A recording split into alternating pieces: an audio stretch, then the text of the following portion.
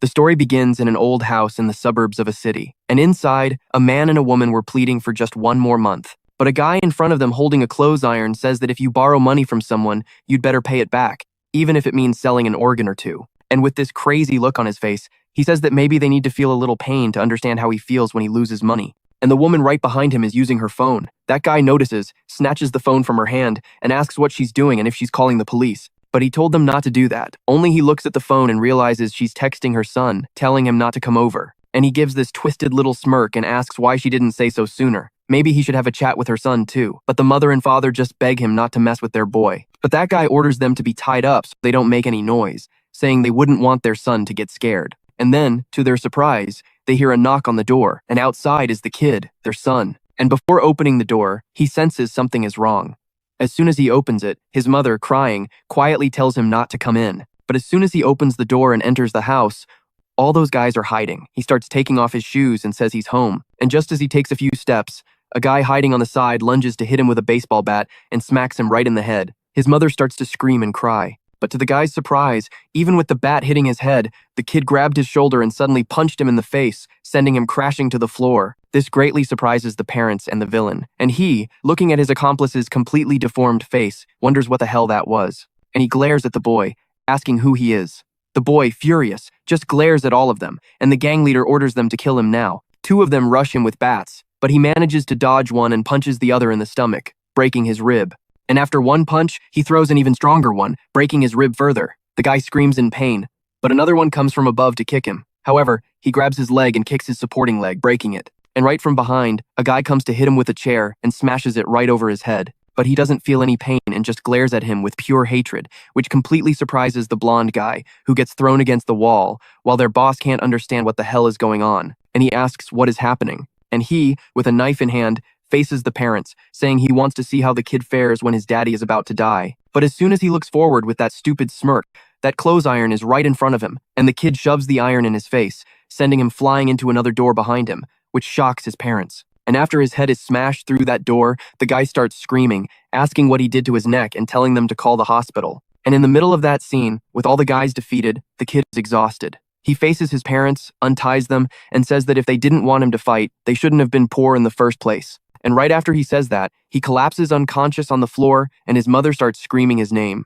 Now, in a gigantic hospital, all those guys are in the emergency room, and at the reception desk, a guy on the phone is asking what all this chaos is. The girl next to him says that apparently, a kid took down 10 thugs who were assaulting his parents. He's just a high school student, which really surprises the guy with glasses. Meanwhile, on a gurney, the gang leader orders them to find the kid and kill him right now. And his accomplice tells him not to worry, because the boy was hospitalized there too. They just sent Big Bear after him, so that kid is as good as dead. As the guy with glasses overhears this, he wonders who Big Bear is, and so he goes to the girl and asks what room he's in. She says that at the moment he's in room 202, and then that guy goes running through the hospital, thinking that the Big Bear from this region is one of the candidates to be his main fighter. And if he's lucky, he might get to see a worthy candidate. He gets to the door and thinks that he feels a little bad, because this unlucky kid got caught in the middle of all this. And so, he looks inside and sees the gigantic Big Bear staring at the boy. And the brute says he can't believe they called him here just to beat up a kid. He's nothing special, but a job's a job.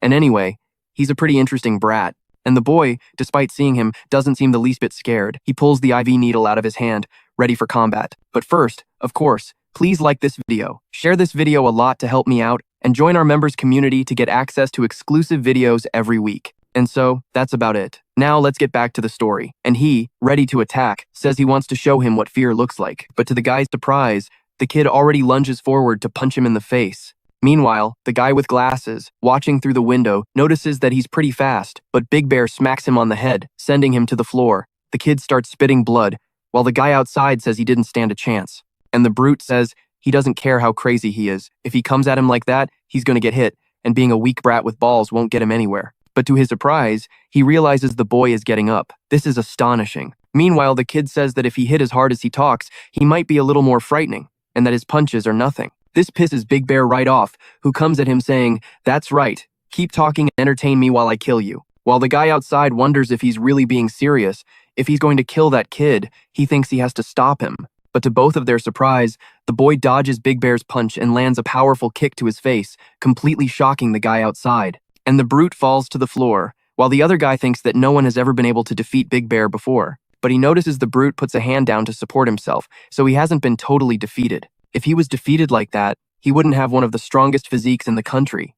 And so, Big Bear asks if he really thought a kick from a high schooler could take him down that easily. But without waiting another second, the kid punches him in the face while the other guy watches from outside, thinking this is impossible. And all he sees is the kid beating the hell out of Big Bear. But that brute starts to laugh and grabs the boy's body, saying he can't believe he's going to have to use his finishing move on a high school punk. And the guy behind the door thinks, so that's Big Bear's signature move? The Bone Crusher. And he really needs to stop him now. And the brute, laughing, says this is what he deserves. But just then, that guy throws the door open, telling him to stop, but the brute doesn't listen and uses his move on the kid, which completely shocks the guy. But to both of their surprise, the brute realizes something is wrong, and he can't believe it. He used all his strength, but to his surprise, the kid puts his hands on his shoulder and he asks how he's moving and why his bones are still intact. And to his shock, the kid slams him into the ground, cracking the floor and struggling to get free, while Big Bear asks why he can't crush him. But then the kid headbutts him, while he wonders if his head is made of iron. And just like that,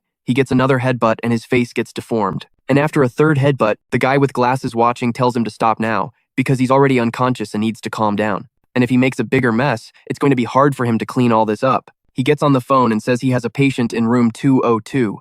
Head injury after a hit and run, and he calls for someone to attend to him there, while the kid asks who he is and why he's on his side. But that guy says no, and anyway, he'd actually like to be on his side if possible. And the kid asks what kind of crap he's talking about, and just then several guys enter the room and are startled by the scene. And the guy in front says that the patient is confirmed, they'll take care of him. And the guy asks him if it would be possible to keep Big Bear unconscious.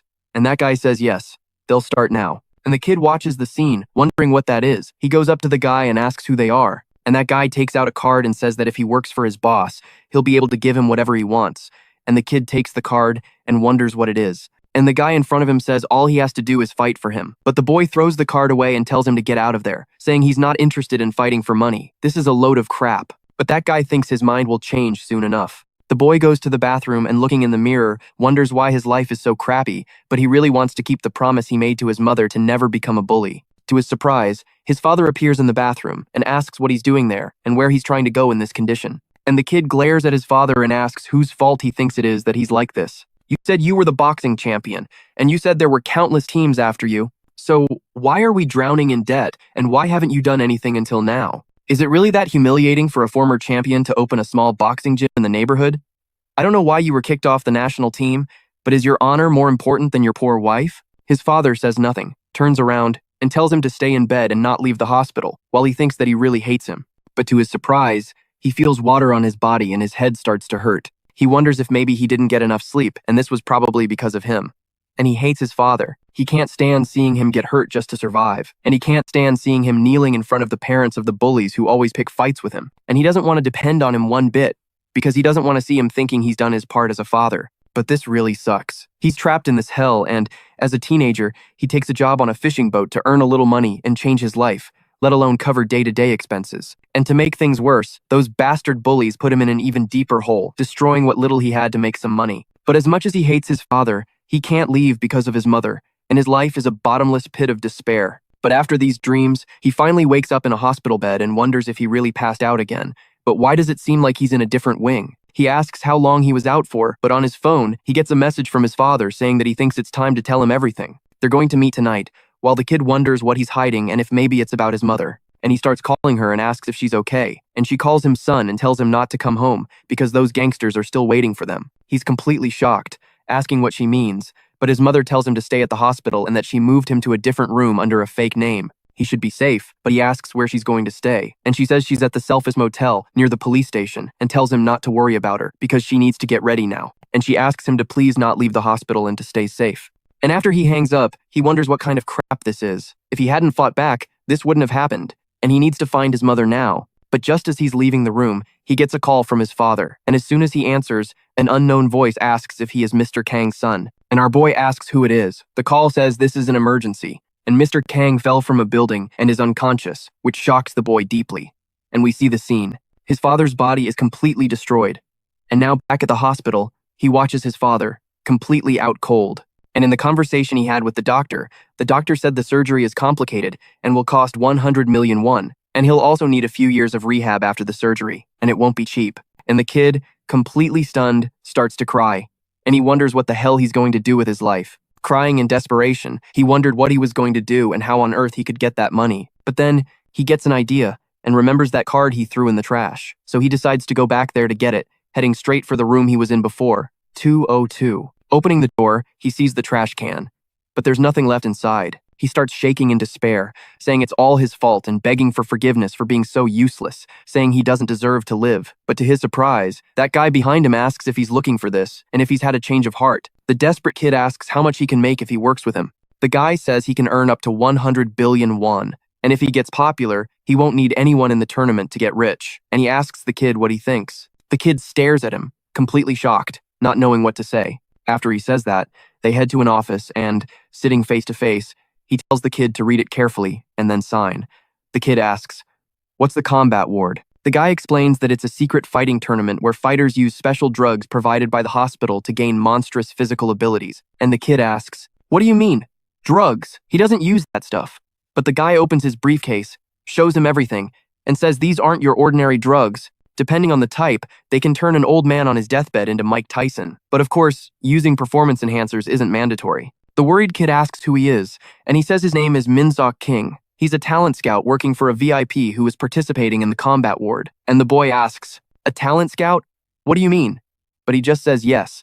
And the important thing now is whether he's going to take the drugs or not. So far, not a single person has ever won without using them. But the kid says he's not interested, while Minseok assumes he'll have more to say when they get to the arena. The kid thinks to himself that this guy really isn't listening. Minseok says he'll start by explaining how they'll work together. When you enter the tournament, you'll be able to choose a sponsor if you reach the top 20, and you will choose my VIP as your sponsor. You'll start working together from there, until you win the tournament.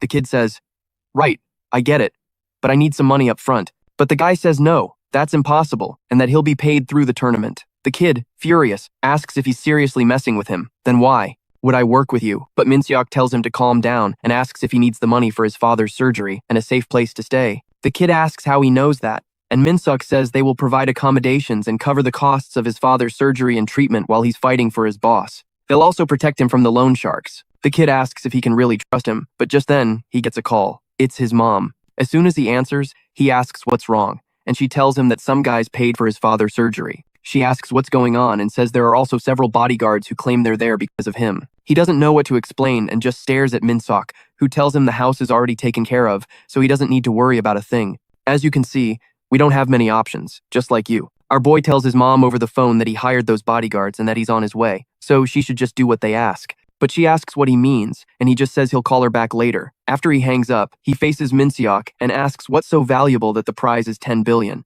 Minseok says that the 10 billion is just the base prize and, depending on how much they bet on him, he could win even more. And there have been champions who've won over 15 billion. The kid says that's impossible, but Minseok says, "Oh yes, it's quite possible, and it might not be enough, considering the risks the fighters have to take," which leaves the kid completely confused. Minseok continues, saying that most participants either end up crippled or die during the tournament. In the last competition, the percentage of participants who walked away without serious injuries was only 10%. The kid thinks to himself that it doesn't make any sense. How is a tournament like this kept secret when so many people are dying? And Minseok says that's exactly why. The tournament is kept secret because they're all dead. This shocks the kid. Minseok says that when he signs on the dotted line, the first thing they'll do is create an alibi. The kid asks, "What do you mean, an alibi?" And he explains that the hospital organizes this tournament precisely because it's easy to fake someone's cause of death. To create an alibi, you need to be caught on camera making a purchase with a credit card, anything that gives away your location. And then they can invent a cause from there. Everything from a disappearance to death by falling, disease, or a drug overdose. The kid then asks what would happen if he reported this to the police, and Minseok says that's not a problem. It's pretty easy to make someone look like a crazy drug addict. Do you really think anyone would believe a little teenager with zero evidence? He says he thinks it would be a problem for him later, considering he'll be declared dead before he even gets the chance to report them. Minseok says that's the advantage of having a hospital organize the tournaments. He says the decision is his and asks if he's willing to sign this contract. He's sure the kid needs some time to think about it, but to his surprise, the kid tells him to keep his word. Minseok, smiling, just watches the kid sign the contract. But to the kid's surprise, a nurse appears behind him and, with a syringe, injects something right into his neck. He asks, "What are you guys doing?" But to his horror, his vision blurs and he starts to fall asleep. Minseok tells him not to worry, as they're just sedating him to take him to the arena. Just remember, we will take care of your family while you're participating in the tournament. And he hopes the kid wins and solves all his problems.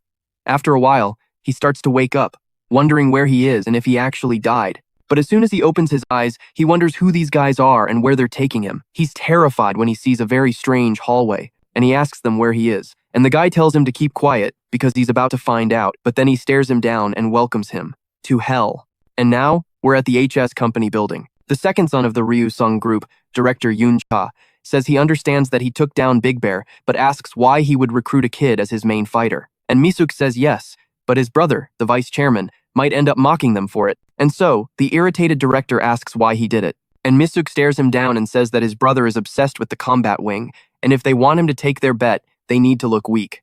The weaker they look, the better. And the director asks if he really thinks this kid is the key to defeating his brother, and Misuk says he examined his body after he survived Big Bear's bone breaker. And what he discovered was extraordinary, and the director asks what it was, and now we cut back to Sionu waking up with a shoe in front of his face. He asks who this guy is, but those extras in white in the background tell the guy to back off. He says it was just a joke and tells him to relax, while a drone observes them, stating that it has been confirmed the player is conscious.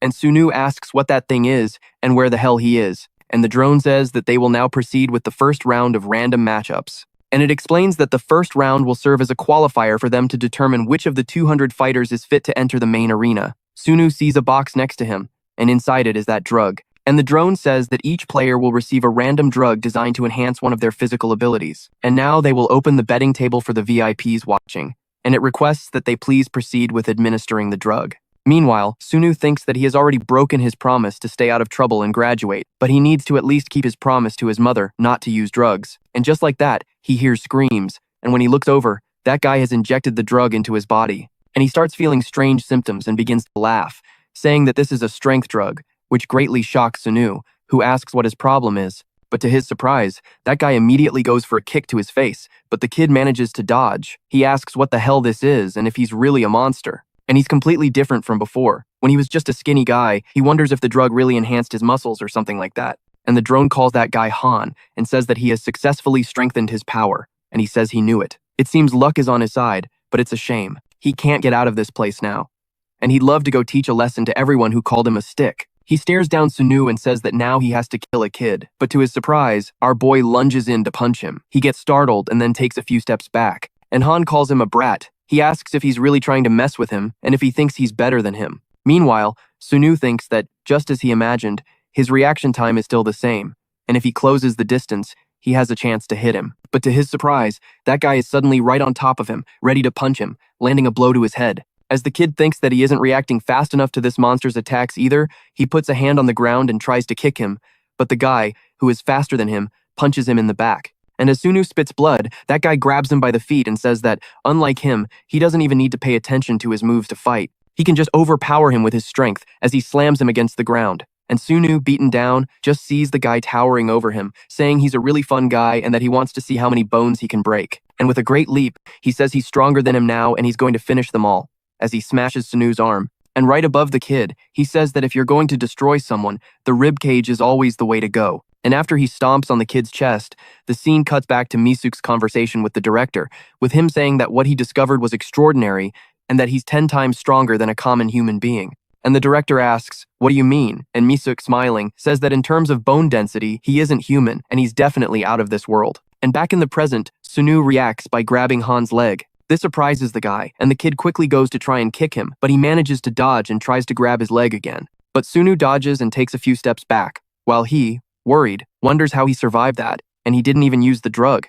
This can't be. He could only have survived because I didn't use enough force. But on the other hand, the kid thinks that this monster has definitely gotten slower, and it must be because his stamina wasn't enhanced. And if he can land a clean hit, he'll have a chance. He should use fast punches instead of more powerful ones. And with that, he goes after Han. But Han, angry, says that he really came back for another beating and tries to grab him, but Sionu dodges and punches him in the face. And then Han tries to grab him low, but Sionu jumps and punches him in the face again. And he starts landing several consecutive punches to his face. And as the guy is falling, our boy thinks that now is the decisive moment. But to his shock, Han was just faking it and grabbed both of his arms, saying he's got him. And he didn't even realize that he was being hit on purpose. Sionu asks if that's so, and if he really thought he would let himself get caught. And Han asks, "What do you mean?" And our boy asks if he knows why kangaroos immobilize their opponent's hands before they strike. And Han asks, "What do you mean?" Just as Sionu leaps and lands a solid kick right in his face, which deforms his mouth, and he falls to the ground, badly beaten, thinking that he can't get up.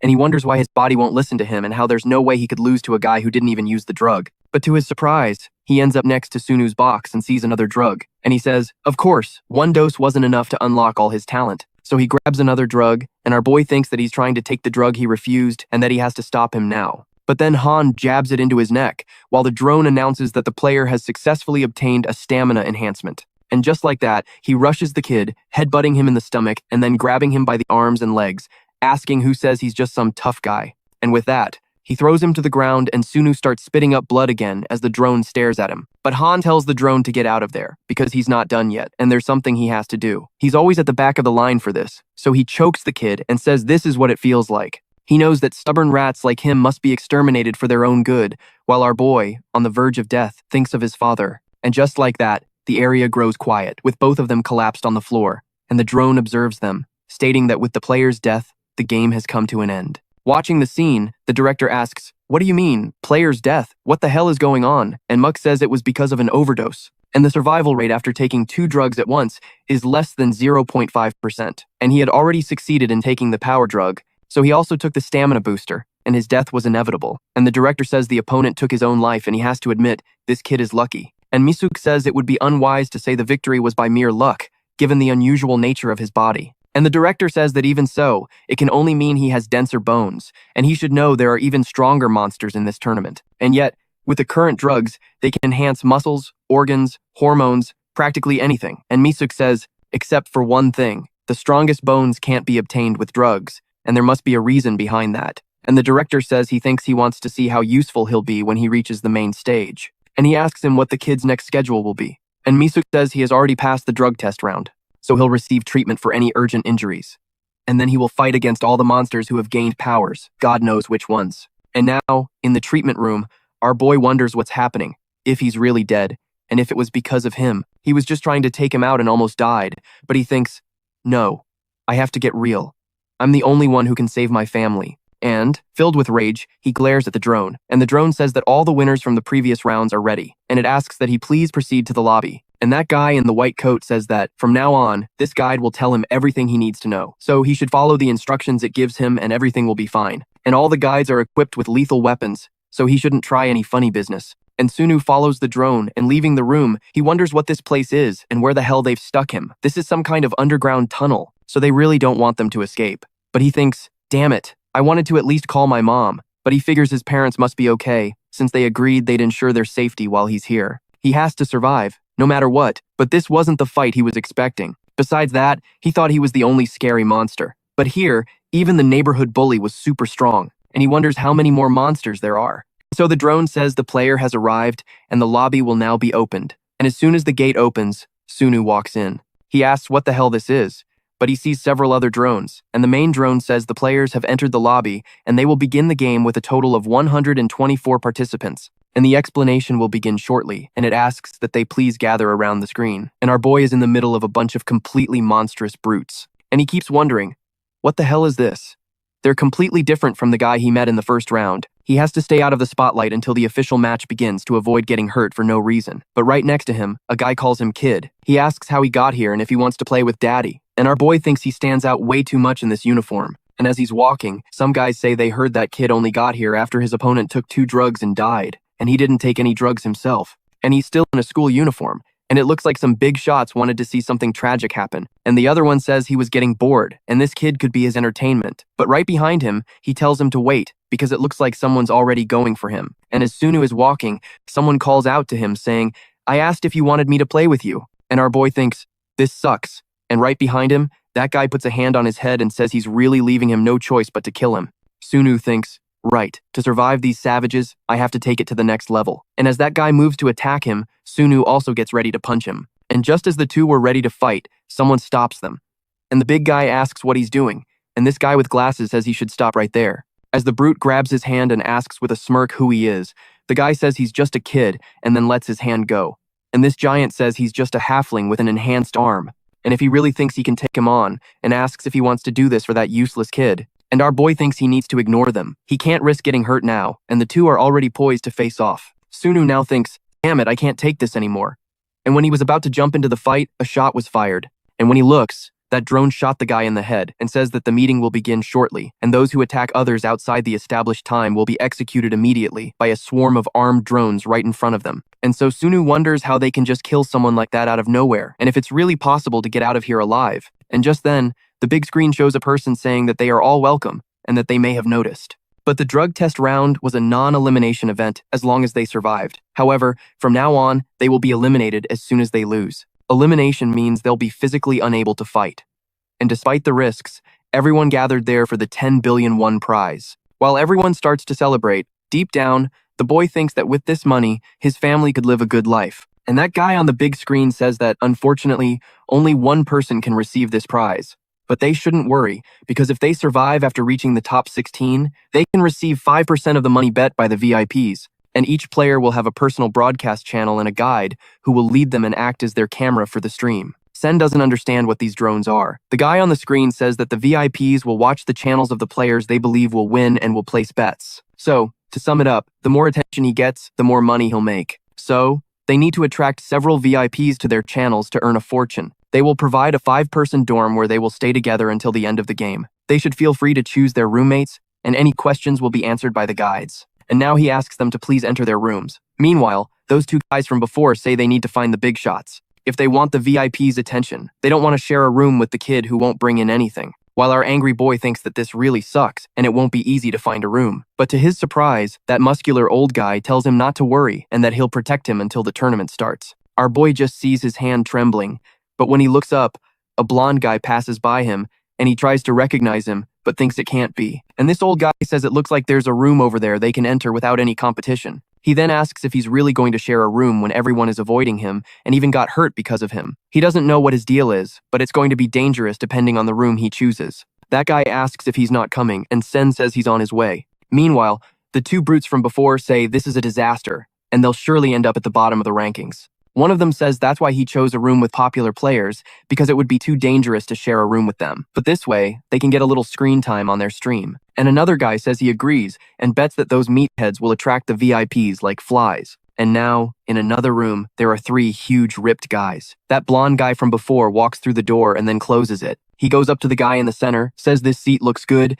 and asks if he can move over a bit, but that guy stands up and says he closed the door before the cameras even came in and asks if he's really asking to be killed. But to his surprise, that blonde guy attacks him right in the neck with just 2 fingers. And after a single strike, he falls to the ground unconscious with his neck caved in. Then, he asks if anyone else wants to greet him, and the 2 of them, trembling with fear, say no. He says that's good and that they should stay quiet, adding that there's someone else he needs to greet. This blonde guy is Msuran, 19 years old. Now, back in the city, inside the car, Msuk says a source claims the vice chairman will be working with the previous champion, Uma Choi. And the director says that sucks and that no one else will be able to work with him. Meanwhile, the only option he has is a high school student. Msuk says that if Soon doesn't reach the top 16, he'll have another chance at doping. And with his physical structure, he'll be able to extract the maximum possible from the enhancement, and his bones are already 10 times stronger than the others. So, if he uses the drug, he'll be the most powerful of all time. The director says he needs to keep him on his side until then, but Msuk replies that the other VIPs might end up interested in him.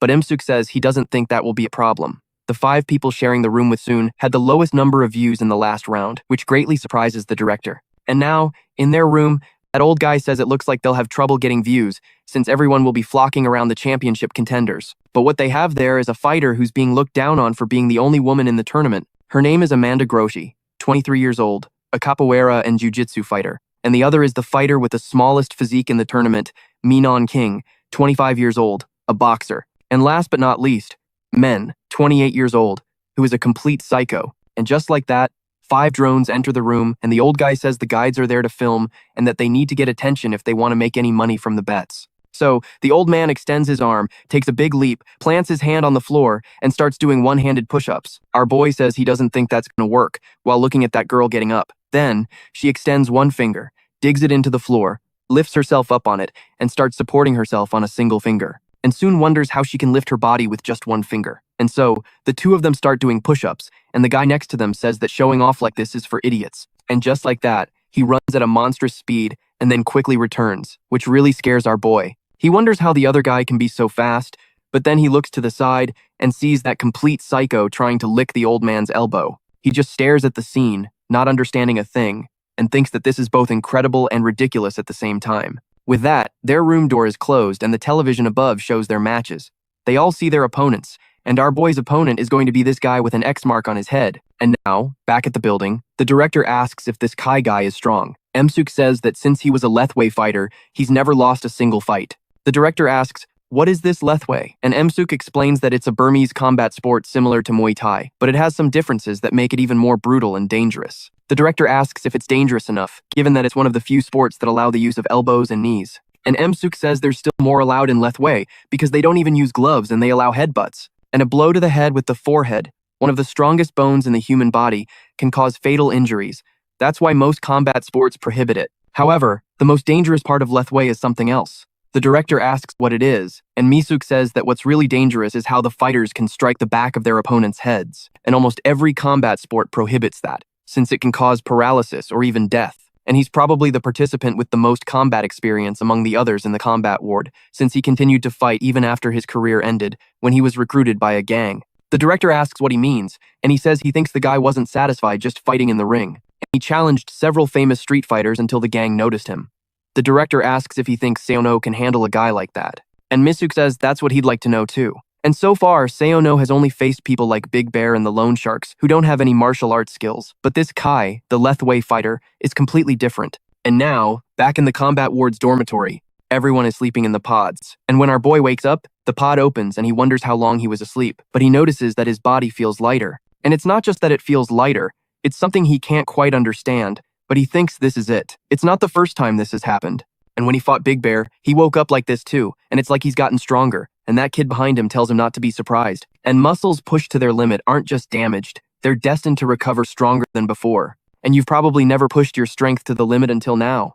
Our boy thinks, that's right, he was at his limit when he fought Big Bear. And Val says that even so, he recovered insanely fast, and asks if he received a recovery enhancement drug. But Sionu cuts him off and says that, more importantly, he's wanted to ask something since yesterday, why he tried to help him, even at the risk of getting hurt. The guy says the thing is, he reminds him a lot of his son, and if he had been a better father, he probably wouldn't have had to take out loans from loan sharks. So our boy asks why he entered the tournament, and the guy says, yes, it's because he needs to pay off his debt first so his family can go back to normal. But when he saw him standing there all alone, he was reminded of his son, who he'd neglected for so long. He couldn't just stand by and do nothing. Sionu just tells him to stop wasting his time on him, and if he wants to be a good father, then he should get out of here and be a real one. And it's pointless if he just ends up dying in here. This really surprises the guy, who, staring at Sionu, grabs him by the neck and says he's talking like it's the end of the world, when all he did was help him, and it was no big deal. But just then, the two of them notice Menon complaining loudly and asking why he isn't going to fight in the main arena.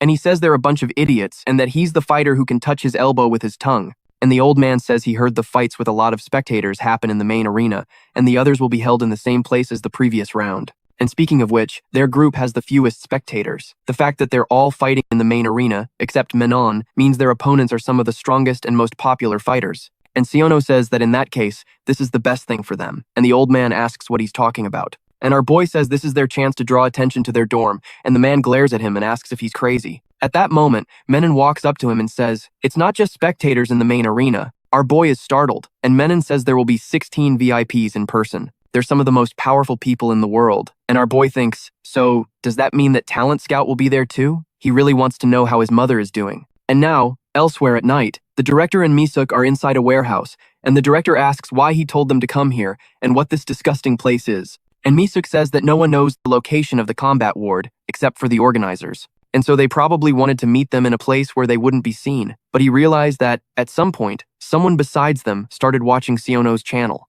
And the director asks, what do you mean? What if someone is investigating us? But to his surprise, someone from above tells him he's misunderstood. And this girl is the youngest daughter of the Rawson group, 19-year-old Se Gong Cha. And she says she's watching because she found Sionu interesting. And the director says it wasn't long ago that she was kicked out of the company and asks what she's doing following him around like a sewer rat. And Misuk says his younger sister must be really interested in what he's doing. But the director says she's not his sister, she's a mistress's daughter. and the girl walks up to him and says he was a little harsh. And she didn't even go to school just so she could help her two brothers at the company, but it seems she's at least found something interesting thanks to him. So she thinks she'll have to thank her brother. But the director says he doesn't know what she's up to now, but she'd better get lost. But just then, a car enters the warehouse and a drone appears, saying it will escort them to the main arena. And after they got in the car, they were taken straight to the location. Someone tells them they can take off their blindfolds, and after the girl takes hers off, she sees a gigantic window and asks what this place is. And that's when she realizes she's in an underground arena, and the guard beside her says, "This is below the main arena." And she's currently in one of the 16 VIP rooms. The girl says that she's finally here, in her brother's playground. And now in the director's room, he says it's bigger than he expected. And Misuk says that when this match ends, the fight for room 10, which is Seono's, will begin. But, to the director's surprise, he sees a lot of wreckage down below. And when he looks, that blonde kid from before has easily defeated a brute. Worried, he asks who that monster is, and Misuk says that's Emsuran, and it seems another person Siono's age is here. And the director asks if he's really another student, and Misuk says he dropped out of school, so technically no.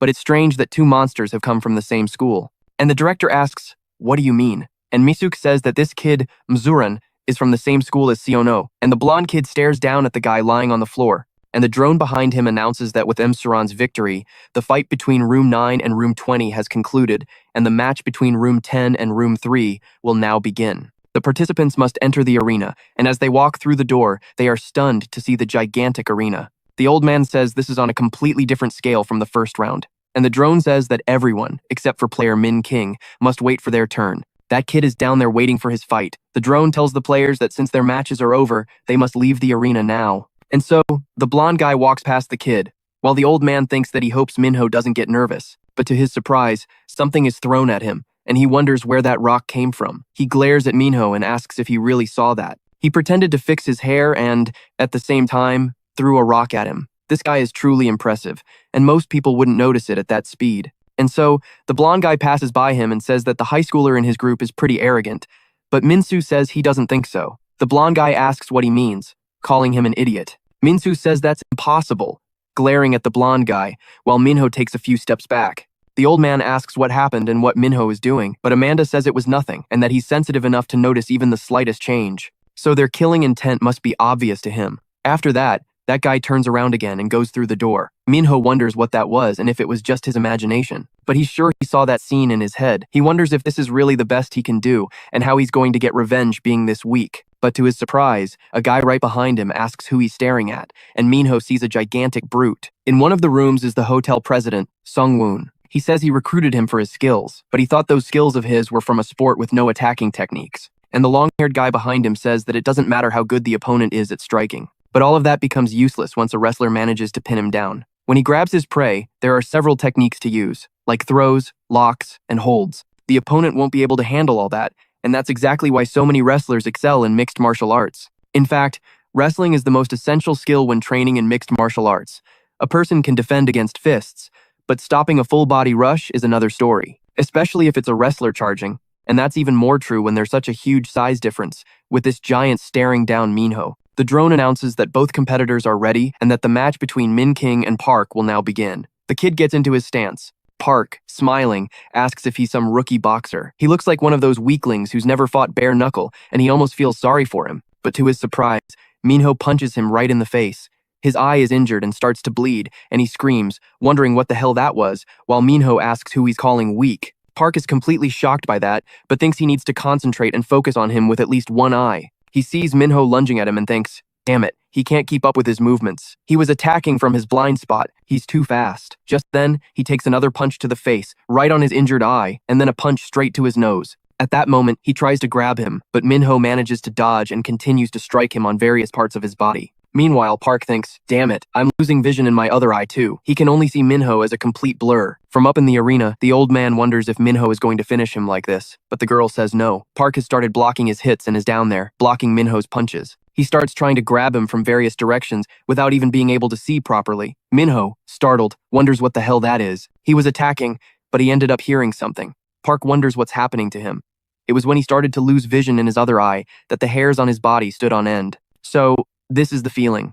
He thinks, right, I'll close my eyes completely. Minho wonders what he's doing and how he's going to fight with his eyes closed. He thinks he's practically won now. But to his surprise, Even with his eyes closed, Park manages to defend his blow, which greatly surprises that VIP and Minho's roommates. Minho thinks that if he gets caught now, he'll definitely die. He needs to go left, takes a step, but Park manages to block him, spin his body, throwing him up and slamming him down on the ground. The old man says that was a suplex and that he got stronger when he lost his eyesight. That VIP starts laughing at the scene, while the long-haired guy behind him says it seems the loss of vision activated the effects of the sensory enhancement drug.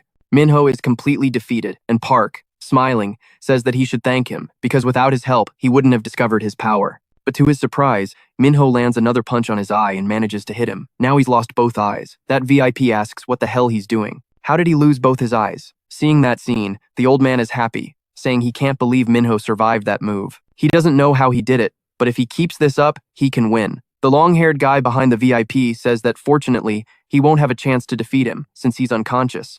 The VIP asks, "What do you mean? Didn't you see him throw that punch?"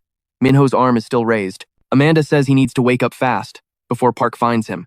And so, Park gets up and, without his sight, tries to look for the kid somehow. Park says, "Damn it, I can't see anything." But he tries to use his sensory vision and manages to see something on the ground. He wonders what all this is. He can smell everything, from the floor to the smallest grain of sand. He can hear his opponent breathing. He can feel the air pressure change as he moves and can even feel what's behind him. He, very excited, says this is truly insane. He starts laughing, saying he was disappointed when he didn't get the strength drug, but this one is even better, and he's getting stronger by the minute. And he says that, yeah, as a thank you gift, he's gonna end your life right now. Already charging toward Minho. He takes a huge leap, and inside Minho's head, he thinks that no, his body can't react. He remembers his brother, completely defeated and dead in front of him, as he thinks he'll find them no matter what. And a guy came up to him saying that if he wanted to find his brother's killer, he should go there, giving him the card for the combat arena. And then he sees Pai leaping right in front of him. And just as he was about to finish him, Minho wonders, why is everything moving so slow? But then he thinks, no, it's not slow. Asterisk, I'm times the one who's become super fast. And with that, Pai finished his attack, but Minho managed to snap out of it and get away, which really surprises the three of them. Pai wonders when he got over there, and Minho says that while he was busy bragging about his senses, he had plenty of time to rest and is now good as new. And Pai thinks that he's not lying, he's even faster than before. And the kid says that now he wants to see how long he can last, and he's going to start at level 1. Pai thinks he's coming, but to his surprise, he's faster than he can even perceive. But even so, Pai managed to block, and the boy thinks that he deflected his punch. He wonders if it was a coincidence, but after that, he deflected another punch, and he thinks, alright, I'm taking this seriously now. And he tried to punch him in the face, but Pai managed to dodge and tried to grab him again. But Minho takes a few steps back and wonders how he's keeping up with his speed, while Pai thinks that he can feel everything, from his heartbeat to his every move. And now there's no way he can lose. He has no blind spots. And Minho thinks that this means he has no chance if he doesn't go all out. He needs to risk going straight for him at max speed, and he charges Pai at high speed, thinking he'll use his final blow, the right straight. But in that moment, he notices something, and it was Pai attacking him with a punch to the face. And after Minho hits the ground, Pai wonders why he fell in the middle of his own attack, while the kid gets up again and wonders what's happening and if he's okay. He thought his neck had been broken, and he wonders if maybe he's hallucinating, but Pai says, if I'd finished that blow, I would have broken your neck in two, but I guess tripping saved your life. This kid is really lucky. Meanwhile, the old man says that this is crap. Minho's speed isn't working against him, and it seems like he can somehow sense the attack before it comes. But then he notices something strange, and sees Minho in 3 different positions. He wonders what that is.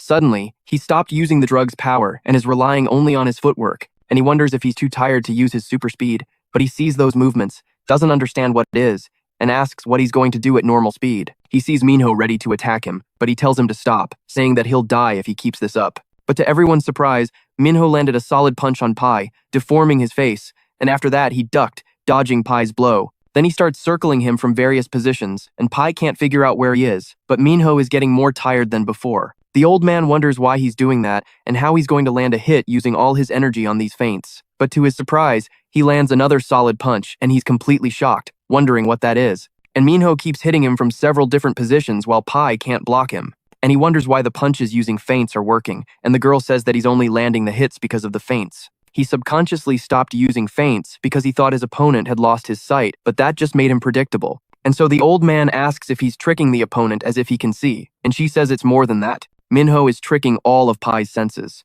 With his new power, it's easy for Pai to anticipate the path of an attack, but he has only just awakened this power. Therefore, when he's faced with advanced feinting skills like Minho's, his mind starts to get distracted. So, Minho is creating chaos to confuse Pai, because he can understand how many moves Pai can anticipate in such a short time. And this kid, Minho, might be stronger than they imagined, as he dodges another attack and then lands another solid hit on Pai, and his VIP up there asks, "What the hell is this? And how can he bet on the loser when he can't even beat a kid?" But the long-haired guy says no and tells him to look at his face, asking if it looks like he's going to lose. Meanwhile, Pai says he's finally got him. He managed to grab him and starts shouting that victory is his. And after grabbing him, he spins and smashes Minho's head into the ground, which shocks his roommates and the long-haired VIP, and he sees the image of the boy's body dispersing. He says, "Now I'm sure I got him." But to his surprise, Minho is right in front of him, just staring. And our boy asks why he suddenly did a backdrop, and the girl says it's because Minho attacked his brain. And he asks, "What do you mean?" And she says that Minho is attacking Pai's head multiple times, and with each blow, Pai's brain was rattling. If he continued to be attacked non-stop like that, even a person with heightened senses wouldn't be able to maintain focus. And that's how Minho caused a failure in Pai's senses, enough to make him think he grabbed someone for real when he hadn't. And our boy thinks, that's amazing. Maybe he's stronger than me. And Minho keeps staring at Pai, while the brute thinks this is so unfair, wondering how his senses are better than his own. And after that moment, he collapses to the ground, unconscious, and so the drone flies over to him and announces that Pai is unable to continue the battle. Therefore, the winner of the match is Minho King. And the old man starts to celebrate, while that VIP up there says that this is bullshit. And after M wins, he's completely wiped out and thinks about his brother saying he'd taken the first step. Now, in another VIP room, that girl says this isn't a fight between humans, and it makes sense her brother is so obsessed with this tournament. But the security guard beside her says it's not just about the matches, and that this place is capable of sponsoring everything the rich desire. Not just wealth and power, but it also allows them to commit murder without a trace, and use substances that are undetectable in any test. And this place is a paradise for the rich, who have nowhere else to find pleasure. And that's why the VIPs put their pride and risk on the line here. And she says she can understand why her second brother is beating her older brother, and the security guard says yes. He's sure the director carefully chose his fighter, since his talent scout is someone well known in this place. He was going to say yes, that's why they're making their move, but they'll have to see how good he really is in the next match. Now, in another room, a guy is watching the broadcast of that fight, and a doctor behind him calls him Ward Director, saying that the 16 VIPs are present, and this masked man has also arrived. He thinks they'll have good results this year and asks how the research is going. The doctor says they managed to confirm the manifestation of the second stage of sensory enhancement and found that the temporary side effect was reduced by almost 20%. However, the regenerative effect they're looking for has not yet appeared among the participants. And the masked man says that's a failure. But the doctor says it isn't. The maximum effect of the drugs should start appearing by now, and then their efforts should bear fruit soon. And besides that, they've discovered a new effect of the drugs. And after careful examination, they believe they may have discovered some clues about the regenerative ability. And the masked man asks if he's talking about the skin hardening effect. He says right, then asks when he can expect to see this power in action. And the doctor says soon, because the next fighter in the main arena is Kai. Now our boy is stretching for his fight, and the old man says that if it gets too hard, he can give up. But the boy says that's not going to happen. And it shouldn't. The old man asks why he's not the least bit scared and seems so relaxed. This isn't to say he's not afraid, but the old man, quite surprised, says he's one of the weird ones. The drone flies up to him and says that player Sionu Kang must enter the arena. He walks through the door and wonders since when he stopped being afraid. When he was young, he'd been in several accidents that people couldn't even imagine. And even in accidents that seemed fatal, he always got up just fine. Initially, he would cry from the shock, but after a few years, no matter the danger, he wasn't shaken. And the bullies would mess with him because of his attitude. But it didn't matter how hard they tried. He wouldn't even flinch. And in the end, they were the ones who got scared of him. But the only thing he fears now is his family's safety. An opponent like Kai, gigantic, right in front of him. And the two face each other in the middle of the arena. That director says it's finally starting. He asks his assistant which drug Kai used, and Minok says he took the skin hardening drug, which has never been seen before. The director asks what that is, and if it's going to help him in the fight. Minok says it doesn't just help. His last opponent had his skin and muscles torn, and the director asks how skin hardening caused that. He says that his skin can't be injured by ordinary human strength, but he was so strong that when the opponent cut him slightly, not only did his skin tear, but even his muscles were ripped to shreds. And several of the regular VIPs are interested in betting on him. And the director asks, so, what will they bet on? Kai is a professional Lethwei fighter with the power of skin hardening. He asks if it's really the right decision to bet on Seon Woo or not. Minok says that, just as he predicted, everyone is betting on Kai, and, on the contrary, there haven't been any bets on Seon Woo.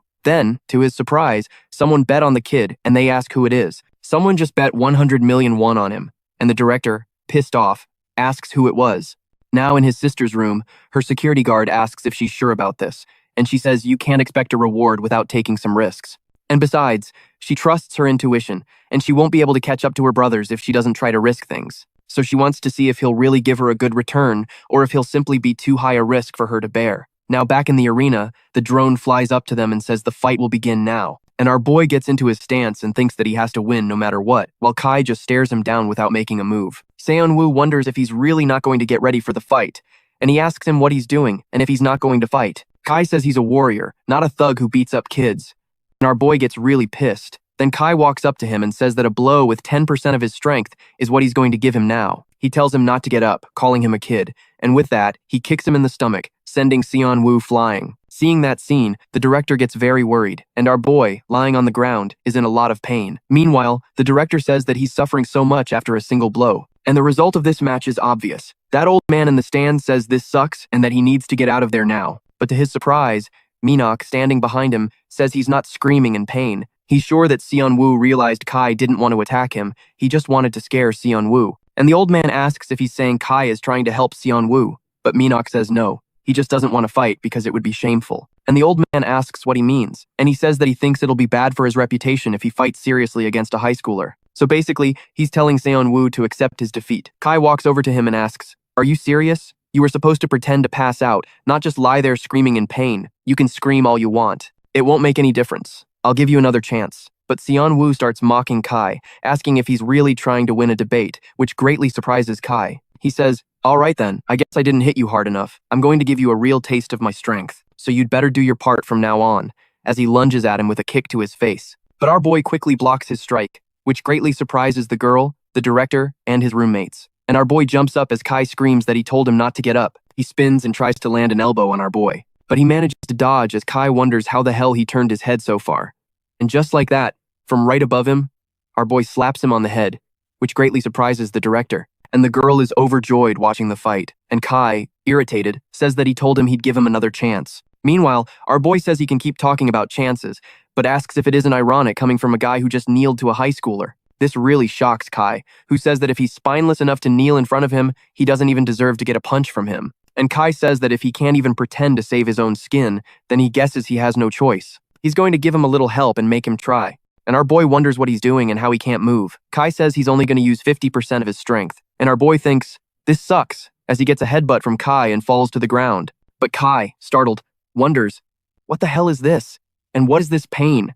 Did I really use too much force? But to his surprise, our boy pushes himself off the floor and tries to kick him in the face, but Kai dodges. He takes a big leap back as Kai thinks that he didn't even feel his headbutt. Is that even possible? And our boy gets to his feet again and thinks, damn it. His vision is blurry. But to his surprise, he already sees Kai right in front of him, punching him in the chest and tearing his pectoral muscle. And the old man said that Kai's fist only grazed him, but Sionu's shirt ripped as if it had been shredded.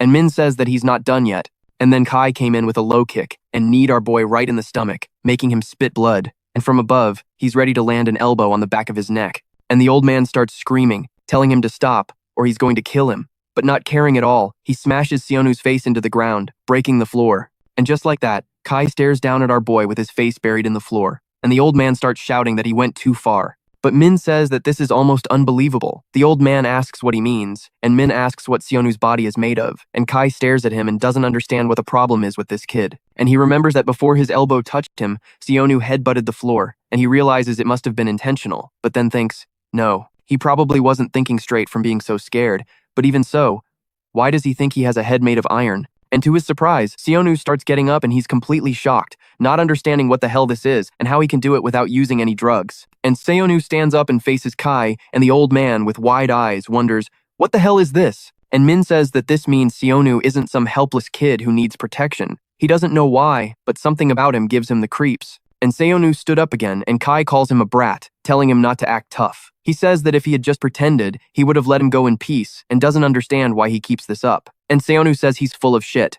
Sionu tells him to shut up and says he wants to see if he's really that strong or if he's all talk. And Kai thinks that if he wants to give up, he'll have to show him that his attacks are useless. And Sionu says, all right, and with his chest wide open, tells him to bring it on, saying he won't even defend himself. Sionu thinks that it's actually good for him that they underestimate him, but he doesn't understand why this pisses him off so much. Meanwhile, Kai thinks that he put everything on the line to become the greatest fighter of all, and he defeated every fighter he met in the ring. But that wasn't enough, because he believed that to become a true warrior, he had to survive life or death situations. And so he went after the most dangerous thugs and assassins that existed, joined one of the rival gangs, and worked his way up to become the greatest warrior. And so there's no reason for him to take a kid like this so seriously, and he tells him to go ahead and try to hit him because he won't feel a thing. And Sionu lands a huge punch on Kai's stomach, which surprises his companions. But to everyone's surprise, Kai didn't move a single muscle, and he says, "I told you, that doesn't even tickle.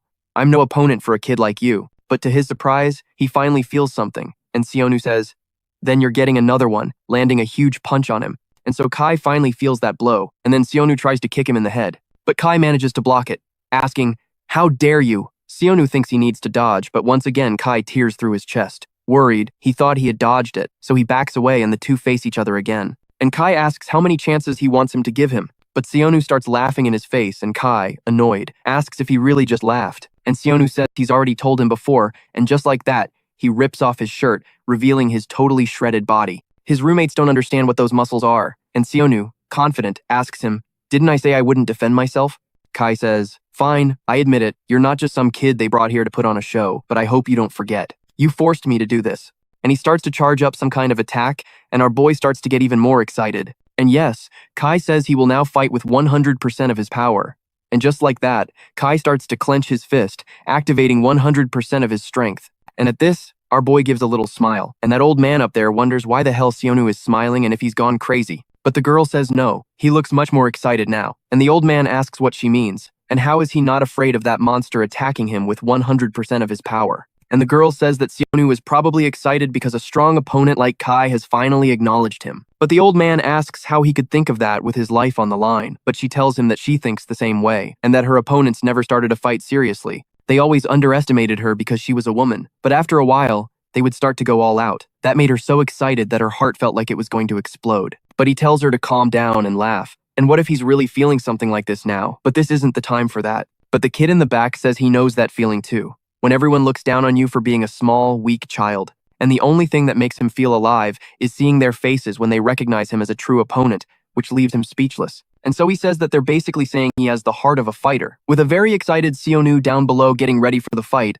a very annoyed Kai prepares to charge him. Sionu says he'll go first, and at that moment he goes to punch Kai, but Kai blocks with his arm. The old man up above says that made a hell of a noise, and even Kai must be surprised by that strength. But Sionu, down below, realizes his skin is as hard as concrete, and so Kai says he's going to return the favor, punching him in the arm. But unlike Sionu's blow, his punch shatters the ground, making our boy spit blood. The old man says that's insane, and you can feel the floor shake from up here. Kai is on another level. With Sionu on the ground, Kai tries to kick him, but by the time he realizes it, Sionu has dodged his attack and is already on his feet again. The old man, surprised, asks how he dodged it. Meanwhile, the kid in the back says no, he didn't dodge it completely, it just grazed his back. Sionu is exhausted, but he wonders what this strange feeling is. Could he be feeling fear because of him, of this monster in front of him? And Sionu stares Kai down. Kai asks why he won't admit that he'll never beat him, but Sionu tells him to shut his mouth, because he's not the only monster here, and anything Kai can do, he can do even better. He immediately lunges at him with his elbow, but Kai manages to dodge, and Sionu thinks,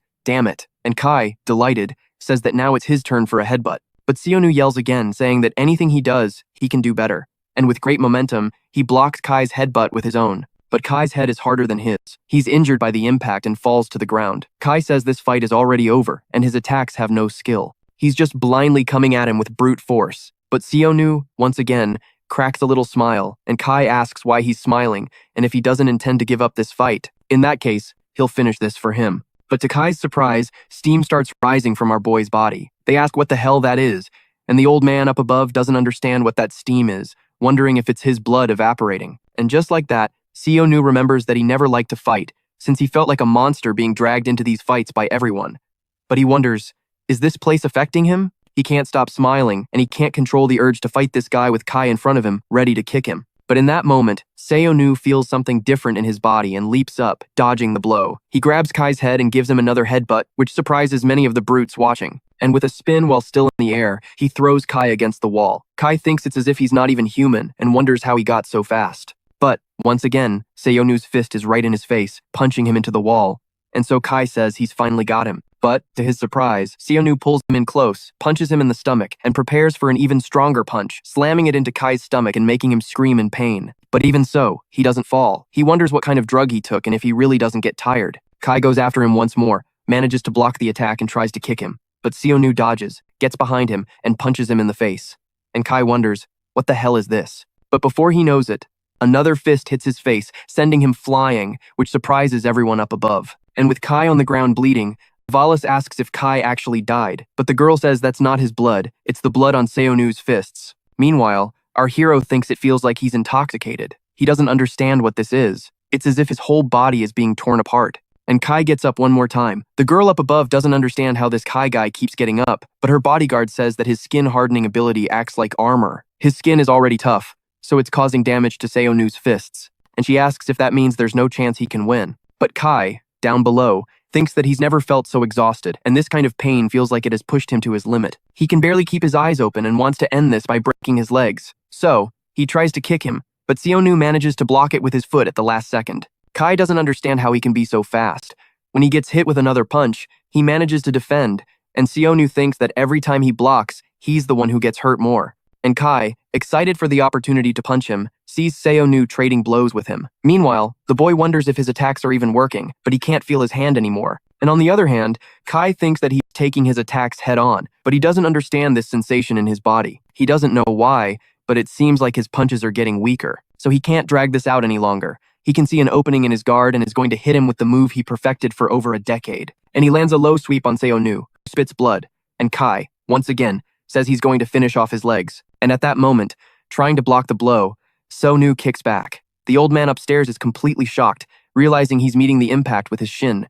But Kai is stronger and tears his skin. The old man says this isn't good, his leg is broken. Sionu falls to the ground and realizes his knee is badly injured and his muscles have been torn. He can't move. Kai approaches him and starts yelling that it's over, but the old man up above just yells, "No!" But, to Kai's shock, as soon as he takes a step forward, his own leg is completely shattered. He starts screaming in pain, wondering what the hell this is and how it happened. But then again, when he puts his arm on the ground, his arm breaks. He doesn't understand what's happening and wonders if he's dreaming. And he thinks about how they told him no drug existed that could make bones stronger. But Seonu had sacrificed his own muscles on purpose just to get to his bones. And they're asking who this guy is with his arm and leg all twisted up. The old man up there and the boy are really shocked. The girl is suspicious. And the president and his assistant are left gawking. But the girl in the VIP room is really excited. And our boy is still standing. The president up there asks what's going on. And the assistant says that Kay managed to keep fighting without getting hurt because of the skin-strengthening drug. This led to more damage piling up. His skin was still intact, but his bones kept taking damage. And basically, he was fighting bare-handed against a hammer, but he was too doped up to feel any pain. And since his skin was still intact, it gave him a false sense of confidence. And by this point, Kai's arms and legs are probably riddled with fractures. The drone gets closer to him and starts filming him, announcing that Kai is unable to continue. And because of that, the winner of the match is Seol Kang. With that, our boy starts celebrating, screaming his head off, and the old man up there can't believe it and wonders if he's some kind of zombie and how he didn't pass out. The boy behind him says that guy must be hiding something. And sure enough, Seol collapses on the ground, exhausted, and thinks of his mother, wanting her to hang on just a little longer, because he'll be there soon. Now in the filming room, that masked guy asks if they're sure this kid didn't use any drugs, and the doctor says yes, that's what the records show. And he'll be examined again after the first round. Then they'll confirm it. But the masked guy says first they need to find out who he is through his relatives. And now, at the hospital where his father is admitted and his mother is with him, someone enters the room and she says that visiting hours aren't over yet. But to her shock, there are gigantic bodyguards right behind her, and she asks who they are. And now, back at the combat arena, Seon is being carried away on a stretcher while the president up there says that he defeated Kai. They ask if he'll really be able to fight the next rounds with those injuries, and the assistant says he'll get a medical evaluation. They can postpone their decision until they get the results. But more importantly, during the medical evaluation, he plans to secretly run a drug test on him. And the president asks, "What do you mean?" And he says that if he can pass the drug test, he'll become one of the top contenders to win. And the president asks if he can really do that kind of test secretly, and if it isn't against the rules if a player refuses. But the assistant says it's just a test to see if his body can handle doping, and so even if that's the case, there won't be any noticeable changes. That's why he'll do it secretly. But the president asks, and what if he fails? And the assistant says that if he fails, he'd be useless to them anyway. And so, if he fails, they'll proceed with plan B. And now in Seon's recovery room, Our boy is inside a recovery pod, but right next to him, there's a guy holding a syringe, and he's opening the pod with Sionu inside to do the drug test. Now, back to the arena, with that assistant saying that if he plays his cards right, he can make it to the top 16 with just one more win. And the president says, so you mean if he wins one more fight, he enters the top 31 and then goes to the top 16 depending on how much money is bet on him? And the assistant says that's exactly right, while the president asks if he thinks people won't bet on him after he's been injured. And the assistant asks if he didn't see him in person. He's already won 2 rounds without even using the drug. That's never happened before, or at least it wasn't supposed to. And he goes on to say that the fact he made it to the top 62 without any drugs will attract the attention of several VIPs. And if he wins just one more time, they'll bet a lot of money on him. And the president, annoyed, says that's still useless and that he won't win the tournament if he doesn't use any drugs. And he asks if it isn't time for them to choose a safer option. But the assistant says, well, I'm sure you, sir, have already realized that he needs to use the drug if he wants to live and save his family. But the president says that if he has a drug-tolerant body and depending on the result of the next round, they'll cast him aside. And the assistant replies that he's already arranged to cut the payment for the hospital security in case he fails. And the president says that's good. And even if that happens, he won't be around to hear the news about his parents. And the assistant continues, saying that in some cases, an agent will come to deliver the test results. And then the president says that must be one of the perks of being a secretary sent by the combat wing, and that he can perform these drug tests behind everyone's back. And the assistant, seriously, says that's not true. He's also putting his own life on the line. And the president, confused, asks, why the hell are you risking your life like this? And it's definitely not for me. And the other man continues, saying that for him, his goal is to find the strongest human in the world in this combat wing. And for that goal, he can risk everything, be it his own life or others, no matter what. And the president, smiling, says he has a lot of passion and he likes that about him. And at that moment, to the surprise of both of them, someone enters the room saying it's time to go. So the assistant asks what the test results are, and the masked man says it was surprising. He had no reaction. And the assistant says, so the drug didn't work on him.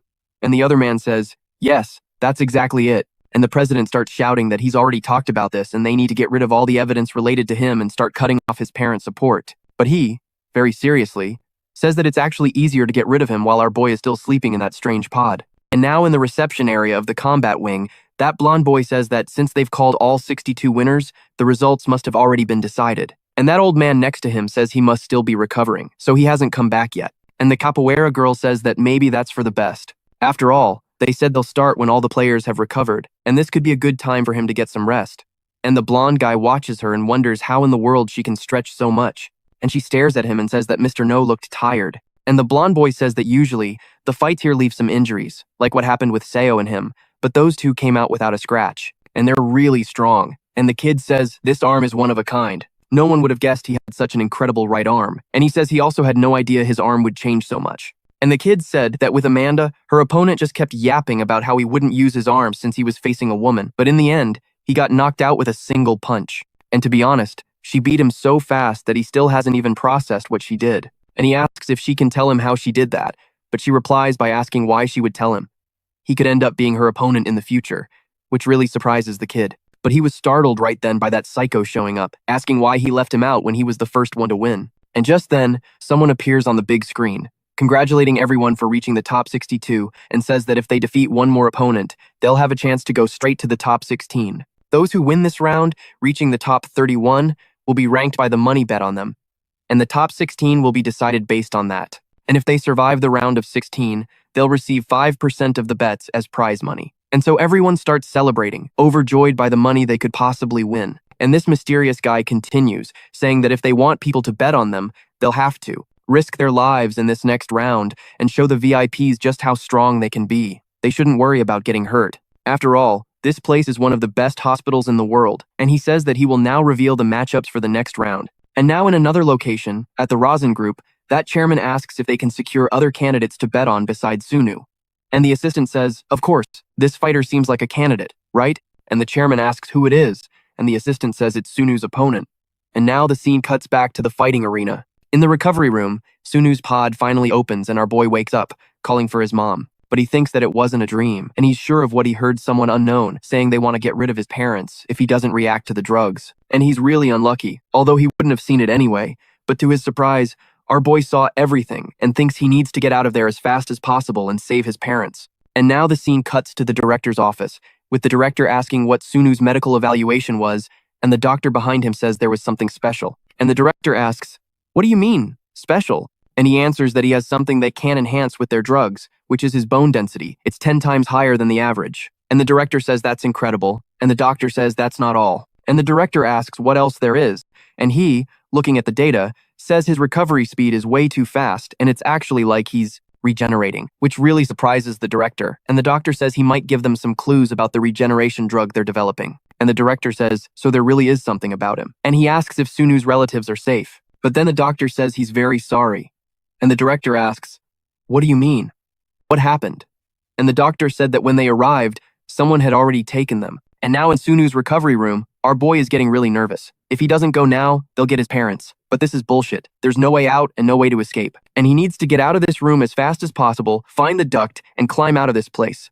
But at that moment, when he opens the door, someone appears in front of him, leaving him completely shocked. It's that girl from before, saying it's good to see him up close and that her name is Seong-Gion. And our boy angrily tells her to get out of his way now. But she tells him that if it's about his parents, he doesn't need to worry. And he asks what she means by that, and she says she's taking care of them. Our boy doesn't understand what she's talking about. And now the scene cuts again to the office of the second son of the Razin Group's chairman, Tae, as he asks his assistant if someone took Sunu's parents. He says yes, they vanished without a trace, and the fighting arena must have done something. And the chairman asks, "What do you mean, the fighting arena?" And he says yes, they've always been quick to get rid of anything that could be a problem. And the chairman says that in the end, they didn't even have to get their hands dirty, and he was wondering if they should get involved directly, but it seems luck is on his side. And now that it's been taken care of, he asks if he has already contacted his next fighter. And the assistant just tells him not to worry, because in the fighting arena, the VIPs can call the fighters to their rooms whenever they want and can go anywhere, except for a few restricted areas. And the chairman asks if he wants him to go to those beasts. And the assistant says that's exactly right. And in the past, many VIPs even paid to see them up close. But it's not a good idea to just wander around as if the fighting arena were a park, since security is only guaranteed in the VIP room. And now back in Sunu's room, our boy very nervously asks, "How are my parents? Are they okay?"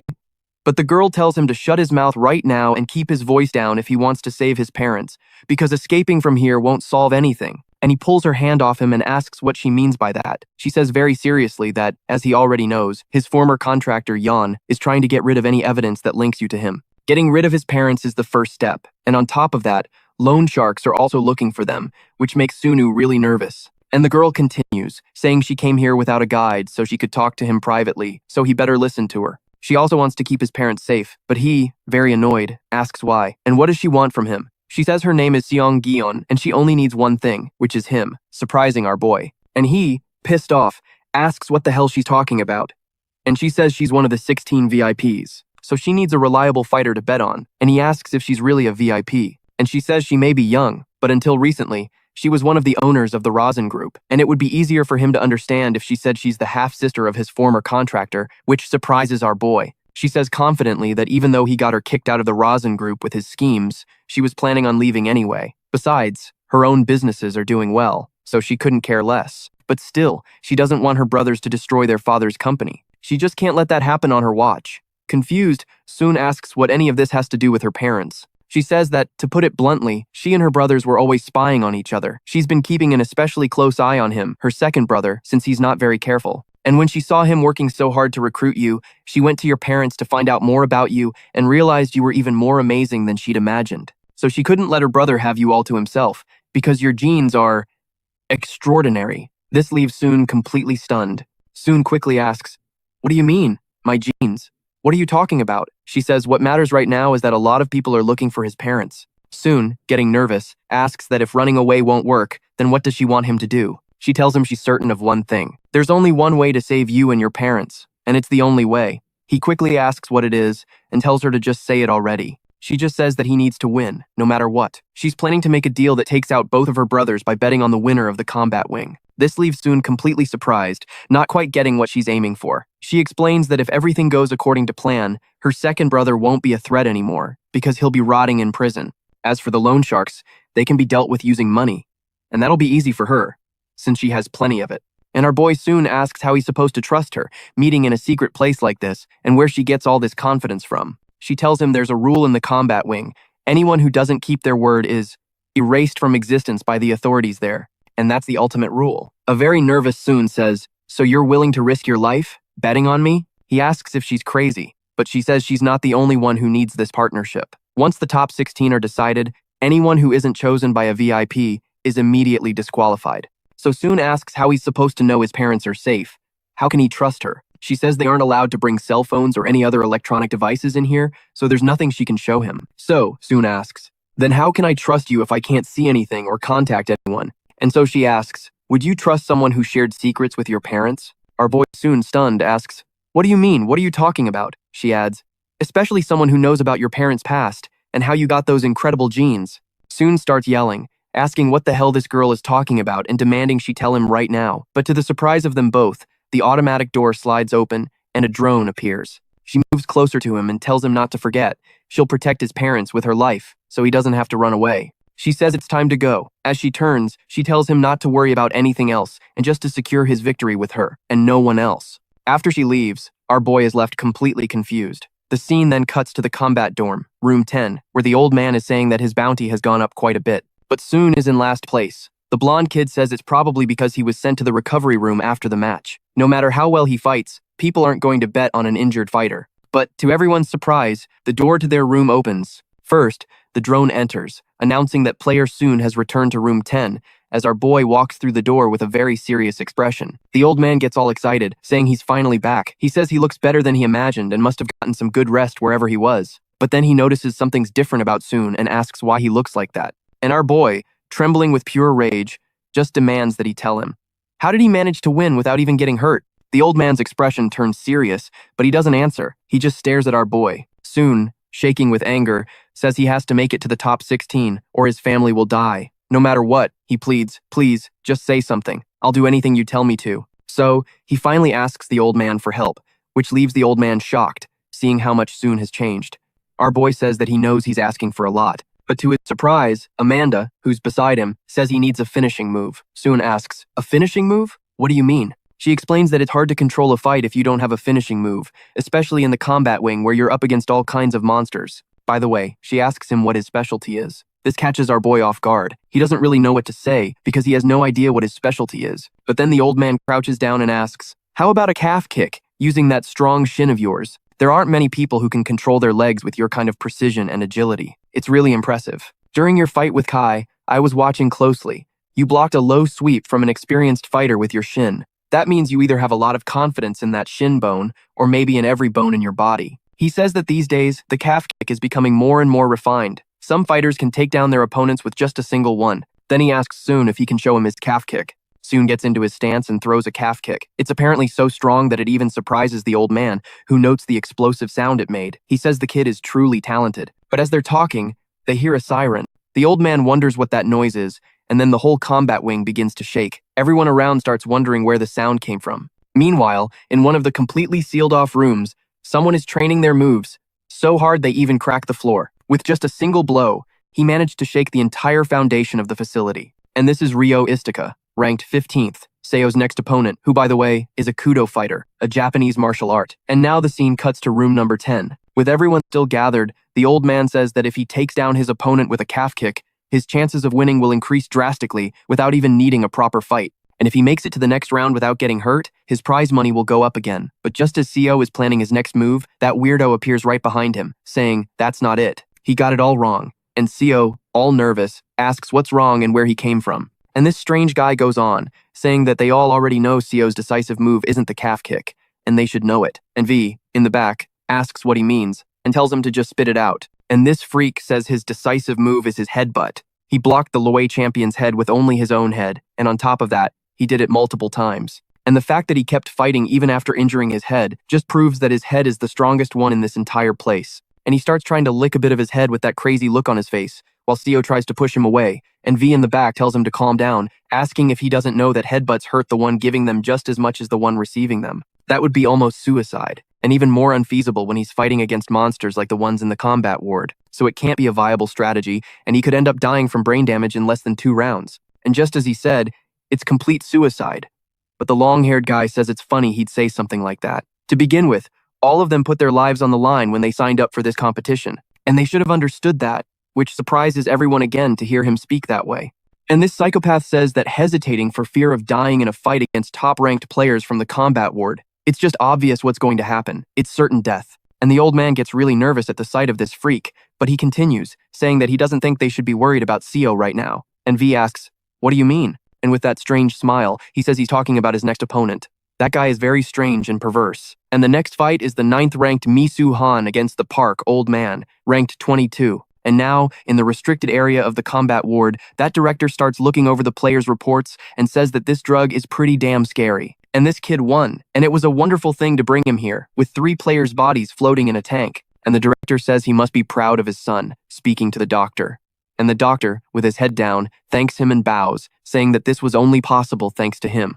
Meanwhile, he thinks to himself that yes, this was the right choice. He had no other choice. There was a time when he didn't know about the combat ward, and back then, his son, who suffered from a rare disease that consumed all his muscles, nearly died right in front of him. His son collapsed, telling his father he couldn't get up and just begged for help. And the old man remembers that he couldn't do anything for him and felt terrible. And he was just a doctor who collected his salary at the end of the month. And well, just when he thought it was all over, he received a message from the hospital director, whom he had never met before. And he could never have imagined that he would summon him to the crematorium run by the hospital. And when he went through a secret door, he saw a completely insane world. And in the building he was called to, there was a list of the most famous and renowned people in the world. And he wasn't interested in why all these people were involved in these activities. And the moment he saw the results of the tests they were conducting, he couldn't stop crying, thinking that maybe his son would make it. And at that moment, the director appears, asking what he thought and what he thinks about joining this experiment with his son. And he remembers that back then he almost said yes, without a second thought, but he couldn't let those freaks use his son as a lab rat.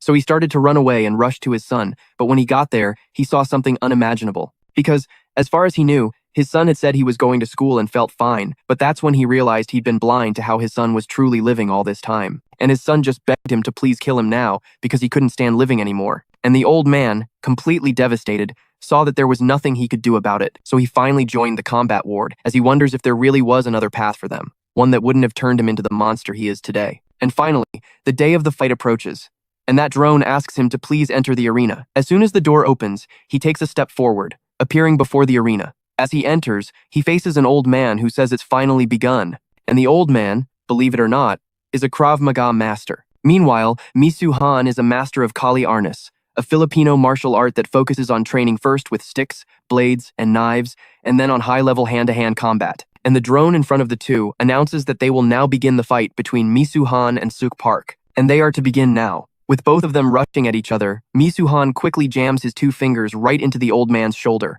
from which blood starts to spurt. And the old man wonders how the hell he did that. His right arm is injured, and that's really bad. Everyone watching the fight is very surprised by this development. The blonde kid says that this guy's knife fighting skills are incredible, but in a bare-handed fight, not even Insuk could have predicted this. But to Misu Han's surprise, his fingers are stuck deep in the old man's shoulder, and he realizes this is bad. He's trapping his fingers with his muscles, making it impossible for him to pull them out. And Suk calls him a child and asks if he doesn't think he got a little too close. He raises his right arm and opens his palm, leaving Misu Han completely surprised, and simply attacks him with his palm. But still, in the end, Misu Han manages to break free and dodge the attack, as the old man slams his hand into the ground. But the gust of wind terrifies Misu Han, and he's thrown backward. As the old man destroyed part of the arena, the kid, with his fingers covered in blood, wonders what the hell is wrong with this old man, and how on earth he did that. And Insuk, confidently, says that using knife-fighting techniques in a bare-handed fight is impressive. So he's going to repay your favor with some knife-fighting techniques, which are his specialty.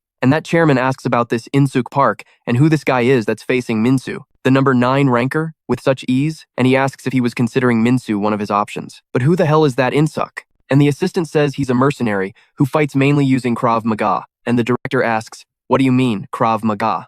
Is that all he's got?"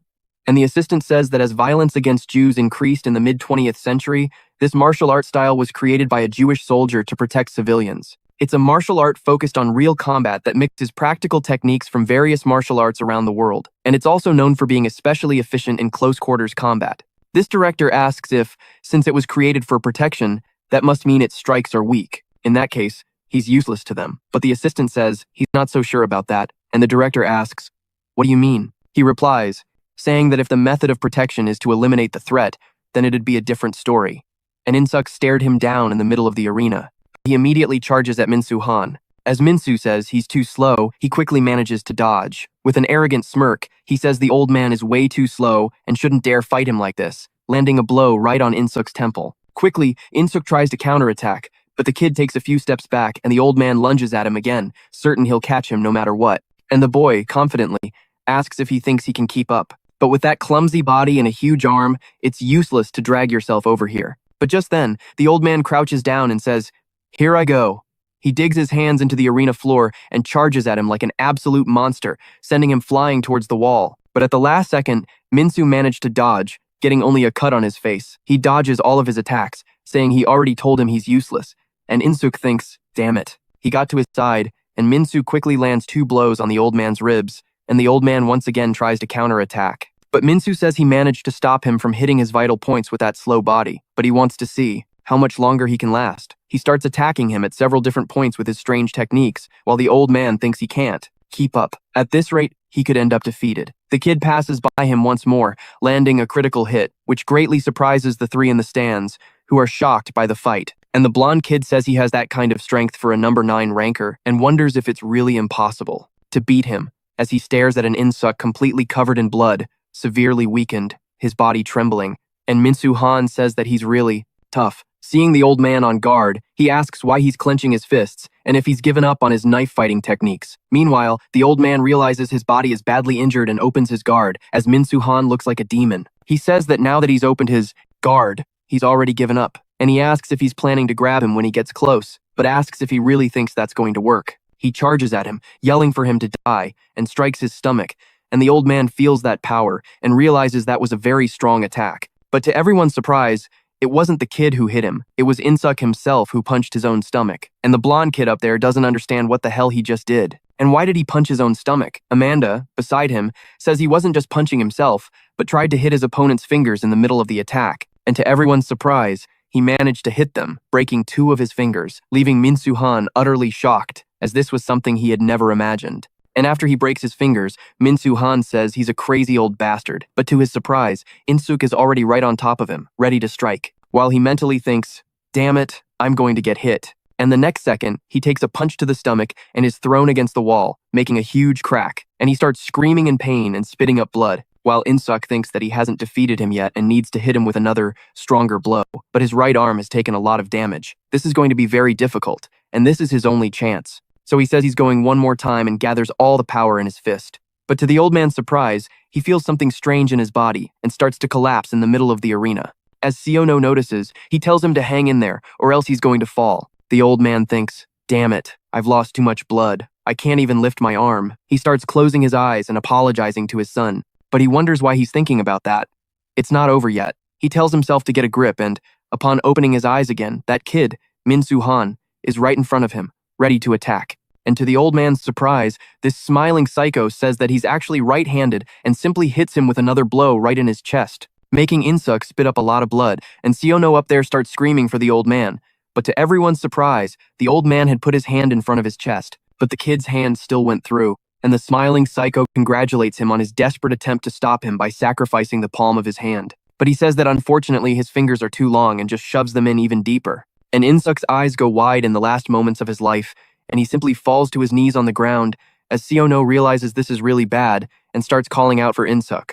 And Minsu Han turns to our boy and starts shouting his name, calling him Sionu Kang, which makes our boy become very desperate. And Minsu Han starts telling him to take a good look. This old geezer died because of you. And he simply pulls his fingers out. Seeing that scene, our boy goes into shock and starts remembering the past, when that old man tried to help him and taught him a few things. And when he told him that if he had spent time with his own son like this, maybe things would have been different. While our boy thinks that maybe things would have been different for him, too, if his own father had been that close to him. But the old man told him to relax, because his father would never leave him behind, and he was going to be fine, saying how he wouldn't die and leave his own son all alone. But then Insuk just collapses to the ground, unconscious, while the boy glares at him, his body completely battered. And so, the drone announces that the match is over and the winner is Minsu Han. With that, the blonde kid stomps on Insuk's head and says this place is fun. Seeing that, our boy flies into a rage and leaps from the platform towards the arena, and Mura, watching him, says, of course he'd react like this. And so,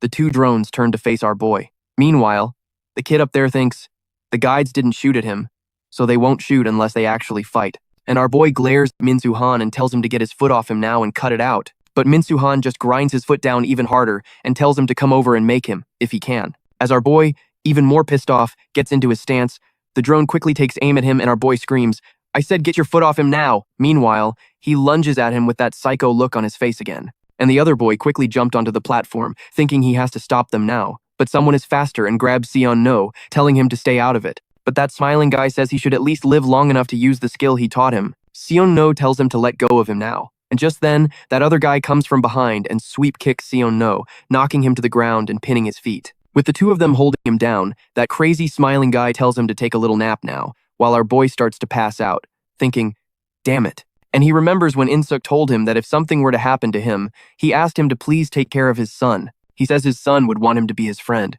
just to make sure he doesn't go down the wrong path. And our boy would tell him that he thought that was obvious. And Insuk would ask, what do you mean? And Sionu would say that there's still a lot he wants to learn from him. So it makes sense for him to be friends with his son, but he needs to learn more from him first. This really surprised Insuk, and he starts teasing him, saying he's got some nerve. And after he finally passes out, they all stop holding him, since he's already lost consciousness. And Minsu-han starts staring at our boy and says, what a great view.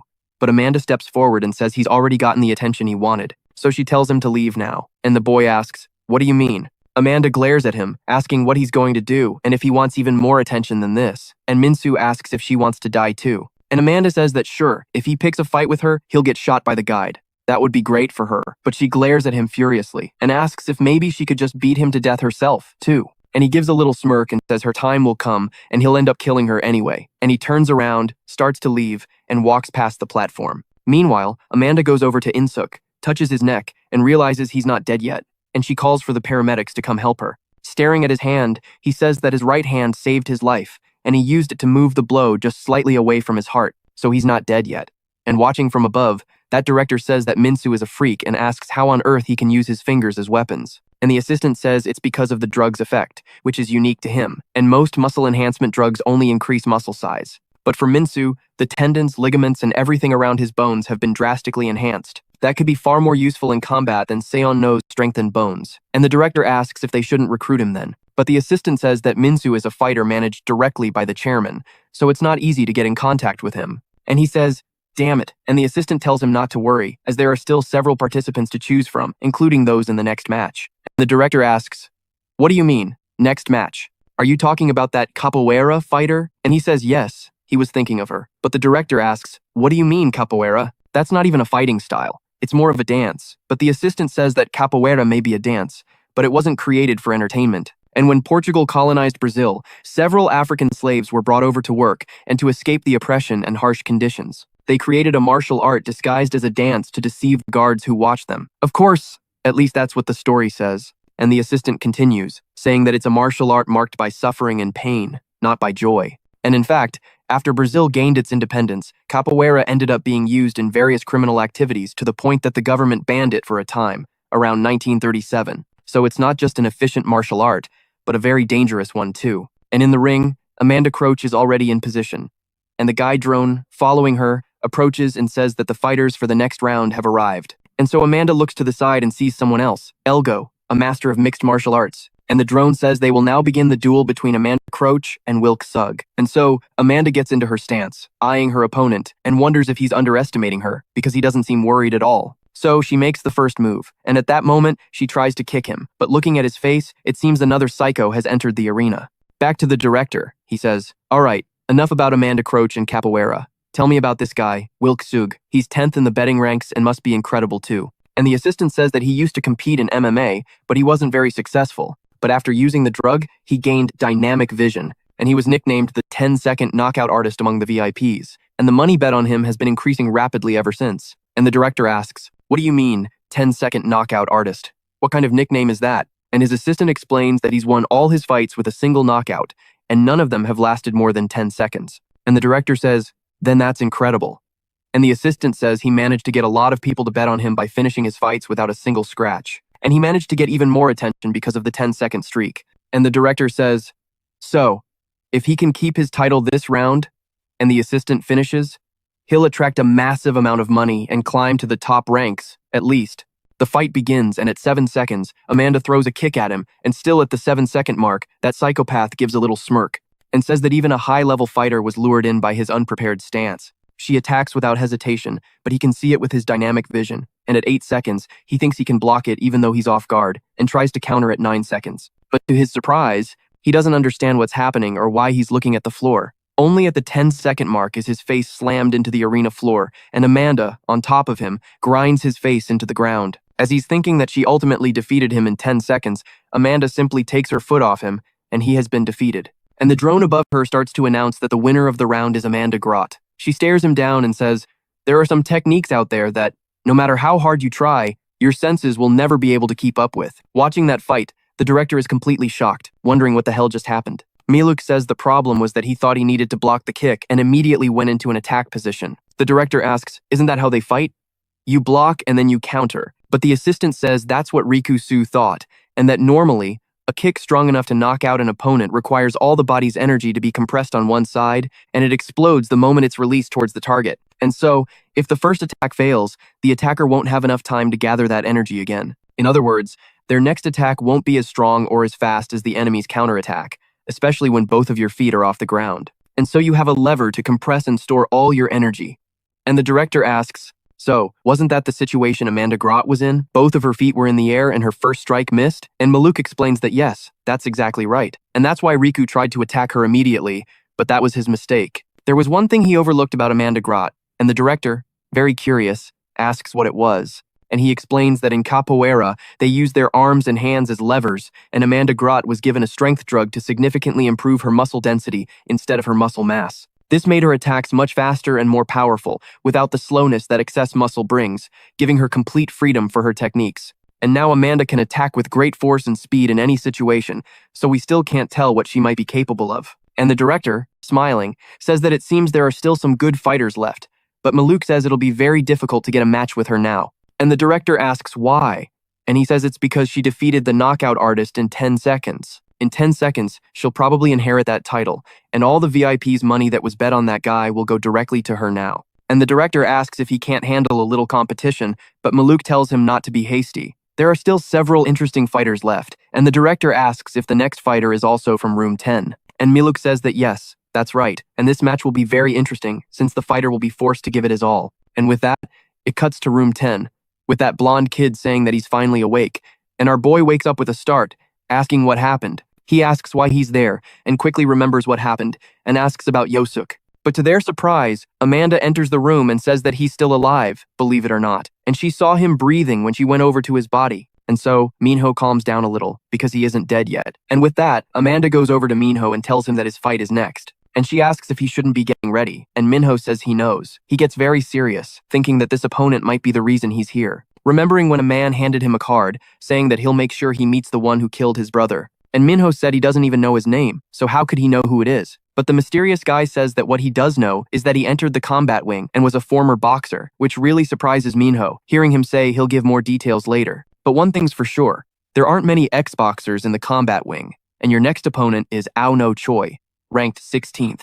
And now back in the VIP room, the director asks what the ones in the top 5 must be like if the participants in the lower rankings are already monsters like this. And Maluk says that number 5 in the rankings is Lev, a Russian bodyguard who was once part of the KGB, and says that he would kill any threat that got near his clients. And so, when he was working as a bodyguard, he was being investigated for excessive use of force after killing 8 assailants who were targeting his client. And his boss at the time cut ties with him on the spot after seeing his madness. But a guy showed up who hired him as a personal bodyguard and even gave him a new identity, and it was this man who changed his life and brought him here. And this man is none other than Mikkel Lee, the head of the military company Pawn.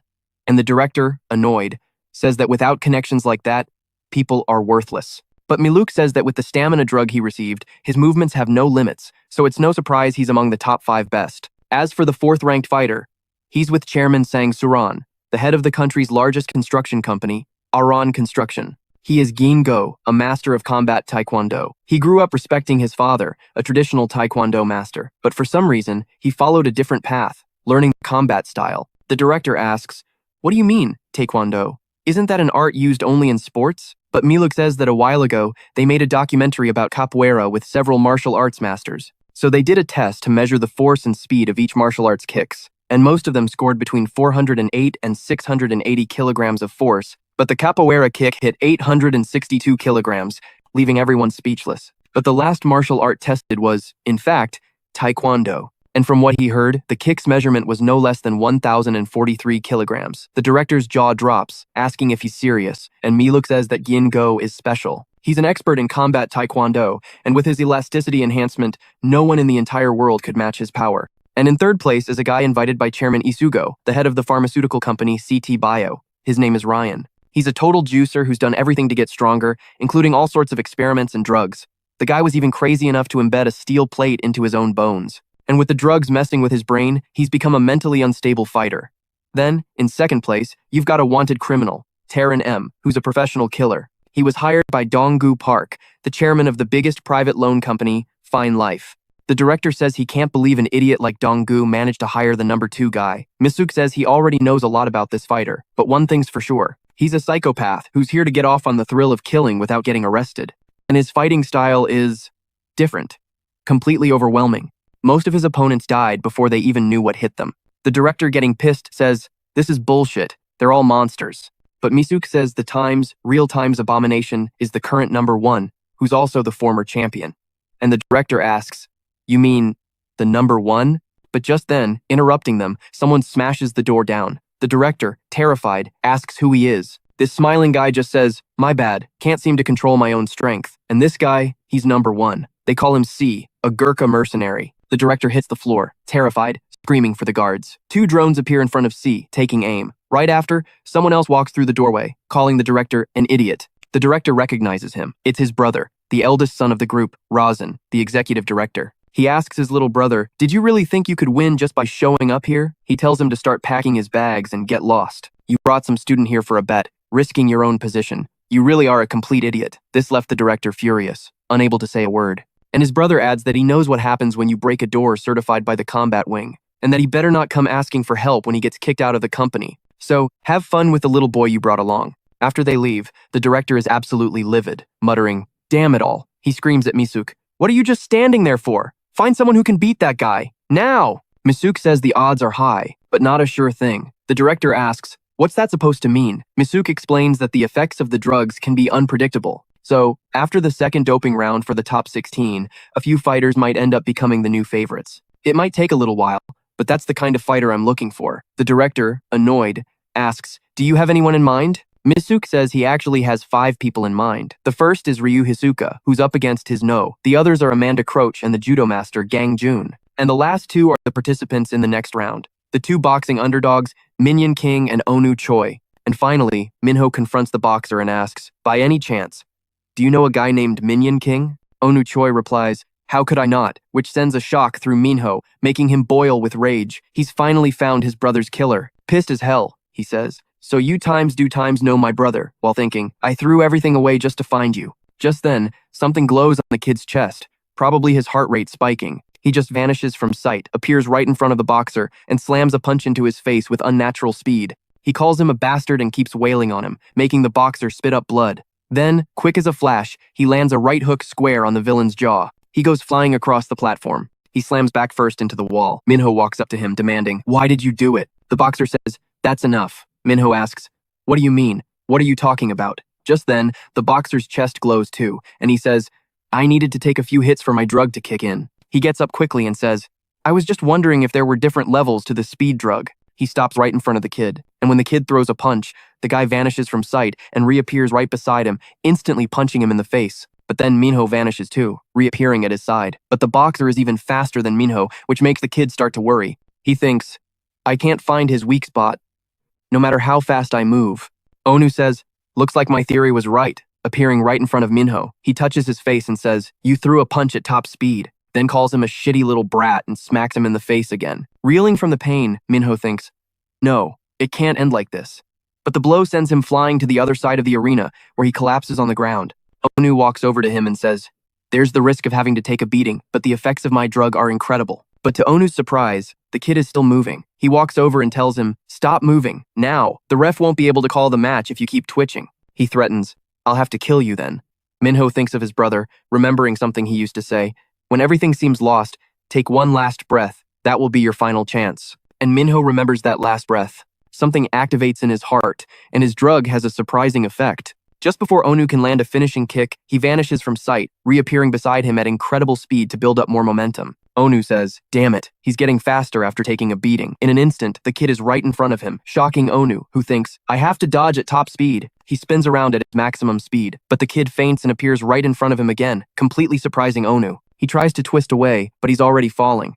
Thinking, "Shit," in absolute terror, he realizes he's not going to be able to dodge, and he asks why he killed his brother, calling him a bastard. This completely surprises Ono, who doesn't understand what he's talking about, but he quickly gets punched right in the face and thrown across the arena. This surprises everyone, leaving the director in shock, and even the hospital director realizes this is the second transformation. And with Ono on the ground spitting blood, Minho stands right above him, ready to finish him off. He says he's going to ask one last time why he killed his brother, and Ono says that it was true then. Mong was murdered, and Minho asks what he means, what he's talking about, and if he wasn't the one who killed him. Minho stops his attack and asks if he didn't kill him, and if he really knows his brother. And Ono says, how could a boxer not know the champion with the most title defenses in history? So Minho asks, who would do that? And Ono says there are some addicts who only target boxing champions. Minho is surprised by this and starts screaming, asking who it is. He tells him to spit it out before he passes out. Just then, the drone focuses on Minho and announces that Ono is unable to continue. So the match ends with Minion King's victory, and the bets are soaring. And looking at a tablet, that doctor says this Minho guy is incredible, and the hospital director says he went through the second transformation without any additional drugs. Meanwhile, the doctor says it seems the results of his experiments are starting to show. Even though he's not on the same level as the first transcendent who surpassed everything 20 years ago, some fighters are reaching 80% of the transformation. And the director says that after the first transcendent disappeared, they've been testing his DNA. Based on that, it's not surprising that surpassing him is difficult. And if he hadn't disappeared, it would have been incredible. He still wonders where the hell he went. And now the scene cuts back to our boy's room, where he's practicing his calf kicks, thinking that he needs to be a little stronger. But that smiling guy next to him asks why he doesn't stop to rest for a bit, and he asks if he's trying to bring the place down, given all the cracks in the middle of the room, and even on his pod. And this smiling guy says that if he keeps this up, he's going to pass out before the match even starts. And our boy thinks that if he wants to get as strong as those monsters, he has to find a way. And so, he remembers Yusuk telling him that muscles pushed to their limit aren't just damaged, they're fated to regenerate stronger than before. And the most important thing for muscles is sleep. And if he could split his day in half, alternating between training to his limit and sleeping deeply twice a day, he would grow twice as strong as people who train for the same amount of time. Although that would require an absurd recovery ability, just like his. But our boy thinks, no, twice isn't enough. He needs to be stronger than everyone else. He sits down in his pod, and the guy in front of him asks if he's going to sleep already. Our boy then takes off his ankle weights, dropping them on the floor. That weight cracks the floor itself, and the smiling psycho says he told him to prepare to die, not to kill himself. He simply lies down in his pod, ready to sleep, while thinking that this is the third time. And just like he said, he's going to trust his recovery speed. And as soon as he closes the pod, the guy beside him notes that he's now training 3 times a day. He wonders if he really expects to recover with just 3 little naps, but if he pulls it off,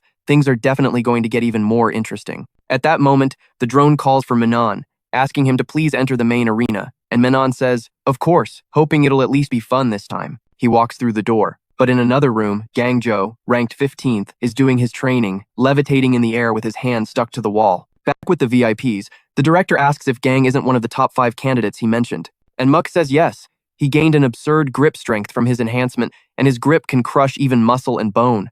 So any participant caught by him loses immediately. But the worst part is his judo, that uses that grip strength. Even participants who received enhancement drugs have had their bones shattered to pieces the instant they're thrown to the ground. This guy is a monster, and the director asks if his opponent isn't that Minho who's ranked 45th, and that he's probably not worth it, but he wants to see the fight anyway. But Muck says they have no information on him. The director asks what he means, and the assistant says it seems he was chosen directly by the combat wing. They have no information on his past or the martial art he practices. They know absolutely nothing. And he also hasn't watched any of his matches. But one strange thing about him is that the effect of his drug still hasn't been discovered. And so, the psycho enters the arena, and right in front of him, Gang appears. With both of them in position, the drone flies over and announces the start of the fight between Gangjo and Menon. And Gang says there's no need to drag this out. He'll end this in a single blow. But to his surprise, Menon is suddenly right in his face saying, all right. And in a flash, he's behind him, saying, you're wide open. But to Menon's surprise, Gang manages to dodge his attack and grabs his arm, saying he's going for an ippon. As soon as he grabs Menon, he tries to throw him to the ground. And Menon, smiling, says that he was really fast. Gang then slams Menon's body into the ground, scoring the ippon, making Menon scream in pain and wonder what the hell just happened. With the fight right in front of him, the director says that he was thrown to the ground. That was incredible. Meanwhile, Muck says he knew he was good, but he didn't think he'd be that fast. That was insane. The drone flies over to the two of them and says the match is over, with Gangjo unable to continue, and Gang just starts drooling as the drone announces that the winner is Menon. The director, breaking out in a cold sweat, wonders what the hell happened and why Gang lost. Even Muck is shocked by the scene, saying he doesn't know. This has never happened before, and he has absolutely no idea what went down. And so the boy, pinned to the floor, starts to stick his tongue out, thinking that Sunwoo must be awake by now. And he's going to see if he toasted him just right or if he accidentally burned him. And now, back to room 10. That capsule finally opens and our boy starts waking up. As soon as he wakes up, he checks his fists, saying he feels different and wonders if maybe it worked. But he thinks that whether it worked or not, he has to keep going. He wonders if his mom is okay, if he can trust that woman, and that he needs to talk to that bastard, the talent scout. And Sunwoo stares at the drone approaching him, which says he's been summoned. The talent scout summoned him, which left Sunwoo completely shocked. He went towards the room and Misuk told him he could take off the blindfold now. Misuk says it's good to see him again, but Sunwoo immediately grabs him in a rage and says he's a damn bastard. Misuk tells him to wait and calm down because he won't gain anything if he dies there. But Sunwoo says that now he has nothing left to lose, so he'd better answer, and tells him to say right now if he knows where his parents are. And Misuk says that of course he does. Sunwoo asks, "What do you mean?" And Misuk says he's taking care of them as they speak. But our boy tells him not to lie, because he saw that guy in the control room say he was going to get rid of his parents. But Misuk said the VIP did ask him to do that, but he told him that if his parents disappeared, he would continue to take care of them. And our boy asked, "What do you mean? What are you talking about?" And Misuk says that regardless of whether he can use the drugs or not, he's already bet everything on him, and the VIP will have no choice but to trust him. But Sunwoo says it was different with that woman. But Misuk interrupts him, asking if he really thinks that what he saw in the recovery room was said by one of his employees. This greatly surprised our boy, who didn't understand a thing. Sunwoo says he heard about his parents dying as soon as he woke up, and then a woman named Seong-gyeon visited him at the same time.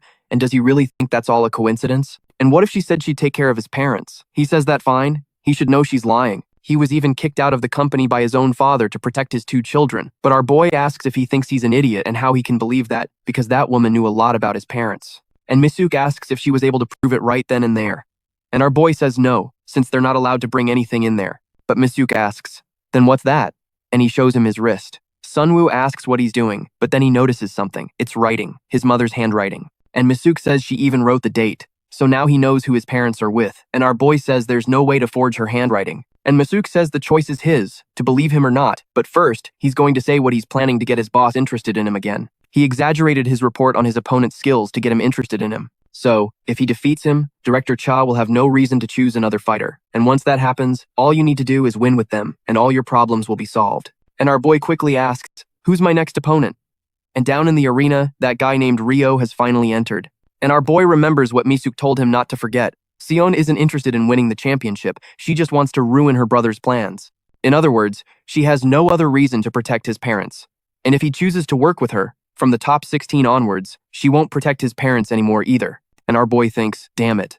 These bastards. I don't know who I can trust. And regardless of who's telling the truth, he doesn't have time to think about it now, because it won't matter if he doesn't beat this guy who looks like a character straight out of Street Fighter. And up in the VIP room, Director Cha says that if Sunwoo gets eliminated in this round, it'll be wonderful just to see the look on Seon's face. And from the other corner, that girl watches her brother, saying she wants to see who'll be smiling at the end of this fight. And Ryo gets into his stance, and our boy does too, thinking that from his position, he's probably an attacker type, and maybe a calf kick will work well on him. And besides, he's feeling good today, and so he tries to kick him, but Ryo lifts his leg. Our boy thinks if he's going to kick him, he'll dodge and counterattack. But to Sunwoo's surprise, that Ryo guy grabs him right by the neck and throws him to the ground, making our boy spit up a lot of blood. And Ryo quickly tries to punch him against the arena floor, but Sunwoo manages to get out of there fast. And that Director Cha thought his specialty was striking and didn't know he had wrestling skills. And Misuk says there are no limits to Master Ryo's attacks. And the director asked, "What do you mean?" And Misuk says that in Kudo they practice all kinds of techniques,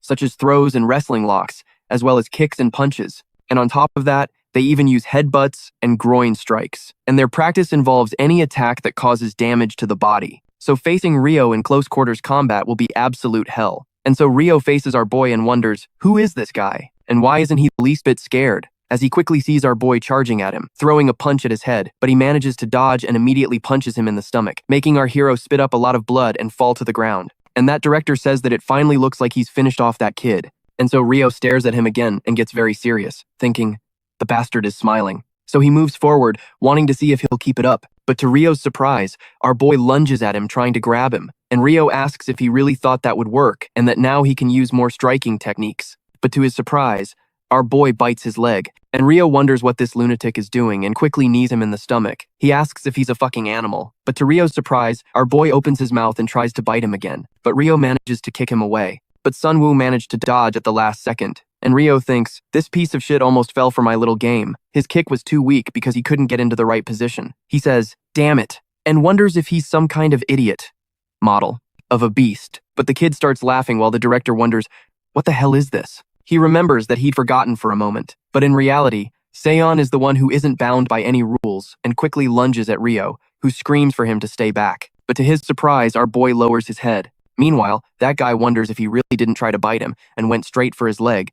And so he tells him to get down again, ready to punch him. But by the time he realizes it, there's a leg right in front of him kicking him in the head, leaving the director completely shocked, wondering if that's really a capoeira technique. And this scene flashes back to the past, with him asking Amanda if maybe he could use his capoeira techniques directly on her. And she stares at him very seriously and says it seems like he thinks he's indestructible. She asks if by any chance he's underestimating her capoeira, and she quickly crouches and kicks him in the face, knocking him to the ground. And seeing him on the ground, she asks if he's discovered some kind of absurd talent that lets him copy any ability that hits him, while the boy just smiles at her.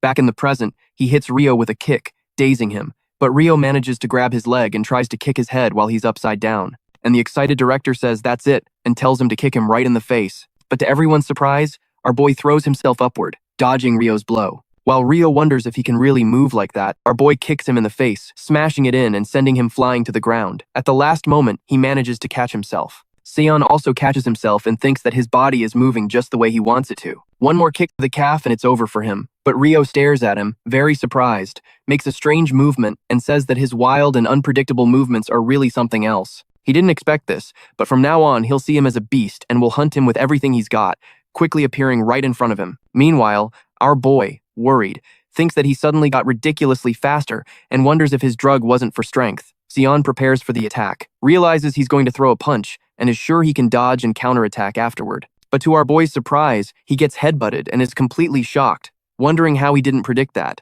And then he takes a punch to the stomach and thinks he needs to pull himself together, or else he'll lose. And so Rio gets very serious and tells him to say goodbye to his ribs, landing several punches in the same spot, and our boy falls to the ground spitting blood. Rio thinks that now is the time to end it, and kicks him right in the pit of his stomach. Looking at his face, the director up above wonders if he's already passed out and gets very excited, saying that it's over for Seon. He says it's the end, but the girl in her room remains excited, just staring at the fight. Our boy, smiling, grabs Rio's foot, and Rio asks if he really woke up again, but says it makes no difference, because he's going to lose again. And he quickly headbutts him one more time. But, to his surprise, this time it was Rio who got the worst of it. Rio wonders if he's practiced headbutting too. Our boy quickly appears by his side, and Rio thinks you can't even call him a beast anymore. This thing is more like a monster, but he's sure he hit him square on. So, this is probably some kind of surge from the drug's side effects. With our boy right behind him, Rio thinks he just needs to block and then land his final attack. At that moment, our boy goes to kick his calf, but Rio is faster, grabs his leg and says he's got him. But at that moment, our boy pulls his leg away, and Rio only manages to rip his pants. And Rio thinks that he couldn't see a thing, because our boy is already right by his side trying to land another kick. And Rio says if he can't dodge now, he'll just have to block it head on, and put strength into his leg trying to defend himself. But to his surprise, his leg is broken, and he starts screaming in pain, while the director up above says this is bullshit. His leg broke. He wonders how the kid can still move so much. And Rio, very seriously, says he's sorry, but his little show is over. He punches our boy in the stomach, who breaks into a huge grin and dashes for Rio's other leg and breaks it. And just like that, Rio falls to the ground with both legs broken, while our boy spits blood and collapses to the ground too. And now, with both of them down on the ground, the drone flies over them and announces that Rio Itika is unable to continue. Therefore, the winner of the match is Seon Kang. With our boy panting heavily on the ground, the director up above starts screaming, "God damn it, how could this happen?" Meanwhile, his sister, in another room, says that's why she likes him. And staring at our hero fallen on the ground, the director starts shouting that Seon is unconscious too, which means they are both unable to fight. But the assistant thinks that's not the case. And the director asks, "What do you mean?" The assistant says Seon is just sleeping. In another room, the girl's bodyguard says that now is not the time for him to be sleeping, but the girl says that, just as she imagined, people aren't betting on him. and the bodyguard says that no one would bet on a fighter who passes out during a match. And now that the top 31 has been confirmed, the top 16 will be based on the amount of bets placed on them. But Sionu is in last place, and, besides, if they announce the top 16 before he wakes up, he might not even get the chance to choose a VIP to back him. He thinks she should look for another fighter instead of him, and the girl asks how much money she has available at the moment. And the bodyguard, confused, asks what she's planning. The problem is the people who aren't betting on him, so the only thing she needs to do is put him at the top with her own money. But the bodyguard gets even more confused and asks if she really has that much money to just throw away like that. But she just tells him to wait, because she's just getting started. And so, a drone begins to announce that there will soon be a meeting about the next round, and all 31 players who won must attend. And at that moment, all the fighters enter the arena, followed by their drones, while the blonde boy notices Sion sleeping on the floor. He's hesitant, wondering if he should wake him up before the meeting starts. But just then, on the big screen, the arena director begins to speak, welcoming the winners of the last round, as well as the 16 VIPs who will be joining them today. And as mentioned before, the top 16 for the next round will be decided based on the amount of bets placed on each player.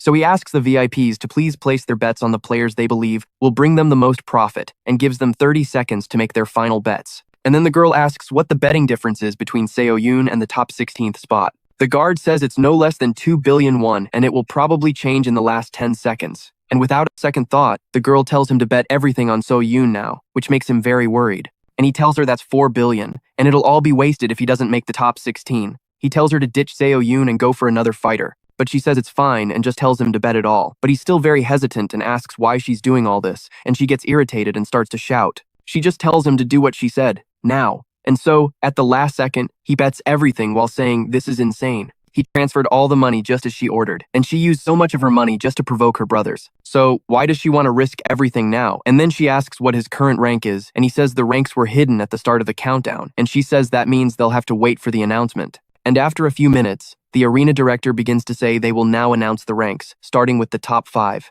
And in the number 1 spot is Khan, the Gurkha mercenary. 2nd is Ryan. 3rd is John Gogo. 4th is Leth.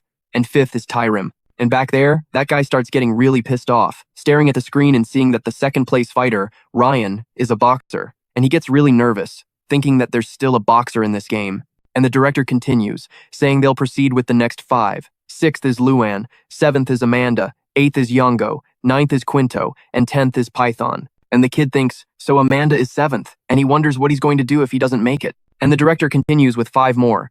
11th is Miguel, 12th is Bishop, 13th is Songbian, 14th is C, and 15th is Ricardo. And so, up in the VIP room, the assistant starts to say there's only 1 spot left.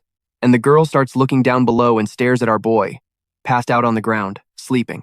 And the director continues, saying last but not least, the 16th place fighter with a total bet of 4.6 billion won, a former street fighter, the great Sol Go, the Shock. And the assistant gets really nervous about this. And then the director says that with this, they have closed the top 16 based on prize money, while Seo-yoon is sleeping on the ground. And the assistant starts to say, damn it, this is so bad. All that's left is the company building, the firm's account, and the stocks. And he says she used all the available money and asks why she suddenly made such an impulsive decision. But the girl looks very serious and continues to stare at the arena. Meanwhile, in another VIP room, her brother starts laughing and says the look on Seon-gu's face right now must be priceless. She spent 4 billion won and still got eliminated. But the assistant says it's not over yet, and the director asks, what do you mean? What are you talking about? While the girl gives a little smile waiting for the director's announcement, he begins to say that they will now begin the selection of extra participants, which really shocks her brother, who says the top 16 has already been decided and he can't do that. But the director continues, saying that to make things even more exciting for the 16 VIPs and for the top 16 selection event, they will add 4 more names to the list. And all the fighters outside start to cheer. The director goes on to say that the 4 will be selected through fights between the 15 remaining participants who will face each other. In life or death duels until only 4 are left victorious. And all the fighters start to stare at each other while our boy remains asleep. The director says that the participants already in the top 16 should head to the stands, and the blonde guy starts to leave while seeing our boy still asleep, and thinks that he needs to wake up if he doesn't want to die right now. But just then, his drone appears and says that any physical contact between participants before the match is strictly forbidden. So it asks him to please step away, and the kid just thinks, damn it. He's out cold. Right after the match, and there's no way he'll wake up in time, but he has no choice. The rest is up to his luck. And once again, Seo-yoon remains asleep. And after the others leave, the arena simply opens up, leaving only the central circle, and the participants ask, what the hell is this? And what is happening here?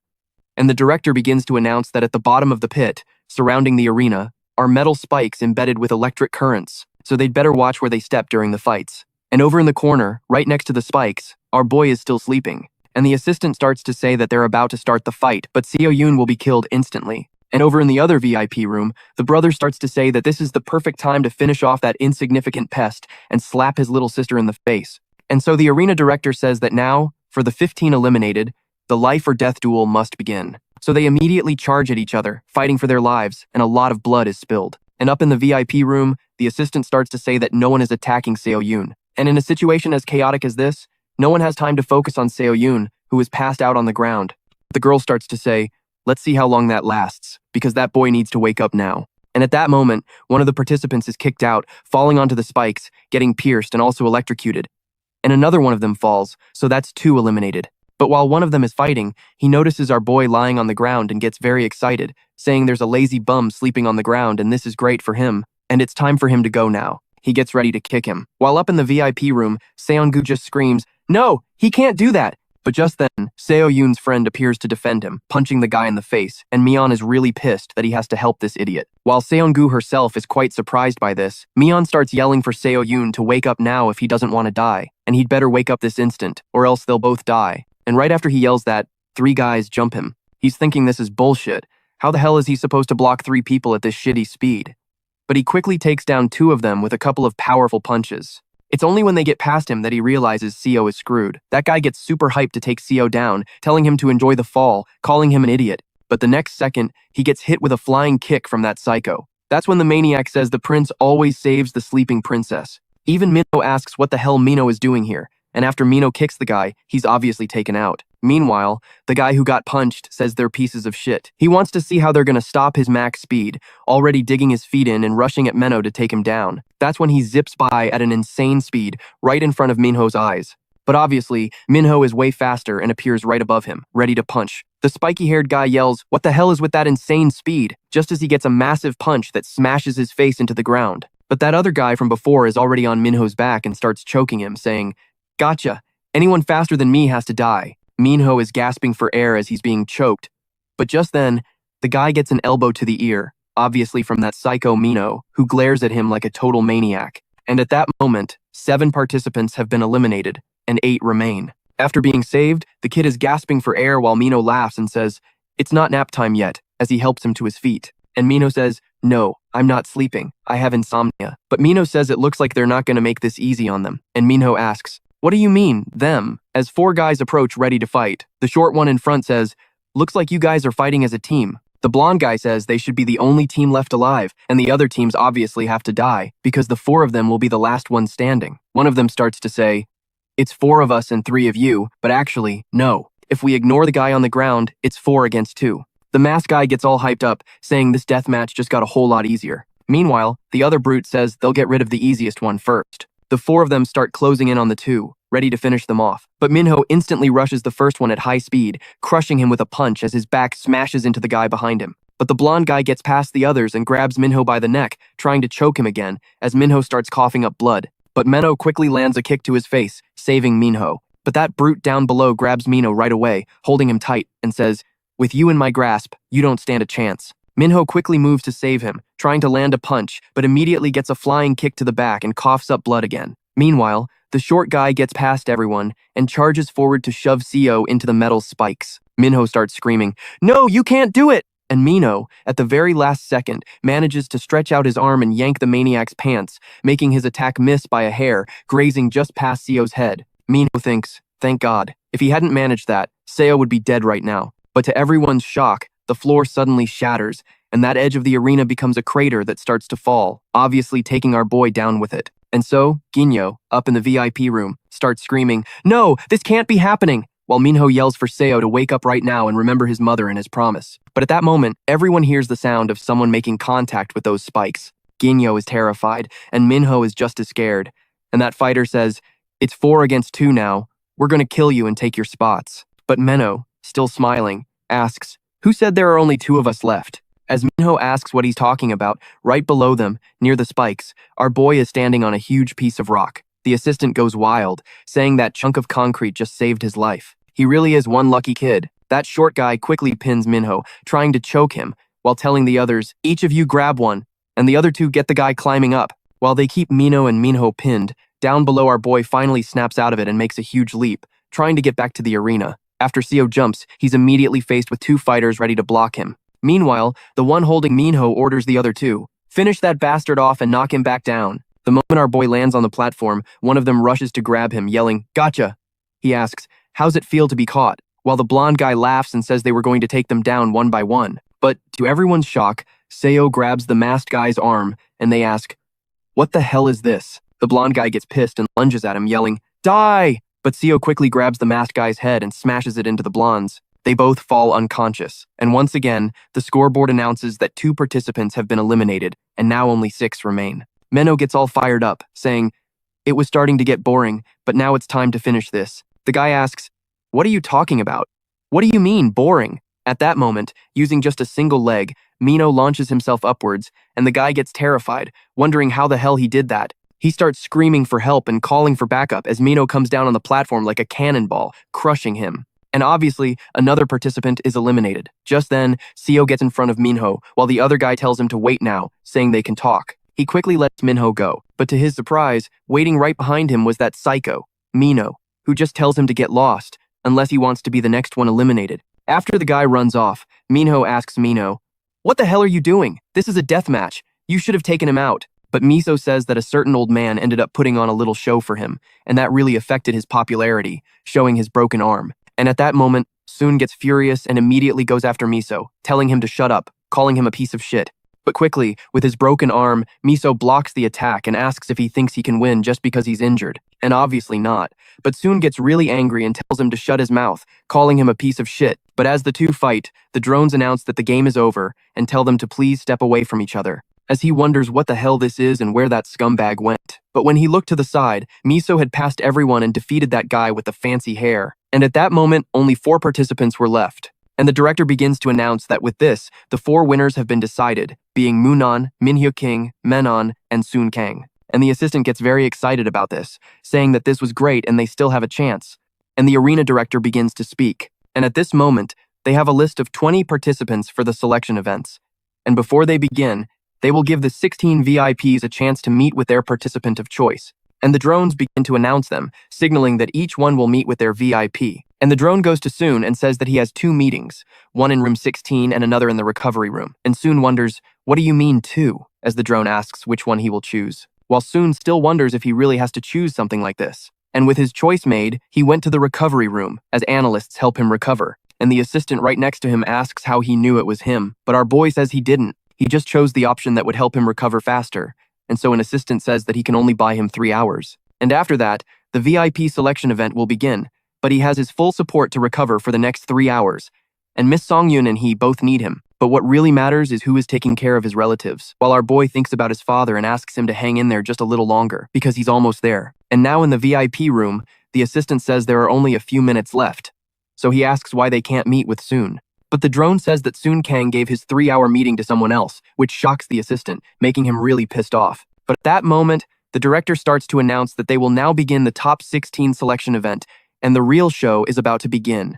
And now, back in the VIP room, the assistant asks why they can't even talk while he heads to the arena. And the drone says that meetings outside the reserved time are prohibited. And he says this sucks, and asks why the talent scout told him to come and why he didn't come to meet him. But right in front of him, Songyun picks up a star tiara and gets very excited about it, while the assistant wonders where that came from and why she's so happy. And so Songyun says that this is her lucky tiara, leaving her assistant completely lost. And now back at the arena, the director congratulates them on being classified for the top 20 selection event, and everyone is lined up, respectively, in their positions. And at the end are Amanda, Minho, Menon, and Soon. And the director begins to explain that players have the priority to choose a partner to compete with until the end. However, if the VIP refuses the player will have to wait until the next round of selections. And after the 16 teams are formed, the 4 remaining players will be eliminated immediately.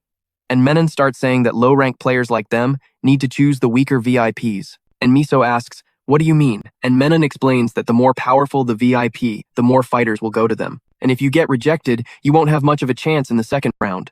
And Miso asks, "What do you mean? And why wouldn't they have a chance in the second round?" And Menon laughs. As always, he says it's quite simple. VIPs hate the idea of picking up other people's trash. And Miso says that's right. So why would the fighters all go for the same VIP? And he asks if it makes any difference who they go with until the end if the money is the same. But Menon laughs and says that, unlike him, most people have their lives on the line when choosing a VIP, right?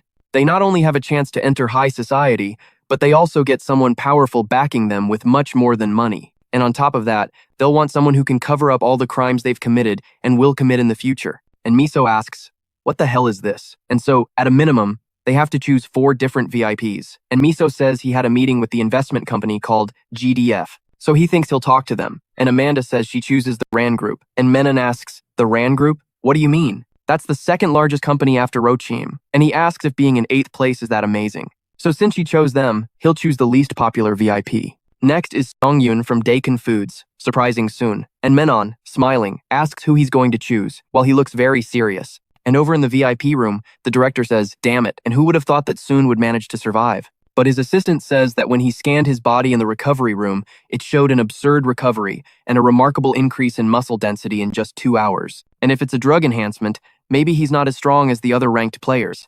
But as the games progress, maybe he'll become as strong as those who took the drug in the first round. And he's far beyond being an outlier, so he himself doesn't know how strong he might become from now on, because he's a wild card and, of all the other fighters, he is definitely the most unpredictable. But the director gets really angry, not caring about any of it, and says that either way, he can't let Songyun get him, but the assistant says he won't choose her, because he saw his mother's message. And at that moment, the director tells the players to please stand in front of their chosen VIPs, and each of them heads towards their VIP, getting into position. And the son of the Roshim group, Executive Director K, got the first place fighter, K. And from the Fine Life group, CEO Do Gyam Park got the second place fighter, Ryan. And staring at Ryan, Miso gets really pissed off and realizes that he's the only boxer left. And he won't have to wait long, because I'm gonna wipe that smile right off his face. And Minho says, how nice, the first 2 are gone, and they need to go too. And he tells Sionu to choose his. So he heads toward 2 different VIPs, Director Incheon of the Roshin Group and Seong Guion of D.com Entertainment.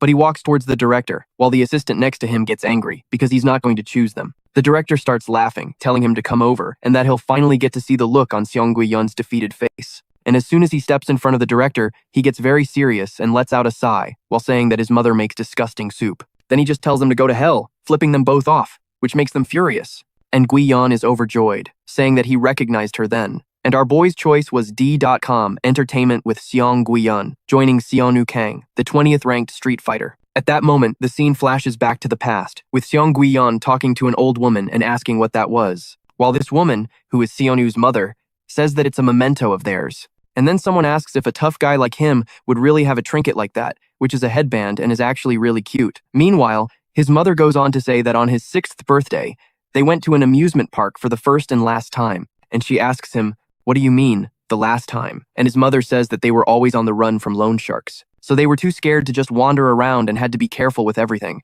So they always avoided anything that would draw attention. But her little Sionu chose the brightest, most eye-catching headband and insisted they wear it together. And she couldn't say no to her dear son, knowing that this might be their last visit to the park. And back then, they weren't just running from loan sharks. Her health was also getting worse and worse. And she got so nervous wearing it that she ended up letting go of his hand in the crowd. And when she realized what had happened, she panicked immediately. However, her son found her. Because of that headband, that's how he recognized her. He always kept it with him. And even now, that headband must put him at ease. And back in the present, our boy faces Seong Guion and notices the headband on her head. And he just stares at that headband, remembering his mother. And at that moment, the 2 are linked, and the choice is complete. Minho gets a little annoyed and says that he had chosen her first, but he'll be the bigger man and leave him alone. And he faces Minho and says he bets he has someone in mind too. And Minho gets very serious and thinks that yes, he's almost there. And he remembers what that mysterious guy told him, that he would tell him a bit about the VIP he should meet. He's the arch enemy of In-Seal Go, the president of CT Bio, a pharmaceutical company that hired Ryan, the guy he plans to get revenge on. If there's anyone willing to help him, it must be him, because by defeating Ryan, he'll give him anything he wants, whether he wins the tournament or not. But Minho is a bit confused and asks why he would go that far. And that guy says that his daughter became a victim of an extremely addictive painkiller made by CT Bio and is suffering from addiction. And so, this guy arranged a meeting for Minho with this president. And the man with the mustache says, "It's a pleasure to meet you. I think we'll be great partners." And Kang was linked with GDF, the country's largest investment firm, and its CEO, Jason. And in another VIP room, an assistant tells his boss that it's just as expected. It seems the #1 fighter, Kang, has joined director Incheon of the Roshin group. And that little brat is a bastard. Just look at him smiling like that. And that kid is part of the second largest corporation in the country, the Daehan Group. And he's Mr. Jong Aeon. And an assistant asks him if he really wants to choose that female fighter. He might have seemed a bit weird in his approach, but the long-haired guy says that's nonsense, and that he just expressed his admiration for her and her master-level capoeira. And she was linked to the CEO of the Daehan Group. And so, Minho, over in the corner, says that he's the only one left. But well, since he's not very popular, he needs to choose a VIP that the others won't pick or even look at. But it won't be good for someone like him to choose one that's already taken. And that one over there looks good, the one from Sky on TV, Say Wong. And so he steps on his platform and says that's just how it is. Who would be interested in a TV executive next to the CEOs of giant companies? But as soon as he steps on the platform, he starts laughing and says it's brilliant. But to his surprise, there are two brutes right behind him. While they ask what he's doing there, it turns out he's going to have to draw attention after all. And Minho simply jumps off the platform and goes upside down as he strikes this pose in front of his VIP. And Minho wonders if he really thinks this could work. But to his shock, that TV VIP gets very emotional, saying that this is wonderful. He asks if his name is Minho and says he really liked him. But the assistant next to him tells his master that now is not the time to be looking for new comedians. But the director asks who cares about that and says that he's already decided. He's going with this Minho. And so, Minho and the TV king, Se Wang, were linked. And that man on the other side stares at Sionu and tells him not to forget that he was the one who let him have that woman, while Sionu asks what he's talking about. And now in the director's room, he just watches everyone looking so happy. And everything is going exactly the way Seongguyeon wants. But his assistant tells him not to worry, because none of this matters. After all, he was just waiting for Seongguyeon to pair up with a really weak fighter to throw Sionu away. And the director says, "So you're saying the fighter we got is that strong?" But then he tells the assistant to forget it, because he's more curious about how he got him to join them. And the assistant says he only had to say one thing, that they would finish Sionu together. And obviously, he's talking about that psychopath who was already staring down our boy, making Sionu very nervous. And his assistant says that with that, they finally managed to convince Minsu. And all he had to do was use Sionu as bait. And the director then asks if he contacted Sionu. His assistant says he didn't originally plan to, but while looking through Minsu's files, he found Sionu's name and realized Minsu was after him, so it was just a welcome opportunity. He just happened to discover Minsu's potential beforehand, from everyone else, but the ward director himself brought him in, so it was impossible for him to get a meeting with him unless he personally picked you. And it turned out they had the key to him all along, and he asks the director if that isn't incredible. And the director gets really nervous and says that yes, it really is. And the assistant confidently tells him to just wait and see, because he's going to become as strong as the top 5 fighters. And after that, the director announces that all the VIPs have been selected, and the 4 participants without VIPs have been immediately eliminated. And now, the remaining 16 will participate in the round of 16. After announcing the VIP and fighter pairings, the director says that all players must now wait with their respective VIPs for the round of 16 matches. And the assistant tells Song that it looks like they're finally going to meet Seo after everything they've been through. And he's feeling a bit awkward now, just imagining being in a room with that quiet, serious guy. And just then, our boy opens the door and stares them both down. He walks straight towards the girl, who says that it looks like he's finally recovered and his body is at 100%. But to everyone's surprise, our boy grabs her and asks, but she cuts him off and asks if he wants to thank her. He says yes, and that he's very sorry, but asks if she could. But she cuts him off again and tells him not to worry, since they're safe in one of her private properties. And besides, he doesn't need to thank her, because she's just investing in a strong fighter capable of winning the tournament for her. And at that moment, the assistant gets really nervous about this, and asks if he could please let her go. And our boy realizes what a stupid thing he just did and apologizes to her. He just got excited when he saw his mother's tiara. But just then, a beep sounds, and the ward director says they're about to announce the next matches. The matchups are Lef, ranked 4th, against MK, the 14th. Next up is Ryan, ranked 2nd, against Michael, ranked 10th. After that, it's Taran Ma, ranked 5th, against the 7th-ranked Amanda Croach. Right after that, Menon, ranked 15th, against Yongo, the 8th, and then Khan, ranked 1st, against the 12th, Ricardo. Following that, Minson, ranked 17th, against Python, the 9th, and then K, the 11th, against Lone, the 6th, and finally, Gin Go, ranked 3rd, against Se Kang, ranked 16th. And seeing the matchups, the assistant gets really worried and says that he's already up against number 3. This match is going to be extremely difficult, but the girl says that if they want to win, they have to carefully manage Seong's recovery and injuries. But facing someone like Gin Go is going to be really tough, since every single one of his hits has an insane amount of power. But the assistant, who's really nervous, asks Xiang why he's so calm and isn't saying anything. And this girl says, just look how confident he must be right now. That's exactly why I invested in him. And at that moment, the ward director begins to announce that the match orders are random. And the first match will be the #1 ranked Can against the 12th, and both will be using the strength drug.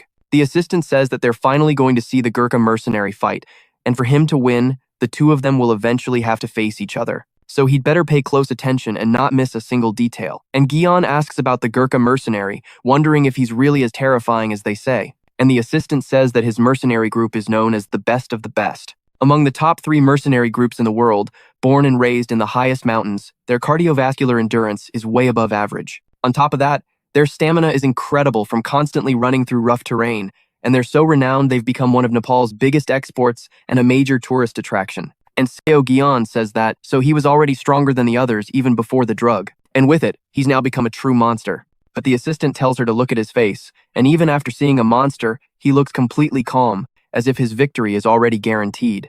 And Gian gets really excited and says, of course, because he is her fighter, while he doesn't respond. And the assistant says that anyway, even among the Gurkha mercenaries, that guy is really famous, on top of being the former champion. And at that moment, that brute enters the arena against the 12th ranked Ricardo, a jiu-jitsu master. His VIP is Sean from the Ona Corporation, and this skinny guy starts saying that people have probably already written his Ricardo off. And the long-haired guy says that, however, he's about to surprise everyone. And Can has taken a lot of damage on his climb to the #1 spot. He's not in his prime anymore. Ricardo, on the other hand, is fresh as a daisy, since all of his opponents lost their arms and legs fighting him head-on. And just then, the ward director announces that before the match begins, they'll have the second round of doping. And seeing the drug right in front of him, Ricardo gets really excited, saying that now he wants to see just how strong he'll get after taking this drug.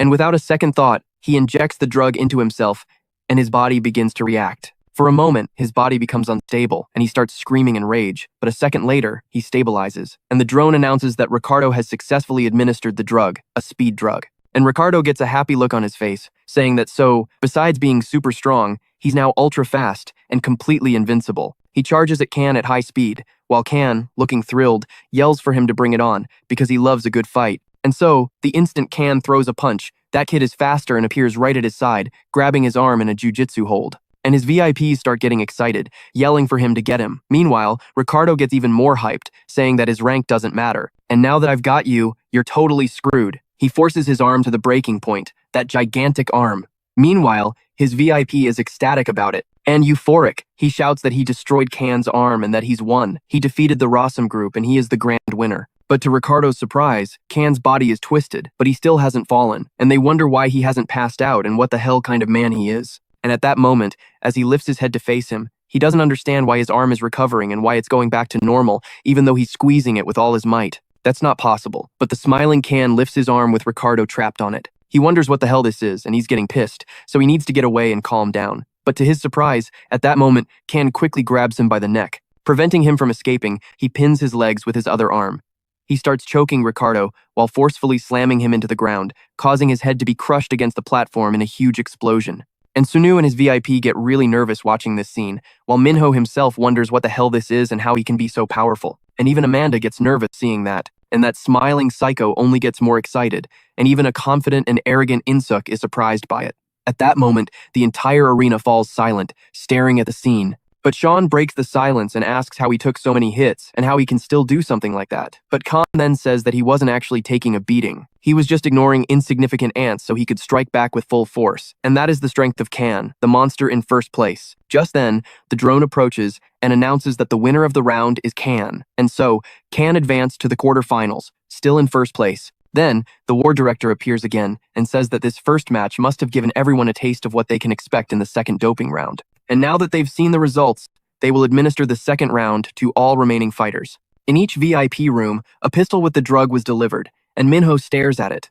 Amanda also stares at the drug, and Minho, the psychopath, wants to take it immediately. But in Songyeon's VIP room, our boy refuses, saying he won't use it. After he leaves, Songyeon says it wouldn't have any effect on him anyway. So it doesn't matter, since he's just like them, even without the drug. And she asks what she means. What is she talking about? But to everyone's surprise, at that moment, a scream is heard. And that scream was a commotion in one of the VIP rooms. And that room was Minho's, because he had just taken the second drug. As his body stabilizes, the drone looks at him and says that player Minho King has received the strength drug. His VIP gets really excited, saying this is great. Super speed and super strength is a perfect combination. And so, the ward director begins to announce that the second doping round is complete and they will proceed with the next match. And the next match will be between the African beast Mikhail and the number 2 in the rankings, Ryan, the monster.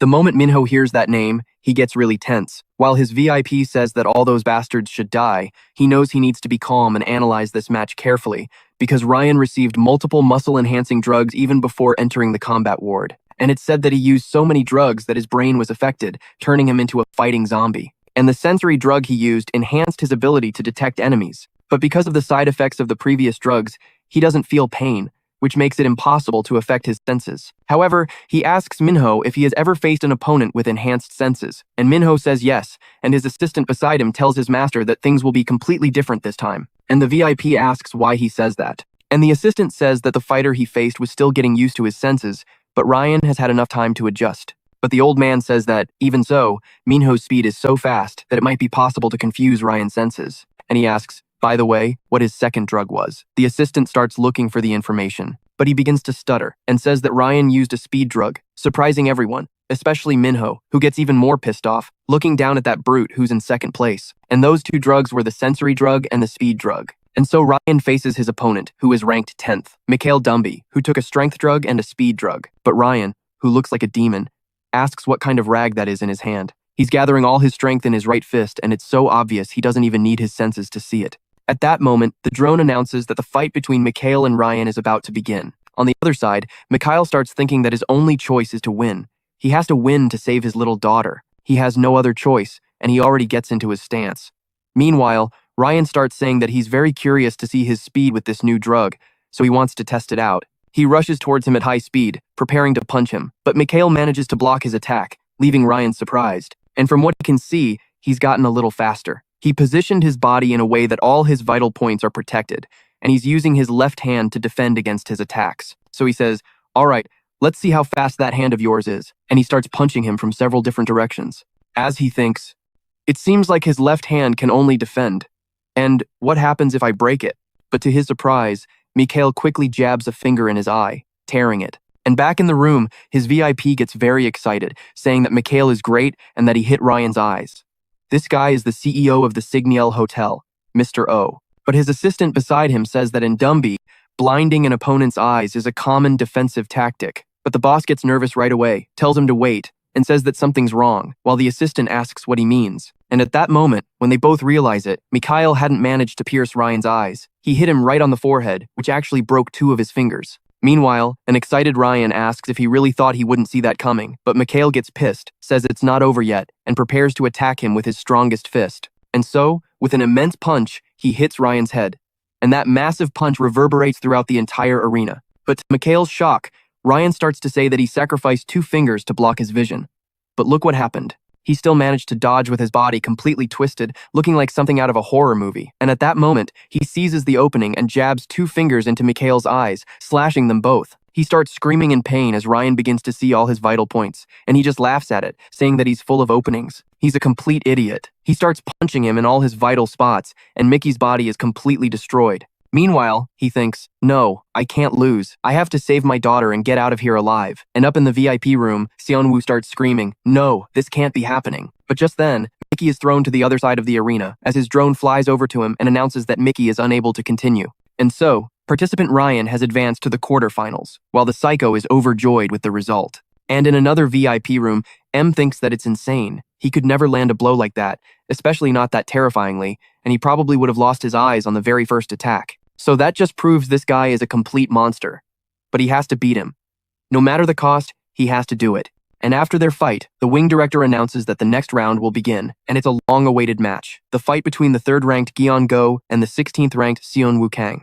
And the drugs Gion Go took were the elasticity drug and the strength drug, while our boy hasn't taken any drugs at all. And in the VIP room, Gion says he was hoping he wouldn't be matched against someone who took a strength drug, but it looks like he won't be able to finish this without getting hurt. And the assistant says that most of the fighters who made it to the top 16 have taken at least 1 strength drug. But she asks him the difference between combat Taekwondo and the regular kind. And the assistant explains that combat Taekwondo uses the same skill set as the regular version. And she asks, what do you mean? Then why is it called combat Taekwondo? And the assistant begins to explain that Taekwondo, by itself, is a lethal martial art made for real combat. It has already gone through several changes for competitions like the Olympics to make it safe and compatible with the points system. Many techniques had to be removed, so combat Taekwondo is its original form, where all the dangerous techniques are used, which is basically the complete set. And now, in the arena, Go, ranked 3rd, the master of combat Taekwondo, stands before our boy Sionu. Meanwhile, he thinks that if he can defeat the 3rd-ranked fighter, he could become one of the top contenders. And at that moment, the wing director begins to announce that they will proceed with the 3rd match of the round of 16. They will now begin the fight between Go and Seonwoo Kang. As our boy stares him down, he thinks to himself that since he's a Taekwondo specialist, it'll be better to take him to the ground. He lunges at him, getting excited and thinking he's got him. But to our boy's surprise, Go is faster and manages to dodge his attack, then does a massive spin and lands a kick right on his head. And even though he's in a lot of pain, our boy just thinks that he has to wake up, and just like that, he snaps out of it and grabs his leg. But what he didn't expect was for this psycho to get momentum and hit our boy in the head with his other leg. And up in the VIP room, Segion gets really nervous, saying, "No, he can't go down like this." And with his tremendous willpower, our boy forces himself to stay awake and says, "It's not over yet." He plants his arm on the ground to get some leverage, and after Seonwoo manages to steady himself, he throws a kick at Go, but it's quickly blocked. But Go wonders how he's managing to counter his strikes with 2 more direct hits. But for a moment, the attack stops as he wonders if he's going to strike again, and that's exactly what happens. Our boy forces his leg against his arm, and using the momentum from that push, he does a backflip, landing perfectly on his feet. Meanwhile, his opponent thinks that with that kind of strength, he's definitely among the top 10 fighters here. How could a simple high schooler have so much strength? But Seonwoo, on the other hand, just feels his head ringing badly, knowing another blow would be very dangerous for him. And if he has to throw himself at that guy again, he's just going to get beaten up. So he needs to find a way to attack his legs. But Taekwondo doesn't normally allow low kicks, and on his next strike, he's going to aim for his lower body. There's no way he'll be able to counter that. So, prepared and with his body ready, he rushes towards him. Meanwhile, Go thinks, looks like he decided to attack first after getting a taste of my kick. But to his surprise, he sees 3 different Seonwas and wonders, what the hell is this? Meanwhile, his VIP up above doesn't understand how he's holding his own against the 3rd best fighter here. But his assistant says that the best fighters don't go all out from the start. They save their energy for the final rounds. And they normally only use as much strength as is necessary to defeat their opponents. But this guy is tougher than he imagined. And now, down in the fight, Go asks if he really thinks he can defeat him, but he's sorry to say he hasn't even used his full strength yet. Then he quickly throws a high kick at him, but to his surprise, Seonwoo manages to dodge by ducking. And as he moves, he thinks, all right, now for the shin kick. Preparing to kick him in the shin. But Go quickly dodges downward, using the momentum to kick Seonwoo's shin himself, instead of the other way around. And his VIP is thrilled, saying that was monstrous, and she didn't know Taekwondo had moves like that. But the assistant says it's called a leg sweep, and the VIP asks, what do you mean? And the assistant explains that it's not seen in competitions since it's a banned move, but it's basically a stronger, more leg-focused version of the famous spinning kick. And back in the fight, our boy pushes himself up from the floor, realizing his leg is seriously screwed up.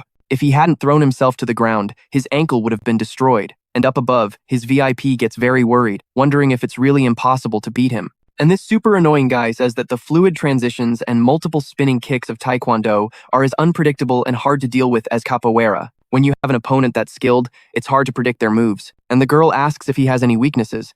And he says that since Taekwondo uses a lot of energy in all its strikes, the attacker usually runs out of stamina pretty quickly. However, Guanggo's muscles have flexibility, strength, and a tremendous reaction time due to the elasticity drug, so that doesn't apply to him, which is totally broken. And back to the fight, Guanggo faces our boy and says he'd better give up now, since he has no chance of winning. And from this moment on, he's going to start using his full power. Sionu stares at him and thinks that this sucks. He doesn't know what to do to defeat him. He already sees Guanggo in front of him preparing for a high kick, but he quickly dodges the blow, and with the tremendous force of his kick, that guy simply cracks the floor of the arena, which is completely absurd. And Sionu thinks he's so screwed now. He couldn't dodge properly, even knowing where the attack was coming from. And he's a little dazed, as he doesn't know where the kicks will come from. But another kick quickly hits his head as Guanggo takes a huge leap, and Sionu realizes he's losing consciousness, so he needs to wake up fast, because he needs to grab his legs. So he quickly grabs Guanggo's leg, but Guanggo basically propels himself on the wind, I think. With his other leg, he lands a very strong kick right in Sionu's face, sending him flying to the other side of the arena as he realizes that even that didn't work. and his vision is getting blurry, and he's losing consciousness. But on the other side, Guango is in shock, wondering how he's still conscious after that blow. So he needs to end this quickly, because it's getting a little dangerous. And so he pushes off the ground, creating a crater just to use that momentum to finish Sionu, as he shouts that this is his end, delivering a flying kick to his stomach, while Siono's own skeleton feels that immense pain. And for a second, his consciousness tells him he's going to die, and his heart starts to beat very, very fast. But before losing consciousness, he remembers something, that he always ran away when he felt like this. It's as if he were being torn to pieces, but he can't escape this specific situation, which is very bizarre, because apparently he's a masochist and likes to get beaten up. And out of absolutely nowhere, his consciousness, his brain, simply cracks and creates several branches. And he starts to remember his purpose, that he came here to save his parents, but it will all be useless if he dies now. Then all those fragments of his mind begin to merge into one again, while his subconscious warns him that this is the only way. So, without a second thought, even on the verge of death, his body and brain force themselves to charge at Guango at an abnormal speed. And with a monstrous punch, he hits Guango right in the chest, making him spit blood and his eyes go wide, getting thrown to the other side of the arena while our boy stops in his attack pose. And incredibly, Guango still hasn't gone down. And on the other side, he saw our boy looking like a monster, exuding a murderous aura. And he really felt that blow and wonders what kind of monstrous strength this is all of a sudden, but he has no choice. He's gonna have to kill him, and that's the only way. But to his surprise, Kang Siono is right in front of him, charging up a powerful punch, and Guango, with his hand outstretched, tells Sionu to die now, trying to rip his head off. But to everyone's shock, that blood didn't come from Sionu, but from Guango's hand, which was bitten by the subconscious, abnormal, and crazy psychopath Sionu. And Guango, feeling a lot of pain in his hand, tells him to die now, you damn monster, landing an immense kick to his face. But Sionu just keeps laughing as if it were nothing and he wasn't getting hit. I'm telling you, this guy is a total masochist, man. And then, without a second thought, he kicks Guango in the stomach. And then the sinister exchange of blows begins between Kang Sionu and Guango, with one hitting the other in the face and stomach. And at the end of this exchange, our boy lands a flying kick on him, sending him to the other side of the arena. Meanwhile, up there, that really annoying guy is very surprised by the third-ranked status. But Guango hasn't lost yet. He gets up again as he realizes there's something wrong with this kid. He's stronger than the other monsters he's faced here. While Kang Sionu looks like a psycho monster, he gets worried, thinking that he can't afford to save his strength for the next round. So he needs to go all out from now on. And he pushes his foot off the ground, creating another crater, and flies towards Sionu, thinking this will be his last kick. While Sionu, right in front of him, says very excitedly and smilingly that he's coming for him. He already charges at him with a punch. As Guango thinks that now he'll have to kill him, the two of them start screaming to power up their attacks. And as Guango lands a kick on Sionu, Sionu punches him in the face, and Guango, taking a punch, just wonders how the hell he lost to a kid. Meanwhile, on the other side, Sionu just smiles at him as if it were nothing, and Guango is losing consciousness. He just sees our boy grabbing his head while saying with his empty eyes that he's the third-ranked fighter and is in third place in the ranking. But Kang Sionu, looking down on him, very confident and arrogant, asks, So what if you're in third place? I'm gonna beat you all the same, already delivering a huge headbutt to his head, making his skull crack and sending him crashing into the arena floor. Meanwhile, up in the VIP room, the girl is instantly in shock and the guy gets really excited, not believing what he's seeing. And in another room, this so-called old friend of Siono's gets very worried about the fight, finding it very strange. And that first-ranked fighter found this very exciting and looks at Sionu with interest. Now, in the middle of the arena, the drones approach while our boy continues to exude this demonic aura. And Guango's VIP says that this is impossible and how could he lose? But the drones approach and say that the fighter advancing to the quarterfinals is Kang Sionu. But at that moment, his aura completely dissipates and his head starts to hurt. And in the VIP room, the annoying guy celebrates big time while the girl gets really excited, saying that he's finally proven himself and now they can relax. And now, in a closed room observing everything from afar, that doctor from before says that it was just for an instant, but his stats skyrocketed and his numbers were close to their goal. And this mysterious masked man says that the way he reacts and the way he moves seems very familiar. And the doctor asks, What do you mean? What is he talking about? And the masked man says that he reminds him of the first successful transformant, Kang Run Choi. And now the doctor asks if there's a reason he's so strong, even without the drugs, and that it must have something to do with him.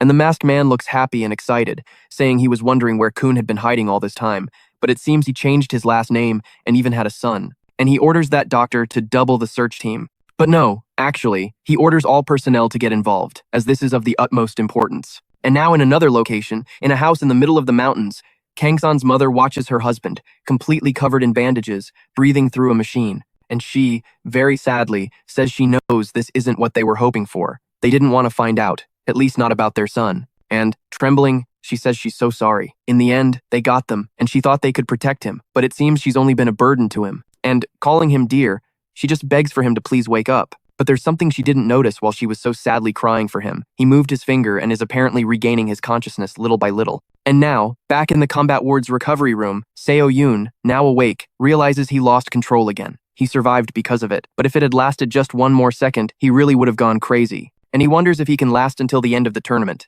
But then, the girl appears right above him and asks if he felt like he was completely losing control, which really surprises Seo-yoon, who immediately asks how she knows that. And she says that her mother told her everything and that it was the only way to save him. And Seo-yoon asks, "What do you mean? What are you talking about?" And the girl says her mother told her because his father ran away from this place for the same reason, which deeply shocks our boy, who gets agitated by what she said and asks again what this girl is talking about. And she just says that she doesn't know everything, but her mother told her that he used to lose control when he was younger. And so she wanted to tell him this when the time was right to tell him how to survive by using this rage, which greatly surprises our boy.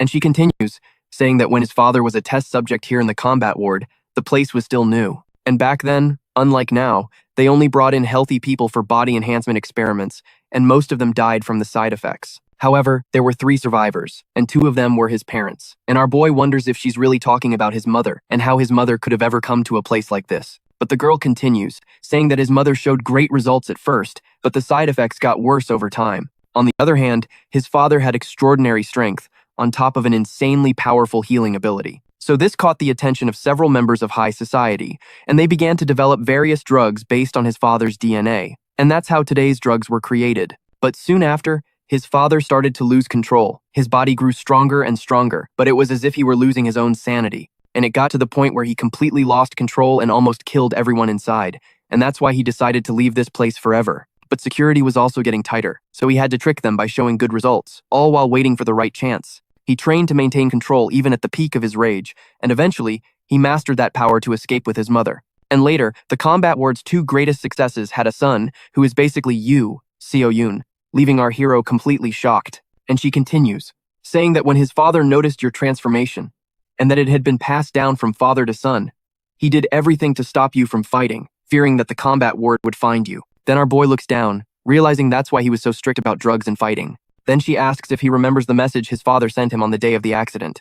Seo-yoon doesn't really remember, and the girl says that his mother believes he wanted to teach you how to control yourself since he probably realized he couldn't hide you from the ward anymore. And hearing this, Seo-yoon is very confused. But the girl says they also talked about how to maintain control, and she says he shouldn't fear his rage, which surprises Seo-yoon. She says that when you start to feel the excitement and the adrenaline starts pumping, you need to hold yourself back, even if you have to bite your own hand. And she says that when you no longer fear the transformation, it should be controllable. And Seo-yoon, gritting his teeth, just says, "Damn it." He asks if she really means that his father went through all this while he was still young, but the girl says confidently that now he has no other way of getting out of here, except to unleash his rage and win. After all, it's impossible to escape this huge organization, which is backed by powerful politicians and CEOs. And her mother also mentioned something else very important. Seo-yoon asks what it was, and she said that his mother told him to figure out a way to unleash his rage whenever he wanted. And his father used to control that rage by striking his heart with his eyes closed. But she doesn't know if it will work for him. And Seo-yoon gets up, faces the girl, and starts to sigh, while she, confused, asks what he's going to do now. And our boy says there's only one way to find out, but she's very surprised and tells him to wait a moment because his body isn't ready for another rage. But he pays her no mind and tries to activate it again. And now, back in the VIP room, but without the girl, just the bald guy, he watches other opponents fight. But he's shocked by what he's seeing, wondering what the hell he just saw. A circular mark from the fight with a crack in the middle. And right in the center of this circle is Lan, a kung fu champion ranked 6th. And the bald guy gets really excited, saying that all these monsters are getting stronger and stronger. But at that moment, the VIP girl enters the room, and the bald guy asks if she's back already, and if she's okay, but she just asks him how things are going. And the assistant says that the kung fu fighter, Lan, just won his match, and that he's completely off the charts. But his movements are complex, enhanced by drugs, and he looks like something out of a martial arts movie. And he also mentions that Miso made it to the top 8 too, and with each round, he gets more and more overwhelming, and all his opponents seem insignificant and end up riddled with holes. So, he can't imagine Sionu defeating any of these opponents in the top 8. And by the way, he asks how Seunu's practice with his fury went. And from what he knows, his mom says that mastering his fury would unlock an even greater power. And the girl says that, about that, he hit his own chest to try and trigger his fury and ended up passing out. This really surprises KCA, who asks what she means, but she says the doctor said he just fell back asleep. The bald guy gets really nervous and says that this means the fury really takes a huge toll on his body. And she says yes, but now all they can do is wait for the next round to find out if he can use his fury to his advantage. And now on the big screen, the mysterious man appears, announcing that for the next round, they have Lif, currently ranked 4th, against Mian King. And in the arena, the two of them face off. And one of the VIPs is Jason, the CEO of the apparel company EDF. And the second is Michael Lee, the CEO of the military company Peon. And Michael says that luck is on their side, getting to face a kid like this today. And they need to make sure Lif wins this time. That way, he can use his body as a prototype to kickstart the human weapons business. But on the other side, in another VIP room, Mian King's the VIP asks his assistant what exactly the system that Lif uses in combat is. And the assistant says it's a unique martial art from Russia. And the VIP asks, what do you mean, unique? And the assistant says that it's kind of similar to Western martial arts, but it also uses Chinese martial movements like Tai Chi. And the guy with the mustache gets very confused, and he asks how a Russian martial art can be mixed with Chinese movements. And the assistant says that, according to rumors, scientists and physiologists from a national organization analyzed Chinese martial arts and incorporated the results with Western martial arts to create the so-called system. And the mustached guy says that even though he doesn't really get what the hell this is, it looks like Mian will have to adapt very quickly, and if he gets injured this round, it'll be almost impossible to win the next one. And the close-up in the arena returns to the two of them facing off, while Lif basically looks like a human robot. But Mian gives him a serious look and notices that he seems completely relaxed, as if he's about to fall asleep. And he wonders if he's underestimating him, but this guy's endurance has been enhanced by that drug, and if he takes too long to finish the fight, it'll be very difficult to win. So he has no other choice, he needs to end this with a knockout. And maybe he's among the top 5 here, but I'm the fastest person in the entire wing, so I really want to see if he can dodge this. And from 1 millisecond to the next, he appears in front of Lif, ready to punch him. But when Lif tried to grab him, he dodged, appearing right in front of him, lined up to punch his face. But Lif saw his punch coming and basically dodged it like it was nothing. While Mian wonders how the hell he missed that punch, Lif has the faster reaction and slams into him. He wonders what the hell that was, but manages to brace himself on the ground and stay conscious, thinking, damn it, this guy is so weird. He wonders if he dodged by coincidence or something, or maybe he just hasn't gotten used to my speed yet. To find out, I need to try this again. And once more, he rushes at Lif at high speed, and right in front of his opponent, Lif easily dodges the blow while trying another elbow strike on him, but Mian yells, do you really think I'd fall for that again? Already appearing behind him. But once again, Lif dodges and lands a powerful punch to Mian's heart, making his consciousness waver. And up in the room, his VIP just wonders how the hell he can keep up with Mian's monstrous speed. But even after taking that hit, Mian still hasn't gone down. He's bracing himself on the floor, thinking about what he should do now. But after thinking for a bit, he lets out a confident little smirk, while Lif wonders what that was all about and if he's trying to bluff or something. And for the first time in the entire fight, Lif opens his mouth and says, smirking isn't going to close the gap in our skills. And he sees Mian rushing at him again. Just like before, he thinks, looks like he hasn't learned a thing. Then he quickly dodges the blow and gets ready to punch him again. But Mian turns his head, dodging with his body ready to punch, while saying, I knew it. He can't recover his speed. He was just sliding when he dodged. And Lif realizes, damn it. He's not going to be able to stop the dodge and just takes a punch to his chin, the immense blow even cracking his skull. And with a powerful punch, Mian sends Lif flying. His VIP starts yelling, what a marvelous punch. He's a great fighter. But his assistant kills the vibe, saying she doesn't think it's over yet. And the mustached guy asks, what do you mean it's not over? But when he looks, Lif is back on his feet, right in front of Mian. And Mian apologizes, saying he won't waste any more time, and simply walks over to Lif. And with a simple touch, Lif falls to the ground, unconscious.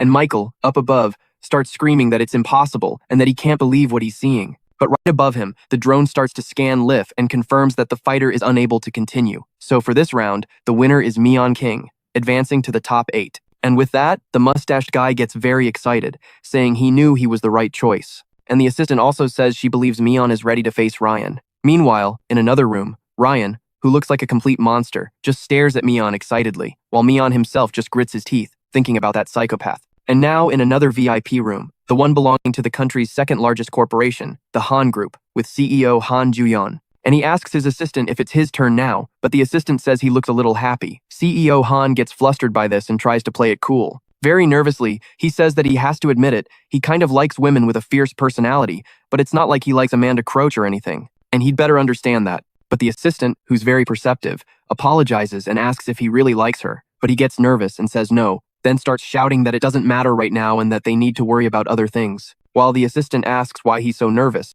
and after he calms down a bit, he says very seriously that she needs to live up to her title in this match. And the assistant says, "Are you talking about the 10-second knockout? That would be very difficult. Your opponent is currently ranked 5th and is a former assassin. He's also received 2 strength-enhancing drugs, and a single blow from him could end up killing her. And now, the two are face to face in the middle of this destroyed arena. And this mysterious figure appears on the big screen, announcing that the match between the 5th and 7th ranked fighters, Tyron Mar and Amanda Croach, will now begin. And Tyron, standing in front of Amanda, says he wants to start by apologizing in advance. And Amanda asks, for what? And he tells her that the only way he knows how to win is by killing his opponent. But Amanda just sighs, and Cabalodia asks why she just sighed. And Amanda asks if by any chance he's asking her to teach him how to win. And Tyron gets furious, asking what she means and if she didn't hear what he said. And he says he'd like to see her keep talking all that crap after he rips her throat open, already lunging to grab her head. But he notices something strange. He didn't grab her head. It was basically an afterimage. And by the time he realizes what just happened, Amanda is already by his side, landing a capoeira kick on his hand, blocking his attack. And he starts screaming that he can't feel his hand. But it doesn't matter. His specialty has always been kicks. He gets ready to kick her. But, to his surprise, he loses his footing to her leg sweep, and, as he's falling, she supports herself on a single arm. And then, with both her feet, she presses him against the arena floor, making him lose consciousness while she asks if he's really going to lose. And in fact, he lost in just 10 fucking seconds. So, another fight won by Amanda in 10 seconds. But the little guy, who isn't dead yet, asks if he really lost, and Amanda says that to beat your opponent, you just have to be stronger than them. And right above her, the mysterious figure on the big screen announces that Amanda Croach advances to the top 8. And back in the VIP room, Cabalodia gets really excited, saying his little love was amazing. Meanwhile, the assistant wonders, where's that act from before? He's completely given himself away now. And again, in another VIP room, the maniac Menon wonders if it's his turn now. Looks like he won't be able to hide anymore, so he's going to have to show a little bit of his strength.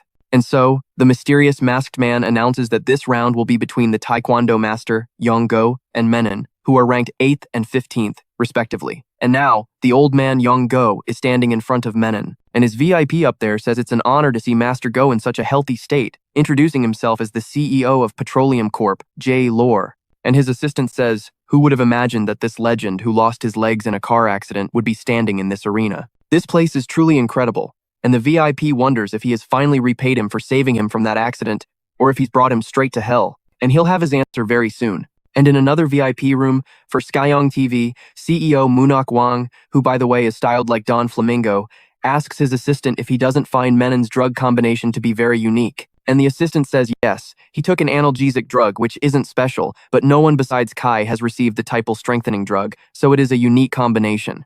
And the VIP says yes, because it means he's survived until now without a strength or speed drug, so he wonders who this Menon really is. And the psychopath Menon is right in front of the old man and says excitedly to old man Go that, since they're both professionals, they don't need a warm-up, so they can get straight to business. But, without saying a word, the old man lands a kick right in the middle of Menon's face. Menon had no time to react and took the hit head-on, and as he was falling, the old man prepared for another strike. But this time, Menon managed to block it with his arm, as he shouts that it's incredible that this old man is really strong, and so he grabs a block from the arena and throws it at the old man's head. But old man Go quickly manages to dodge, and the block just smashes into the arena ceiling, destroying a part of it. And as soon as the old man lands on the ground, he looks up at the ceiling, very surprised, and wonders, who the hell is this guy? And Menon is striking his classic psychopath pose. And this Menon then asks if he isn't going to go easy on him since they're the same age. And the old man asks him, what do you mean, same age? Apparently he likes to joke, but he says that, well,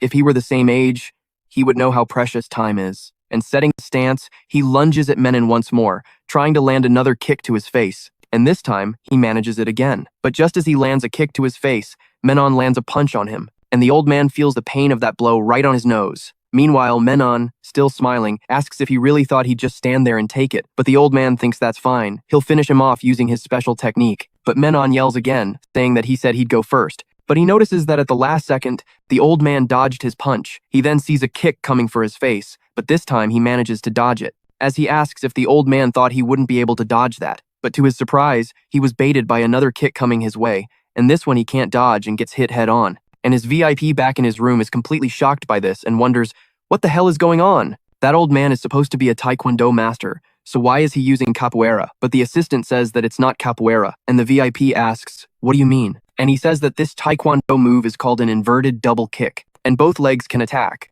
or it's possible to use one as a feint, while the other delivers the weight of the blow. And with Menon kneeling on the ground, he asks if that was his best technique, and says it's really disappointing, because he didn't feel a thing. But the old man gets really pissed and says, as if, and he lunges at him again with a palm strike. That's when you scream that now he's going to get a taste of your finishing axe, landing the blow right on Menon's forehead. But as soon as he looks at him, Menon stares back like the complete lunatic he definitely is, because the old man's hand completely shattered and his bones cracked. And Menon starts laughing and apologizes for killing the mood, but says he would never lose to a mere amateur like him before taking a huge leap and landing a solid headbutt right on the old man's head.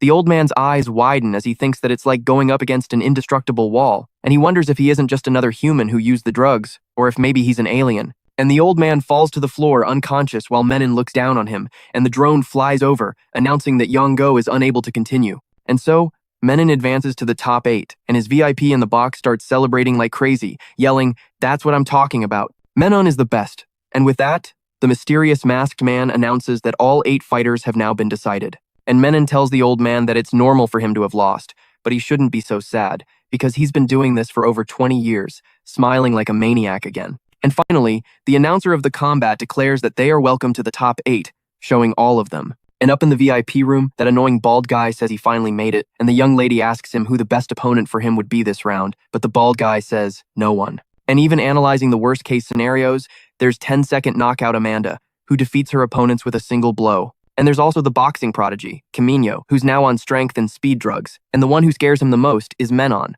And she's very surprised by this, but he explains that, for starters, he's taken several hits from multiple strong fighters, but hasn't visited the recovery ward a single time. On top of that, his opponents panicked right before being knocked out, making it hard to understand how he won. But she asks the bald guy about Luan, since she hasn't seen him fight yet. But the assistant says that if it's him, it's the worst possible outcome, because that guy is different from the other opponents, and his kung fu skills combined with his strength and body make him seem completely otherworldly. And since he's currently second in the betting ranks, they need to avoid him at all costs. But just then, the mysterious masked man finally reappears, now announcing the matchups for the next round. And one of the matchups is CEO Seong Kang's fighter Luan against CEO Seon Gukcheol's fighter Se Kang, the street master. Seeing this, the bald guy is in shock, and the young woman says that it seems they're very lucky. But the bald guy asks what she means, and the young woman says that he's the opponent who will bring in the biggest betting profit she's ever made. The bald guy asks if she's serious, and if she's that confident in her Se Kang.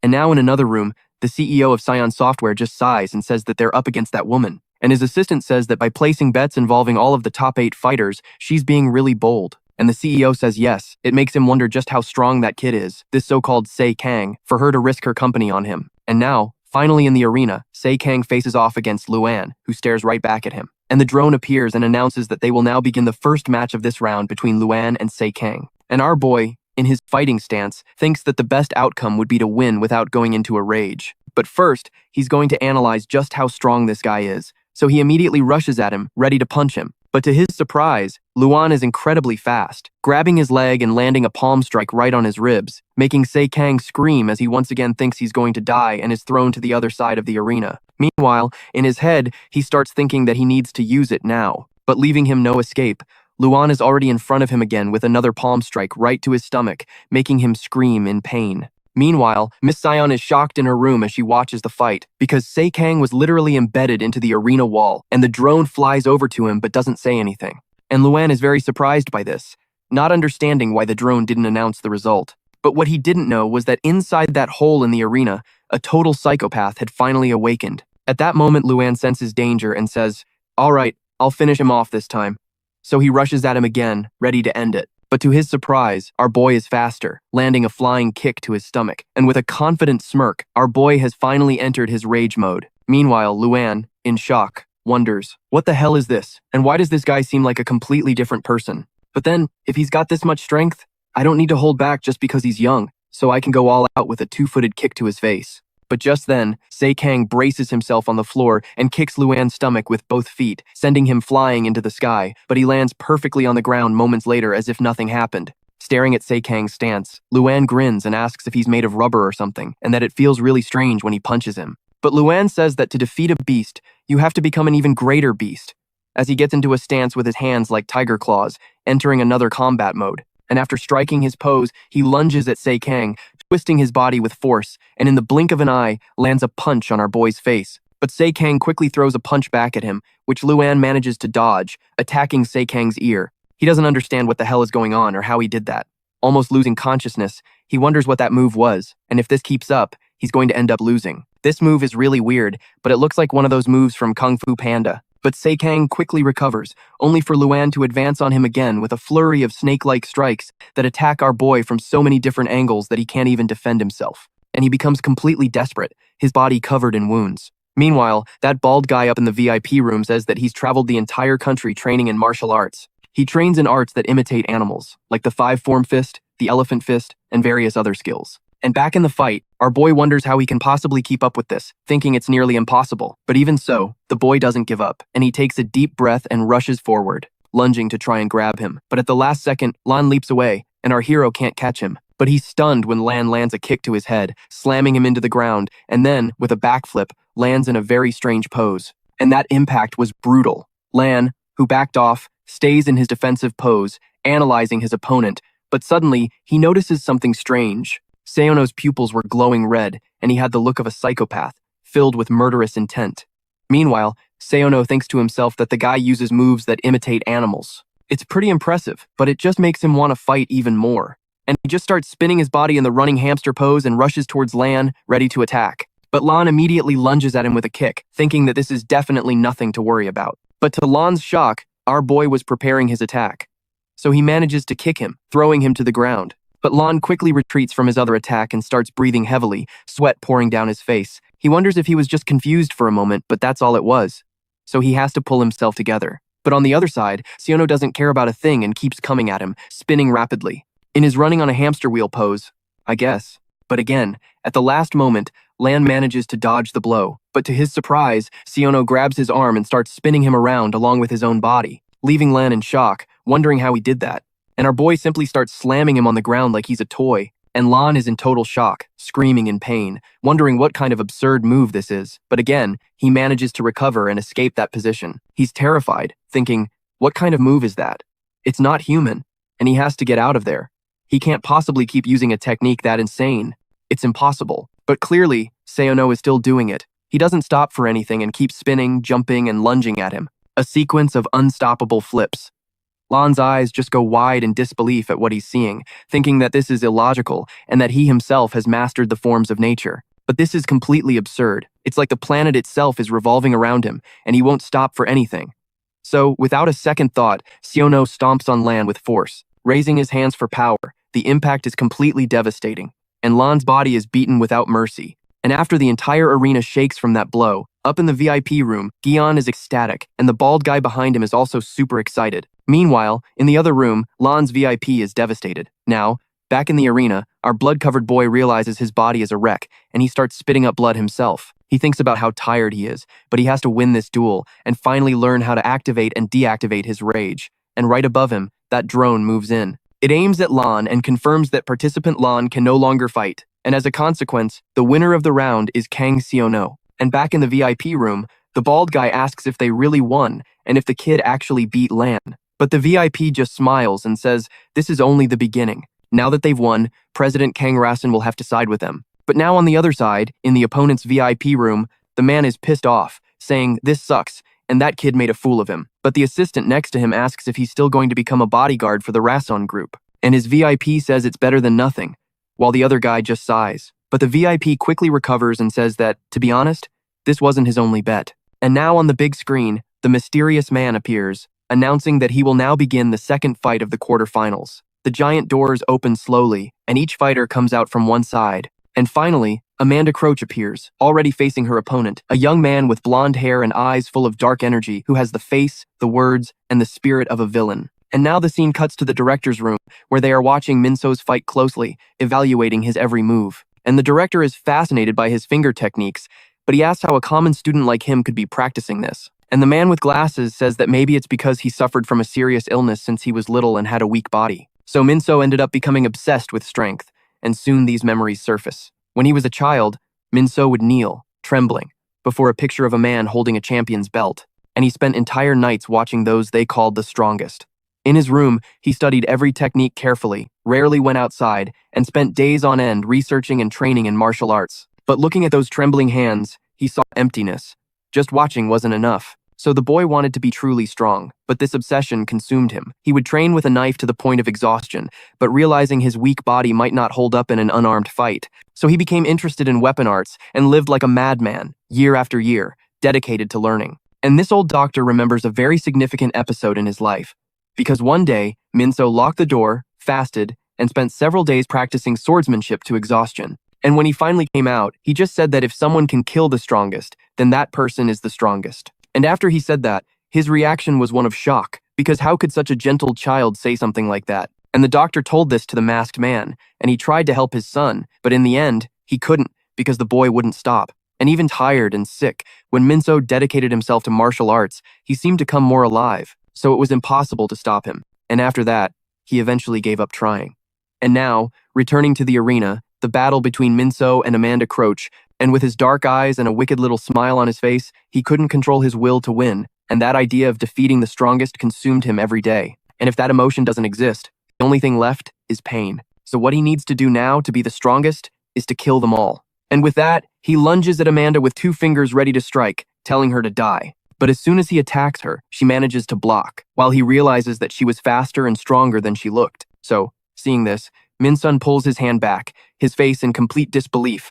But Amanda quickly leaps at him, flipping upside down. As he wonders what the hell she's doing, he attacks again. But to his surprise, Amanda lands 2 kicks right in Minsun's face. But, incredibly, Minsun managed to retreat in a panic, escaping the attack. And up in the VIP room, the president stands up, surprised, wondering what's happening and if he failed to dodge. But his assistant says it doesn't look like he avoided it. And then the president notices something, a very large wound on Minsun's back. And now Amanda's VIP is celebrating wildly, saying it's all going according to Amanda Crowe's plan. But the assistant beside him says that's not all. Amanda just used her finishing move to knock him out in 10 seconds. But Minsun isn't knocked out yet, and he concludes that this will be the first time he's found a worthy and resilient opponent. And back in the arena, Amanda is panting and starts to study Minsun. She was surprised by his very strange and refined movements. And these aren't the movements of a common, traditionally trained fighter, but soon he gets close to her, face to face. And something shocks her deeply as Minsun lowers his face, his eyes wide and a small smile that looked demonic, as he says to her, "So, it seems you've been keeping up with my movements. That's pretty incredible. Finding someone like you here is rare." But then he raises his hand and says,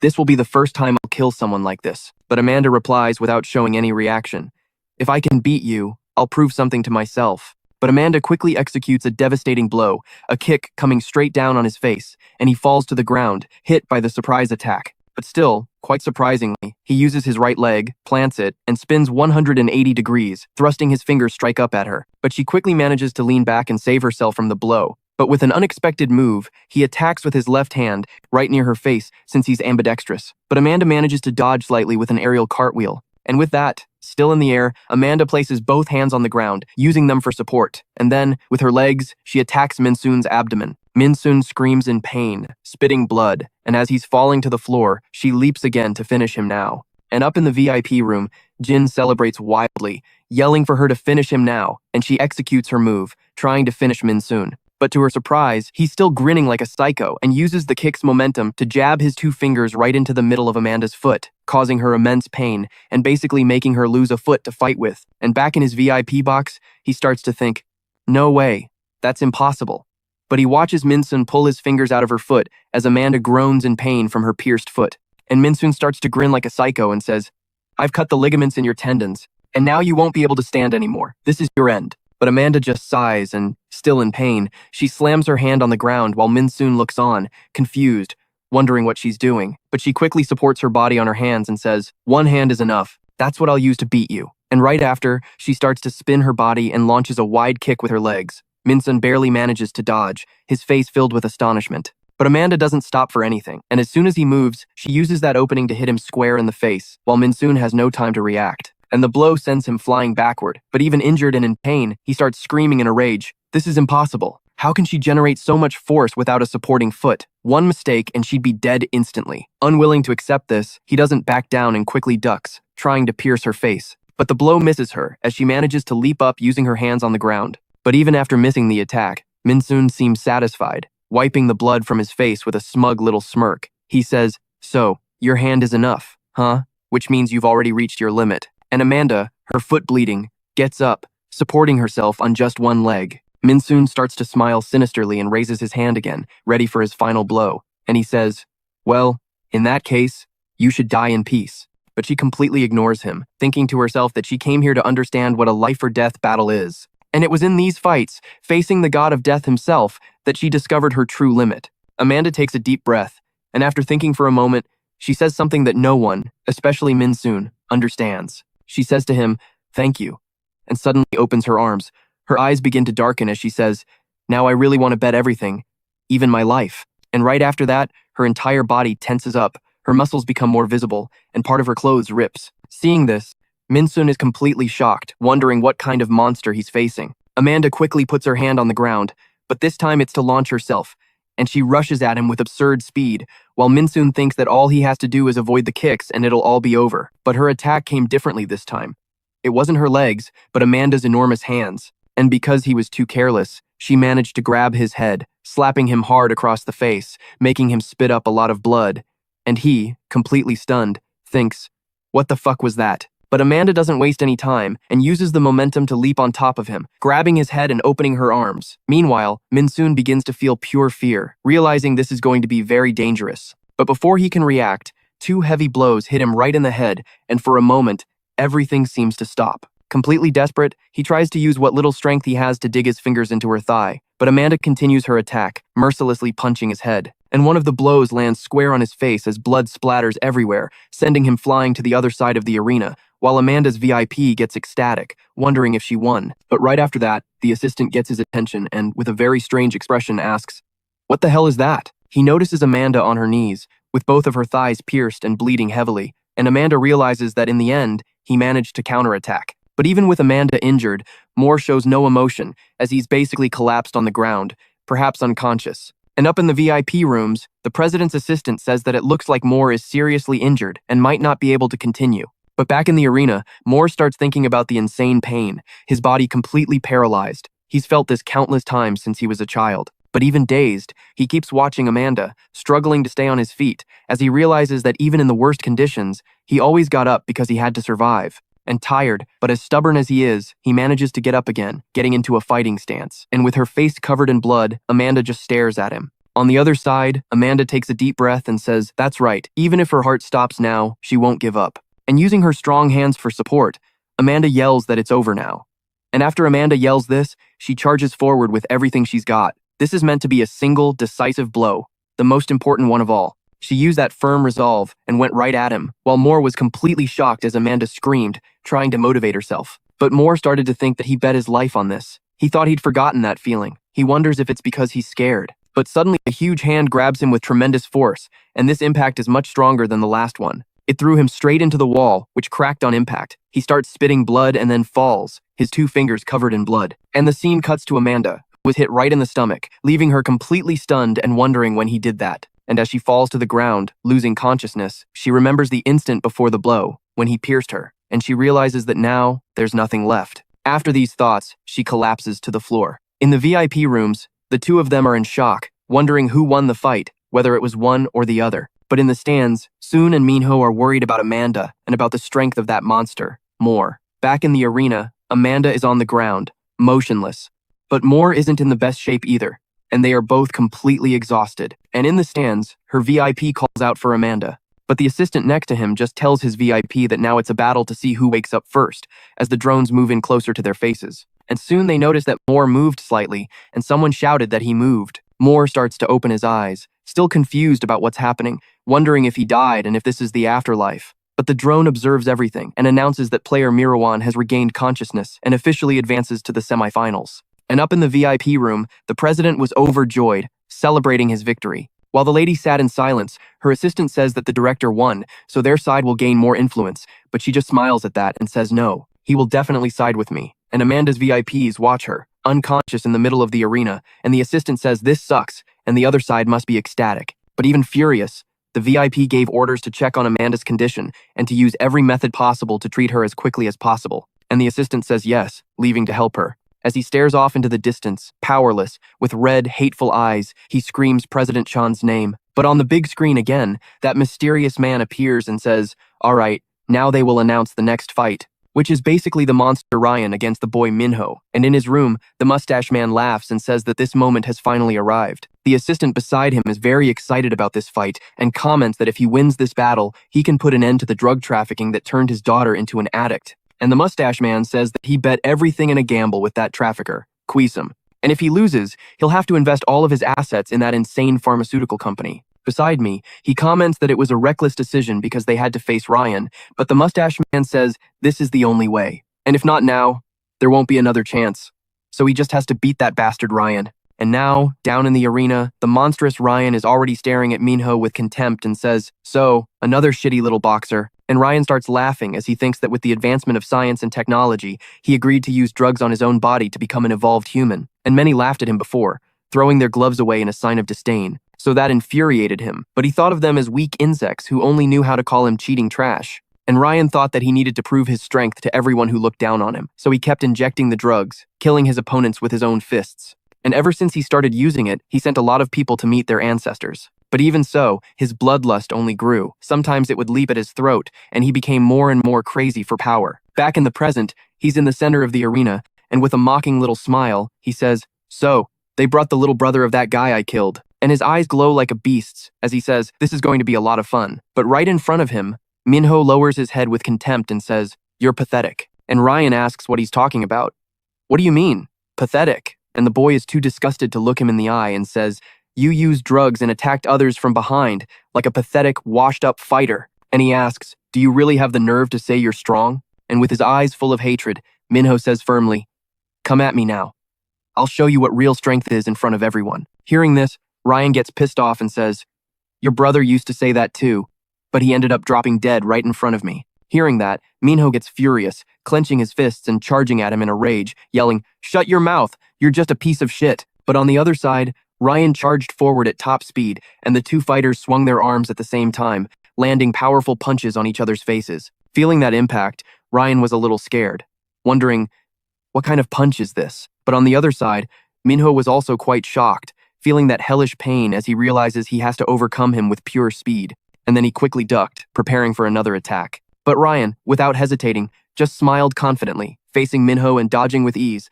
And after another strike, he dodged again. And he's so confident, just thinking that he's too slow and keeps dodging all of his blows while Minho is in shock, wondering how this monster does it. And meanwhile, watching the two of them, the president of the pharmaceutical company comments that his speed is nothing special. And the assistant, also surprised, says that the sensory drug allows Ryan to feel his opponent's intentions before he even acts. And it's almost impossible to hit him. And now back in the arena, Ryan crouches in a defensive stance and asks how he can pretend not to know when he's so predictable. And Minho replies with a cold stare, saying that in that case, he wants to see just how far his predictions can go. And as soon as he finishes speaking, his feet move at an absurd speed, leaving after images in several places, with different images of himself, rushing towards Ryan, as if there were several Minhos fighting just one Ryan. And as he attacked him rapidly, Ryan managed to block his strike, because he can read his movements. And with that, Minho gets a little worried, wondering how this guy can do that. And right after that, Ryan, laughing in his face, says that so he trusts his speed, But now that he's got his foot trapped,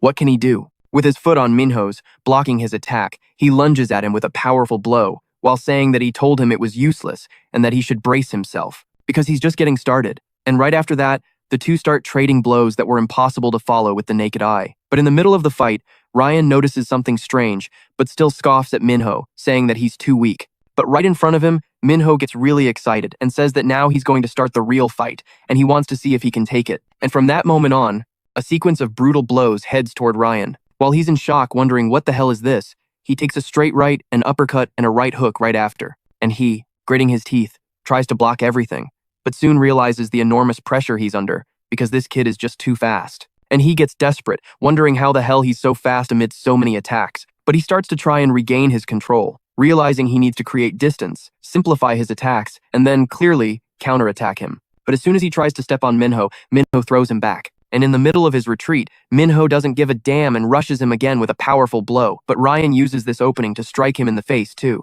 And both of them take a punch to the face, and Minho is thrown back while Ryan also retreats. And the kid, with a lot of blood on his face, is panting heavily, while Ryan seems a little better and says that he's no different from his little brother, and that this one is just a little tougher to kill. But to Ryan's surprise, Minho's expression hardens and he stays silent for a few seconds. But suddenly, Ryan's eyes widen as he sees something absurd in front of him. And Minho confidently says that if he wants to punch him, he's going to have to take a punch too.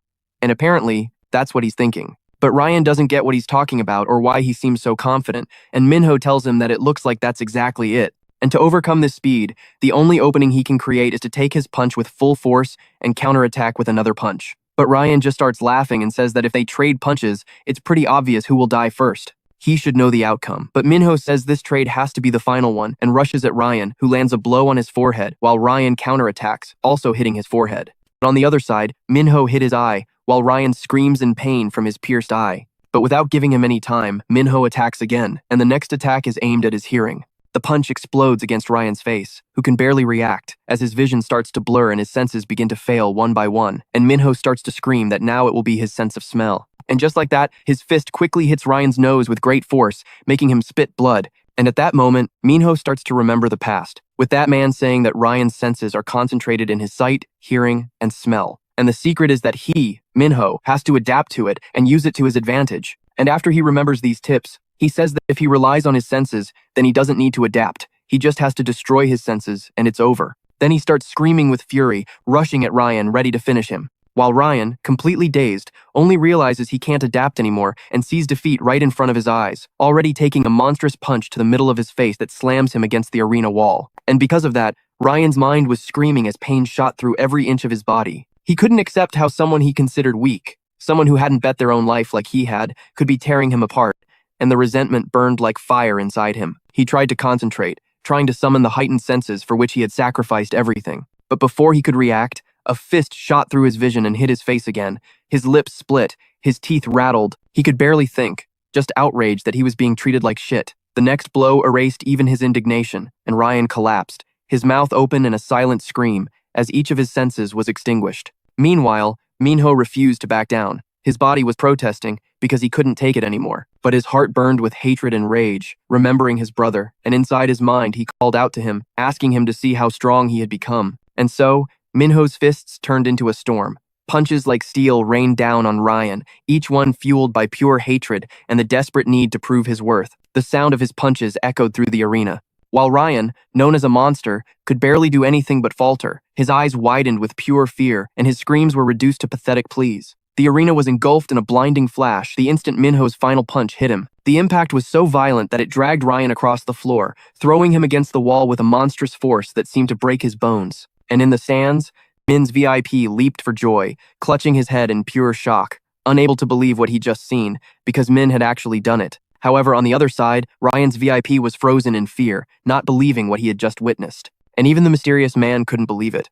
As on the ground, Ryan's body twitched one last time before falling completely still. His face was a crimson mask of pure blood, and then a drone descended, its mechanical voice announcing that player Ryan could no longer continue and the victory would go to player Min. And soon, those words echoed throughout the entire arena as Min's VIP screamed with happiness. And in the center of the arena, the boy stood over his defeated enemy. He swayed, completely exhausted, lifting his face to the lights above, as if asking his brother in heaven if he had seen his victory. And in the control booth, the secretary analyzed the updated chart, and a sinister smile spread across his lips as he confirmed that Min could truly become the strongest in humanity. But this joy didn't last long, as the mysterious man's voice soon came over the speakers for all to hear, announcing another quarterfinal match. From one side of the arena, Duke Kan entered with a sharp, provocative smile.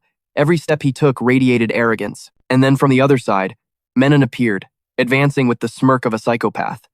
He licked his lips as madness gleamed in his eyes. In a secret camera above, the mysterious man leaned forward, for he recognized the weight of this battle. Menon, the survivor of the first doping batch, the one who endured every injection against Khan, the pinnacle of the new generation of enhancement. And the doctor beside him, confused, asked since when Menon had been there, while his boss said that he had always been there. And back in the arena, Menon's eyes gleamed as he smiled grotesquely at the opponent in front of him. Meanwhile, Khan clenched his fists, ready for the fight. Then, without hesitation, the fight began with Khan lunging at him, delivering a punch to Menon's stomach with enough force to make the very ground tremble. The impact tore through his flesh, caving his abdomen in as if it were being ripped apart. But in a matter of seconds, the wound closed as if nothing had happened, and Khan froze, breathless. His shock grew when Menon tilted his head with a sinister smile, saying that now it was his turn. Then, in an instant, Menon lunged forward. His fist exploded against Khan's chest, sending blood spraying from his back. And that monster staggered, torn between rage and disbelief. And Menon taunted him, asking if he wanted another hit, but Khan just smirked and his eyes darkened. He then asked, "What do you mean another hit?" Because for him, there would be no more trading blows. He declared that he would finish Menon right now. Then, stomping on the ground with all his might, he shot like a missile towards that psycho, and his kick collided with Menon's face, breaking his neck with a snap. And seeing this, Min's VIP gasped in horror, his face completely pale, because to him it was clear that Menon's neck had been broken. And when the dust settled, Menon's body remained bent over with his head hanging down, while Khan smiled at him, because that was the end of Menon. And he gloated that it was 20 years of drugs, resulting in nothing but an empty, broken shell.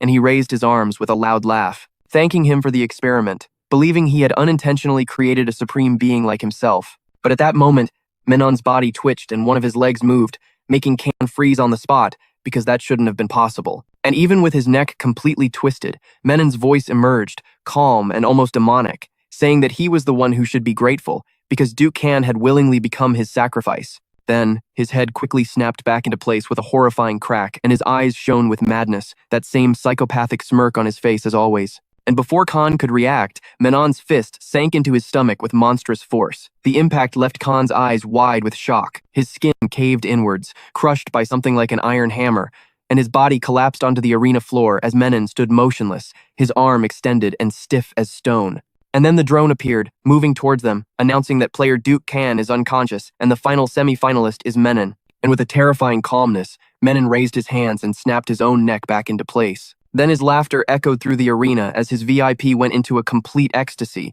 overjoyed by what had happened, because he had basically defeated another monster. And in the stands, that director from the Rosen group smiled venomously, because he found this all to be quite a spectacle, and thought that his arrogant brother, who loved to humiliate him, would soon be crushed under his feet. But his secretary muttered uneasily, asking him not to be so confident. He pointed out that Menon was impossible to assess, and that his strength was beyond any prediction. And meanwhile, far away, scientists were monitoring Menon's body through sensory wires, and one of them was dumbfounded, his voice trembling as he said that Menon's regenerative ability left him completely perplexed. That mysterious man entered, brimming with anticipation, believing that his dream was finally about to become a reality. But Menon, lying there with a grotesque smile, shook his head, denying it all, stating that the peak of regeneration already belonged to someone else. And the scene changed, showing Sionu with a cold expression. The guard next to the girl said he was impressed and that it was truly admirable. Room 10, once considered the weakest, now had 3 fighters in the semi-finals, and before them, Park, Old Man,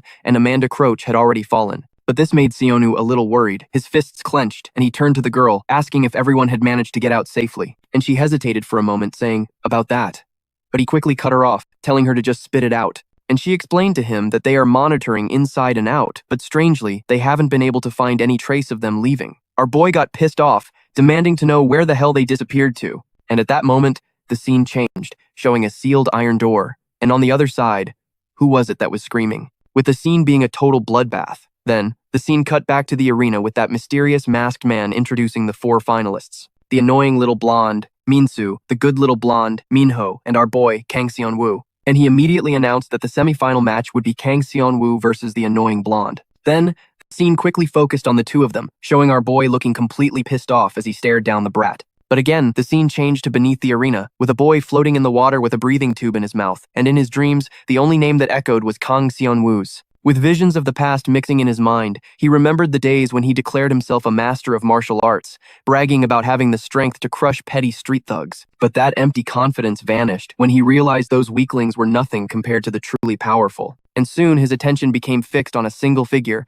Kang Seon-woo himself, a man whose cold and merciless aura overshadowed everyone around him. A monster, for sure. And even back then, clutching his martial arts notebook like it was sacred scripture, sweat dripped down his face as he whispered to himself, "Only he is worthy of being his opponent. Kang Seon-woo, and he vividly remembered the moment Kang Seon-woo shot a cold glare at the group of loudmouth punks, and with just one word, leave, they all got out of his way. And to him, that was definitive proof that those fools were worthless. Only he himself could ever be his equal. And later, in an empty classroom, our boy was sitting in silence, holding a martial arts notebook with a blank, unreadable expression. And the blonde just watched him, clenching his fists, consumed by fury. This would be the moment Kang Seon-woo realized another genius just like him existed. But the next day, in the hallway, the boy found his notebook on the floor and approached it with trembling hands. He was determined to speak to his idol, wondering who would dare touch his notebook, completely convinced of his own fantasy. He thought that Kang Seon-woo was probably looking for his notebook, and that if he returned it, he could finally talk to him, believing there would be a connection between the two of them. And so, he went to a deserted corner of the school, gathered his courage, and stepped forward. But his eyes caught the familiar sight of those annoying punks clustered around Kang Seon-woo. But Seon-woo wasn't even looking at them and said again in that cold voice that they should leave. So, finally, he closed the distance and approached Seon-woo, calling out his name and then holding up his notebook with pride, asking if he had dropped this. But as he spoke, Seon-woo raised his hand, his eyes glowing with murderous intent. And then he uttered the same word he'd said to the others just seconds ago, telling him to leave. Only this time, that word carried the intent to kill, and the kid lost all the color in his face, scared to death. So he started screaming and running away, begging for someone to help because he was trying to kill him, but his own speed betrayed him. Then he tripped and fell to the ground as pain shot through his body. And he basically buried his face in the dirt while thinking, damn it, I can't escape. Someone like me should just die here. And his world went black right after. So when he woke up again, he was in an emergency room in the hands of doctors with buzzing voices. And in the middle of that haze, one thought burned like fire, because he didn't want to and couldn't die like an insect. And now, finally in the present, the arena shook as Kang Seon-woo stood his ground. And on the other side of the stage, the brat erupted in fury, screaming for our boy. His eyes narrowed in confusion, but he quickly charged at Seon-woo with that finger strike, saying that he would be defeated by the very martial arts notebook he once despised. He advanced with great confidence, and soon a brutal punch hit Seon-woo's head, making blood drip from his face. But the brat didn't waver, and his eyes gleamed with anger as this psycho blonde moved with superhuman speed, completely relentless, like a shadow. And he screamed, "That's right, you're going to suffer what I suffered!" And every blow tore at our boy's body, with several bloody marks appearing as he tried to formulate a strategy. Because this guy wasn't just fast, he was also analyzing his every weakness. And so he wondered how long he could last. But another critical hit struck him, making him stumble back a few steps. With blood dripping from his lips, he propped himself up with a weak hand, and this kid mocked him, extending his arm once more and making fun of him, while our protag wondered why he wasn't moving. But then the blonde shot forward like a lightning bolt, attacking him from every direction. Every blow hit the spot where our boy least expected it, and he wondered, why does he always hit where I can't defend? But he was sure of one thing. If this kept up, he was going to die. And Minsu's laughter grew wilder as he pressed his advantage, saying how pathetic it was for him to be cornered like this. With his body soaked in blood, our hero still remained standing. His hands rose and his eyes sharpened even more. He wondered what was coming next. At that moment, Minsu realized it instantly, his smile growing wider and wider as he said that now he would finish him with a mortal blow. Then, with a monstrous strike, Minsu hit our boy's chest, surprising everyone. But at that moment, to Minsu's surprise, his fingers got stuck in our boy's body, while Seon-woo stared at him as if he were the real psycho now. And Minsu got worried, wondering what was happening and starting to panic. But then he got excited that the fight wasn't over, so he charged at him with another blow. But to Minsu's surprise, our boy slapped his arm, instantly breaking his fingers. He screamed in rage and lunged at Seon-woo, saying that he would pay for this. And with illusory strikes, several fingers appeared. It was going to be really tough for Seon-woo. At least that's what he thought. But to his shock, Seon-woo stopped him with just one hand, as if they were a couple, weaving his hand between his fingers. And then, with his other hand, he pinned his shoulder. Minsu asked what he was trying to do, and as our boy stared him down, he said that this was the pose that Park, old man, the one he himself looked down on, had taught him. So, with a heart full of hatred, he landed a monstrous kick on Minsu's leg, shattering his bones. The boy wondered what the hell that power was. But gritting his teeth, he charged forward again, trying to finish him off, while the other told him not to get too carried away, that he should just accept it and stay quiet. But right in front of him, he had a surprising vision, because unlike the others, our boy met his gaze head on. But it wasn't to take his blow, but to land a clean shot on his head, slamming him to the ground. Meanwhile, in the VIP room, that secretary was screaming for Minsu, and the director fell to the floor in shock, wondering what the hell was happening there. And as Minsu gasped on the floor, seemingly defeated, our boy in front of him listened intently to his words as he said that in the end, nothing had changed. They both ended up as friendless losers anyway. And back then, You ignored me. And it's because you ignored me back then that they all ended up dead. And he asks what it's like to have a friend for the first time in so long, only to lose him right away. He wants to know what it feels like. Our boy asks, "What do you mean lose him? We're going to see each other soon anyway." And he asks what nonsense he's talking about, while Minsu laughs at him, finding him incredibly naive, saying that the only person who could get out of here alive is the winner. Our boy was shocked to hear those words, asking what the hell he was saying. And Minsu asks if he really thinks this pharmacy makes doping drugs. And obviously not. And does he think this place is just an amusement park where he can have fun fighting? Then Minsu leans down and asks where the others are. And the kid just says that it doesn't matter which one it is, they're just guinea pigs. That's all. Then, the kid finally passes out, while our boy demands he tell him right now what the hell is going on. And he asks again where his friends are. But a drone appears above them, announcing that competitor Minsu is disqualified while Kangoo advances to the finals. And that mysterious man finally appears again, and on the big screen, he says that it's time to choose the last player who will face Kangoo in the final. And the match will be between Kim Minho, the one with the best speed and fighting instincts from the combat wing, against the psychopath Menon, who has an invincible body that has never been injured even once. And he says, "Let the duel begin." And Menon immediately stares at the kid and walks calmly in his direction. And with that psychopathic little smile, he asks what he's talking about between him and Gang CO, while Menon wants to know who will be the better opponent, already trying to grab him. But he quickly uses his speed and takes a few steps back, dodging the blow, while thinking what kind of vengeful power is this and if he really wants to kill him, as Menon is shrouded in a dark mist, as if he were a real monster. And so Menon took a step forward and said it was a shame for Minho, because he had become something that no one would be able to take down. His lips curled into a threatening smile. But Minho said he would face him with pride, but Menon just smiled, raising his hand as if mocking him, but with a certain tone of approval. And rage exploded in the kid, his eyes glowing intensely, because ever since he set foot in this place, he had wanted to discover his true limits, and now the chance was right in front of him. So he immediately charges at Menon with a powerful blow to his head, but Menon quickly dodged the attack while trying to grab his hand. But the kid was faster, changing direction and appearing right behind him, greatly shocking the psychopath as he landed a solid punch to his head. But he also managed to spin around and turn to attack Minho. But Minho was faster than him once again, landing another clean hit on his head. As Menon spat blood, he thought that his speed and the force of his impact are definitely brutal. And from what he'd heard, this guy is the best. While Minho thought that he needed to keep aiming for the head to break his balance, he charged at him once more.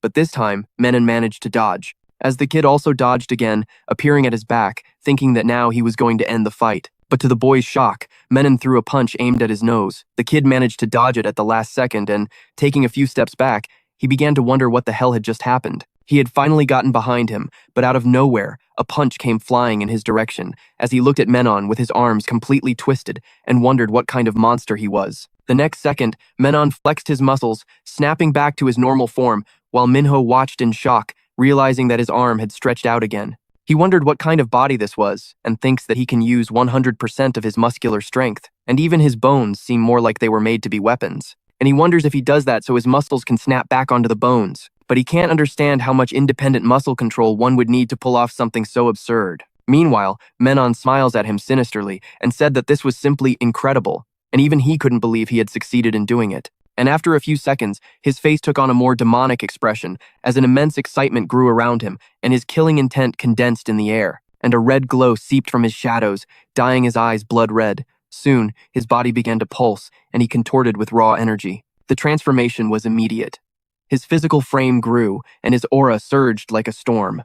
On the other side, Minho felt the gravity of the situation change, and he grew truly tense watching Menon grow in size and aura, but he still didn't hesitate, thinking that this wasn't the time for fear, and if he was going to win, it had to be now with a decisive blow. So he settled into his stance and charged at that maniac. And just after he vanished from Menon's sight, he appeared at his back, only to face the psychopath with his little tongue sticking out, consumed by excitement. And as he was saying, "That's it, I want to see your move," Minho spoke from right behind him. "Your time is up." Then, the two of them quickly vanished in a blur, and in the next instant, their fists met. The explosion shook the entire arena, and Menon's head snapped violently back as Minho's punch connected. But Minho was also thrown backward. However, neither of them gave in, and the shockwave tore through the air, shattering the arena floor. Meanwhile, in the stands, the VIPs from both sides watched with wide, surprised eyes. Down below, both fighters collapsed, their limbs heavy and their bodies completely drained, a crater of power between them. Minho's body trembled, but then it stopped completely, exhausted. He could barely breathe. Menon, on the other side, now looked small and hollow. Minho's VIP grew worried, wondering what the hell had just happened down there. But before he could think any further, a movement caught his attention. It was the boy, Minho, getting up through sheer willpower. His arms were shaking, but he continued to stand, his body stable but unresponsive, his eyes empty. He basically looked like a puppet. Menon remained motionless on the ground on the other side, but soon a drone flew toward them, analyzing their vital signs. Up above, Minho's VIP wondered if Minho had won, if the boy had actually pulled it off. But another voice, his assistant's, said that he's been unconscious for quite some time. The old man turned to him again and said that even though he's standing, his nervous system has shut down and there's no active motor response. Down below, Menon finally got up, still in pain, but he dragged himself back to his feet, and soon his VIP began to smile, thrilled by the scene, as Menon staggered forward, whispering that his doping data would be invaluable for the new race they were creating. Then, with a light touch to Minho's shoulder, he knocked the boy over, causing him to topple to the ground like a statue. The drone then confirmed it, announcing that due to competitor Kim Minho's unconscious state, Kang Sionu's final opponent would be Menon, as the monster licked his blood-covered elbow. High above the arena, the girl's assistant commented that they had finally reached the finals, while the girl said that all they could do now was cheer for Kang Sionu. But at that exact moment, our boy entered the hallway, completely pissed off, asking what the hell happened. The girl told him to calm down and said that if he was talking about the missing people, she honestly didn't know much about this place either. But her words only fueled his fury even more. But she quickly interrupted him, telling him to be careful.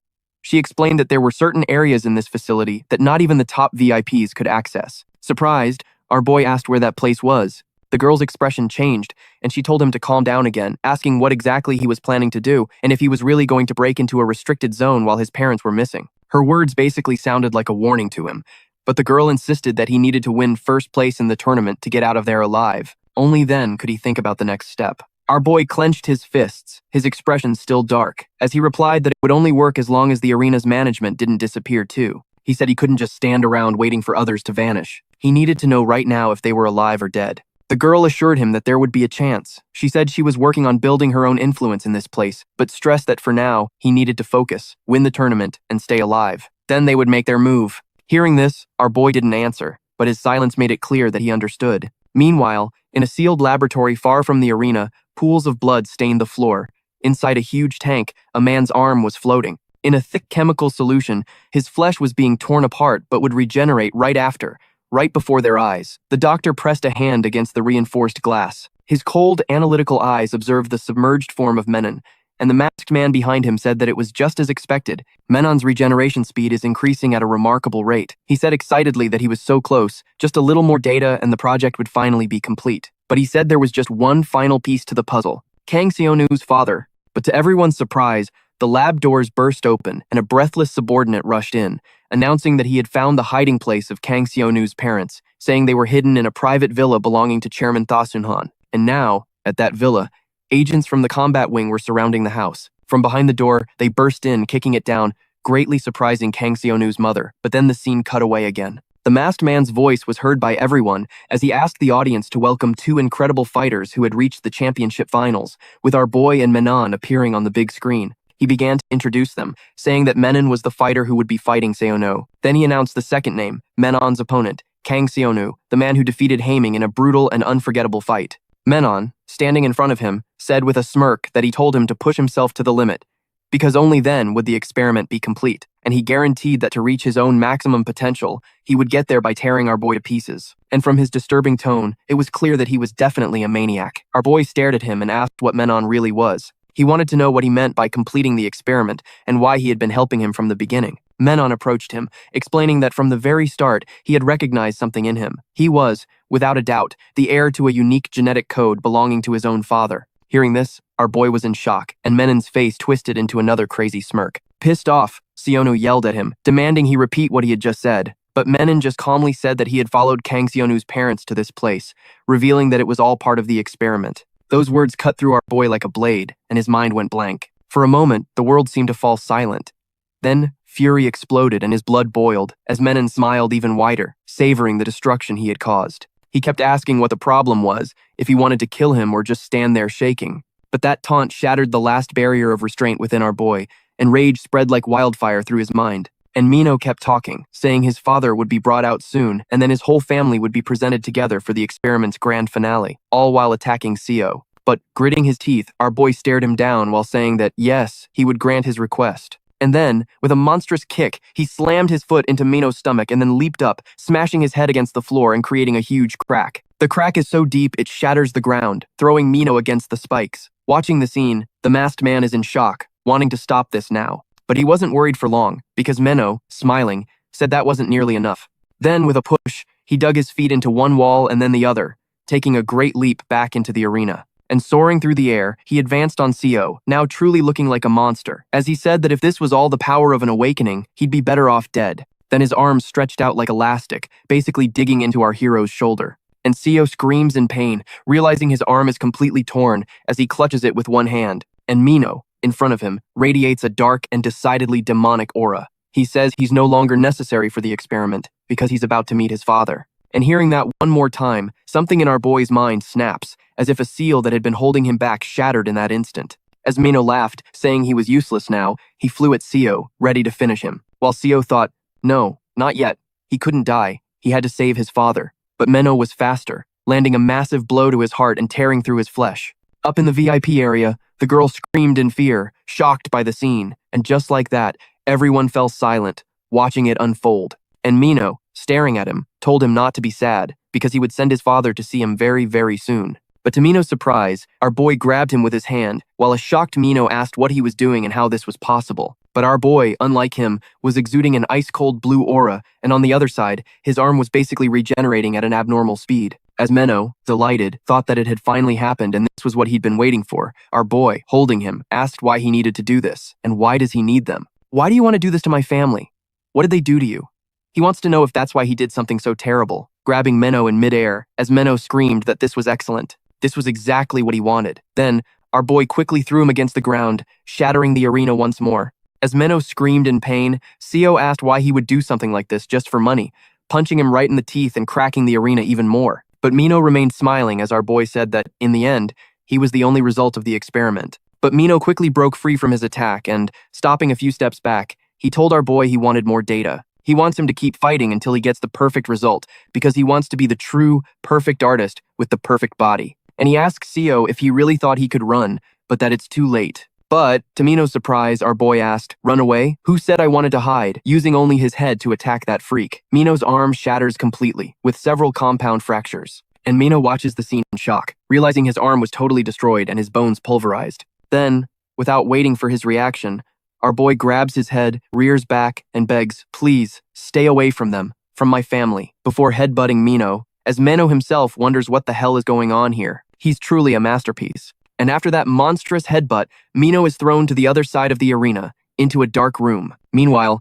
in the VIP area, our boy's ally is completely stunned by the scene, realizing the fight might be over. And inside that dark room, Mino is lying crumpled like a piece of trash. And after he spits out blood, our boy appears, walking towards him. He says the prize money, or whatever it is, he can take as much as he wants. The only thing he asks is that he please let them go, but Mino says that what they need isn't money. And so Seo asks what it is. Mino tells him that the owners here aren't those 16 VIPs. What the superhumans who run this place want to achieve is eternal life. That statement leaves our boy completely shocked. And Mino quickly tells him that their desire is to possess immortality and become a god. And no one can stop the higher-ups.